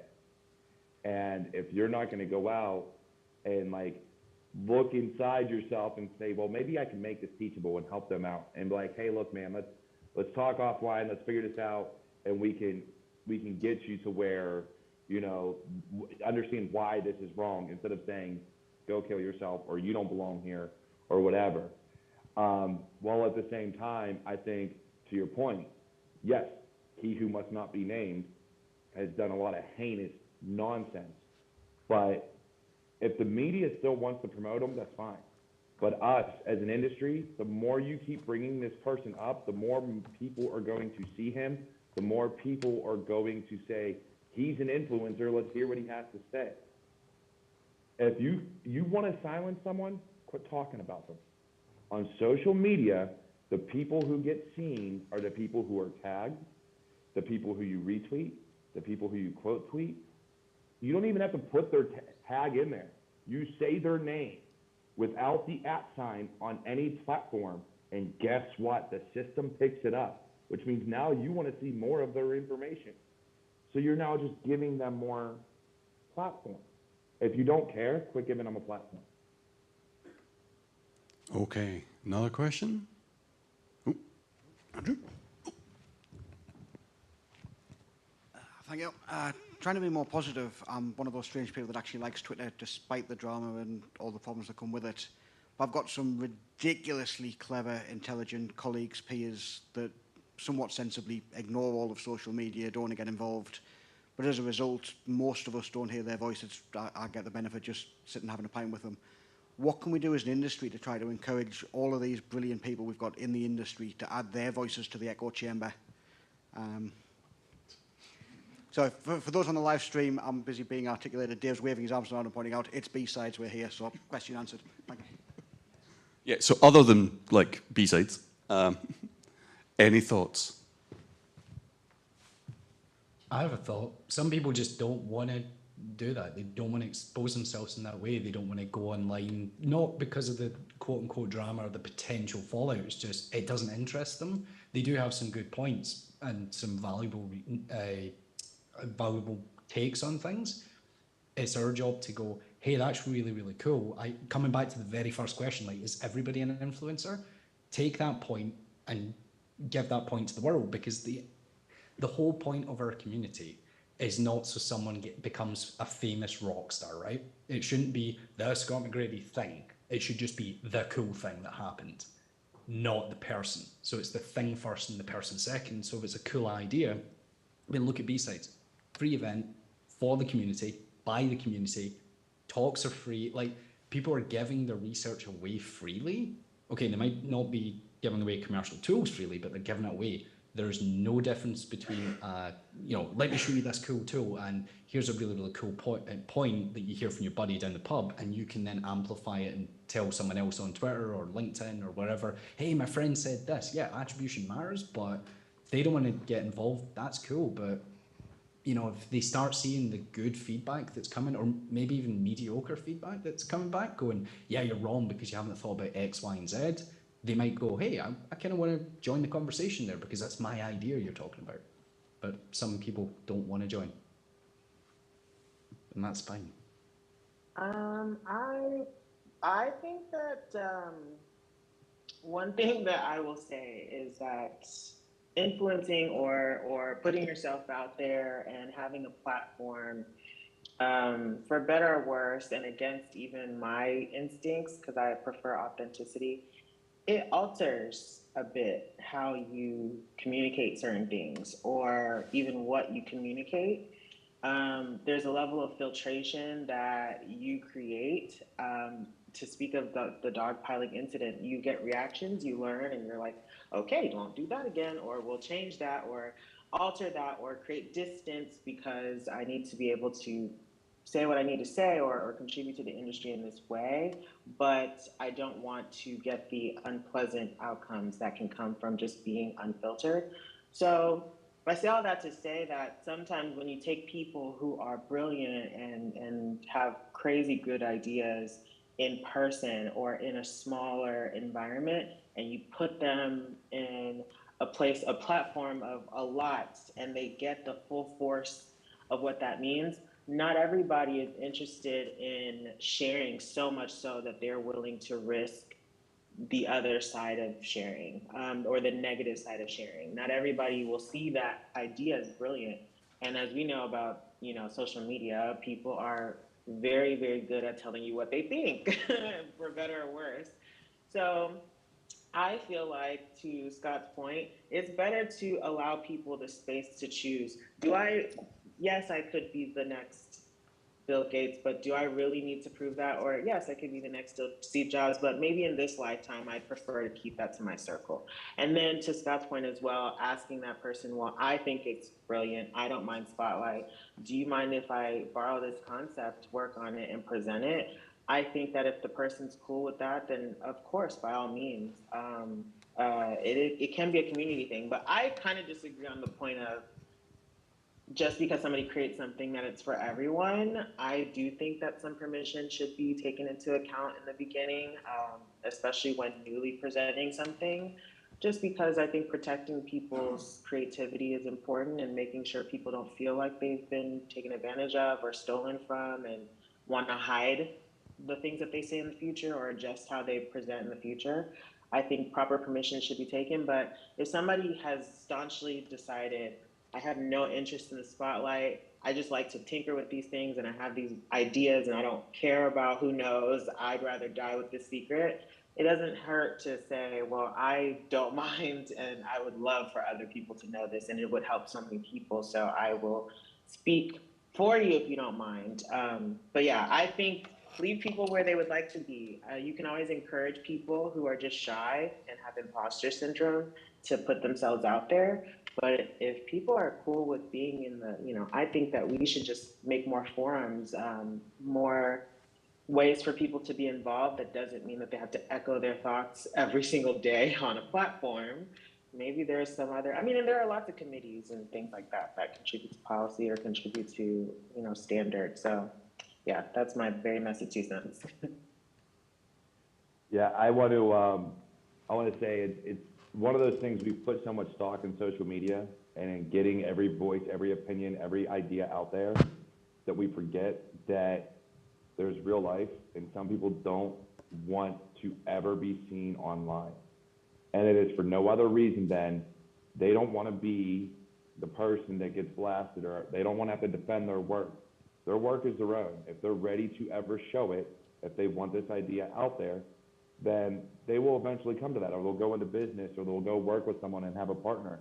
And there's a big difference between a business entity putting information out there versus an individual person. because it's one thing to be a business idea.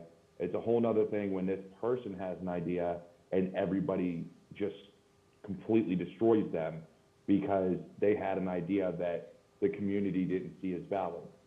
And if we take away that human element, the online community eliminates the human element. People no longer care that you're human. You are now just bits and bytes online. And there are too many trolls, too many negative people that just find our community and tear people down.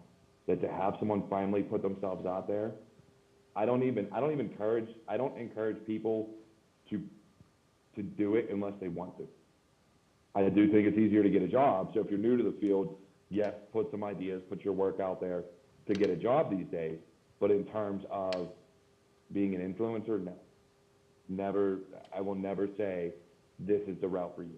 I will say, hey, you want to go for it. If not, live your life. Do what you do and be happy. Because social media and being an influencer, you can become very miserable very quickly and it'll destroy you. We were going really, really positive and happy for a while there. And now, thanks. Okay. I try, you know. No, but to be serious, yeah, I mean, it's a sad state of affairs that the people don't feel comfortable or happy to share because of fear. And that's the bad side of these sorts of platforms. Right, time for one more question. Sorry. I've got a two-parter, I think. No, just one. Okay. Explain to a 6-year-old what a decent, acceptable use policy should be about using the internet. And secondly, how can you encourage people to present information in a positive way to create a virtuous rather than a vicious circle? Is that not the answer? That feels like a talk in itself. Is that not summarised by don't be a dick? Yeah, I was going to say don't be a dick. Yeah, and you can explain that to a 6-year-old, they get it.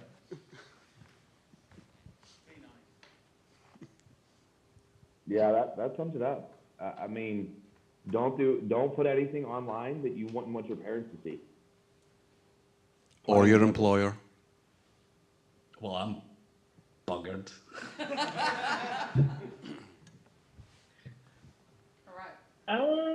I guess I would say, yeah, I agree with both of them. And I would also say, like I said, it's just a lot more funner to, it's a lot more fun to think of things to share kindly. Like, I don't know. To be an asshole takes, and maybe for some people, it takes a lot of effort and energy unless you've done something to me for me to really conjure up asshole to give back. It just is a lot more fun when you come up with really playful ways or relatable ways for people to understand concepts. So in coursework I've made, I make it as relatable as possible. I talked about how children are social engineers, and it's the truth. So that was a fun explanation for a lot of people. And they were like, my children are social engineers. So I think it's just so much more fun to find a way to relate to whoever you're talking to, find out what matters to them, and then focus on that. So yeah, I would say just have fun. And I think what you could, well, for some people, I guess when you're having fun, it's at some people's demise. But I would say in general, have fun in a positive way and just try to make people feel better than when you approach them. Thank you very much. Just to expand my don't be a dick slightly. And this is a bigger point kind of around influencing in our community and stuff. The Hacker Manifesto was written in like almost 40 years ago now, right? And it talks about being curious. And it comes back to my point about tell me why. I think my actual proper real answer here would be don't snuff out the flames of curiosity. And that's it. And we keep seeing this over and over again. you know, fuck you, how dare you do that thing? Oh, you know, block this person because they dared to ask the question. You should just know that. No, like the whole community was built on this foundation of like being curious and respectfully disagreeing with one another. If we can reteach that to the community and go, hey, we're allowed to not agree. We're allowed to not always see eye to eye on things. You can teach that to a 6-year-old in 10 minutes or less. It's okay to question things. Please do, be curious. If we can do that, that would solve a lot of the problems and go, it's okay to be curious, but don't be pissed off when it's not the answer you wanted. That would be my non-shitposty answer. Also, don't be a dick. So, biggest takeaways, be nice, be curious, don't be a dick. Would you say? Yep. Thank you so much, Derek, Stephanie, and Scott. Unfortunately, that's all we have time for. Give them a big hand. Thank you. Morgan, hang up on them now. Thanks, Stephen. Thanks, friends. Scott's still looking at us. Look, he's in there. Hi, Scott. Wow. That was really cool. And yeah, he snuffs out my curiosity as to how close I can get to him with a Nerf gun. How close have you tried? Well, just like, you know, I can get It was closer about than this that. far, wasn't it, I think? Closer and closer and closer. Yeah. Yeah, he just says, no, put it away. So now I get emotional because we've nearly finished. And the power of the community loveliness, like, apart from the dick stuff, really shone through in that panel. And now I'm going to make Dave cry. Okay. You've been quite a good co-presenter. I have my moments. Yeah. It's 2. Yeah. Ish. Yeah. Nah, you've been wicked, mate. Thank you. No problem. We've got a lot of thanks to give out, and then there's drinking and stuff we have to do as well. I'd like to start by thanking John McAfee. Thank you, John. Thank you, John. Everyone say thank you, John. Thank you, John. I love making people talk to a blanket. Thank you to the sponsors. Your turn. Okay, Quorum Cyber, XBeam, InfoSec Governance, woo! Pentest Partners, Mimecast, Jumping Rivers, KSEC, Command Security Company, / Pocket Sim, and Cyber Webcast on there as well. And Dave. I didn't sponsor you. You did. Goons. Goons. Goons, wave if you can. Can we have the house lights up? Yeah, yeah. Yeah. Without blinding everybody. Can we go? What would Scott Graffius want? Pitch black. I'd just like to thank Scott Graffius for lighting. Yeah. Morgan in the booth. Morgan. Woo! Stephen being everywhere. Yeah. Ben being nowhere. Who? Passed out somewhere. He's actually got my child at the moment, so don't say that. It's possibly true. Where's Ryan? Is Ryan around? Ryan, who's gone out. And we've had some new goons join us as the event's gone on, so thank you, new goons. We hope you come again. You lot are awesome, because otherwise we'd be talking to ourselves again. Nothing new there. No, it's true. I talk to a blanket a lot. Oh, here he is. Come on, my fellow cyborg. Get up here. It's all your fault. Yeah, of course it is. You're just stupid enough to help, though. So. Yes, as cyborg. We're both cyborgs. It's cool. Where's that? Oh, where's that gone? Outside. It's okay. He's tracking you. Super villain. Oh, definitely. He's already got me with a flipper. Yeah, I am cloned already. Yay. Knew it would happen. So Len can get definitely into my shed when I put it in. But hey, I hope everyone's had... Oh, yes. Because it all got rushed, we've really quickly done the finals.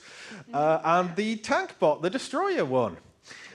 So there's a... if you drove the tank bot, drop me a DM and I will send you a beanie. Nice. Limited edition. I haven't even got made yet. Ooh. Yeah. We've done a bunch of thanks. Have you said thank you to everyone? Thank you to the sponsors. Yep. We can't do that without them. The attendees, the people who've been on the video, the people who've driven my robots for me, thank you. It was awesome. we'll bring that back. We expect more things. Yes, the complaints booth, I believe, was perfectly handled. I hope you all bought many stickers. Yesterday, the sales pressure was hard. I've got a significant donation I've now got to put in. Hopefully, I know we made on the cash donation 71 quid. There's obviously we were asking people to donate as we go through, so God knows on that. But yeah, everything seems to have gone really well. I want to say thank you to the attendees, most of all. You know who we've not thanked? The speakers. Oh, no, we didn't like that. Well, some of them. Yeah. Yeah, well, I mean, without you guys putting your time in, doing, like they said on the last chat, the panel, putting the time for the research, putting the time in to share and to enjoy, it's all right. It's the reason Sam's got the disaster junkie hoodie. Oh, there's a problem.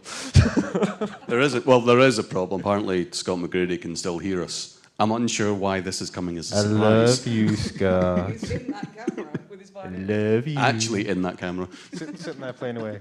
Can we not hear him? Can we not bring his mic up and then just have him here as an ephemeral presence? Yeah, but... He's the voice in my head. Yes, we can, apparently. Bring forth the Scott. Bring him forth. Scott McGrady. Are we gonna? He's back. He's gone. Oh, goodness. Yeah. Oh, yeah. But I mean, thank you, Sam. Thank you to Dave. Thank you to the presenters, the speakers, the AV crew, and the crew that do everything. Morgan and Cooper. Without both of you, there wouldn't be any recordings like the first year. And yeah, thanks to everyone. Really, it's been fucking. So, quick show of hands. Was this their first in real life conference? Thank you all. Thank you, guys. We've not put you off or anything? You will come back? Excellent. You will come back. But yeah, Well, thank you. Thank you, everybody, for coming. Yes. Oh, Cyberfest, Phil Jackman, Moody Circus performers. The lovely lady on reception, hasn't she been brilliant? Yeah, she's been awesome. We like her. Yeah. Woo! John McAfee. Let's just leave it there, I think. All right, you can leave now. Or not, Thank you very much, stay here. everybody. Thank you, everyone. I think we're going to the Brewdog, apparently. Oh, yeah. Brewdog, apparently, is where we're going. Brewdog.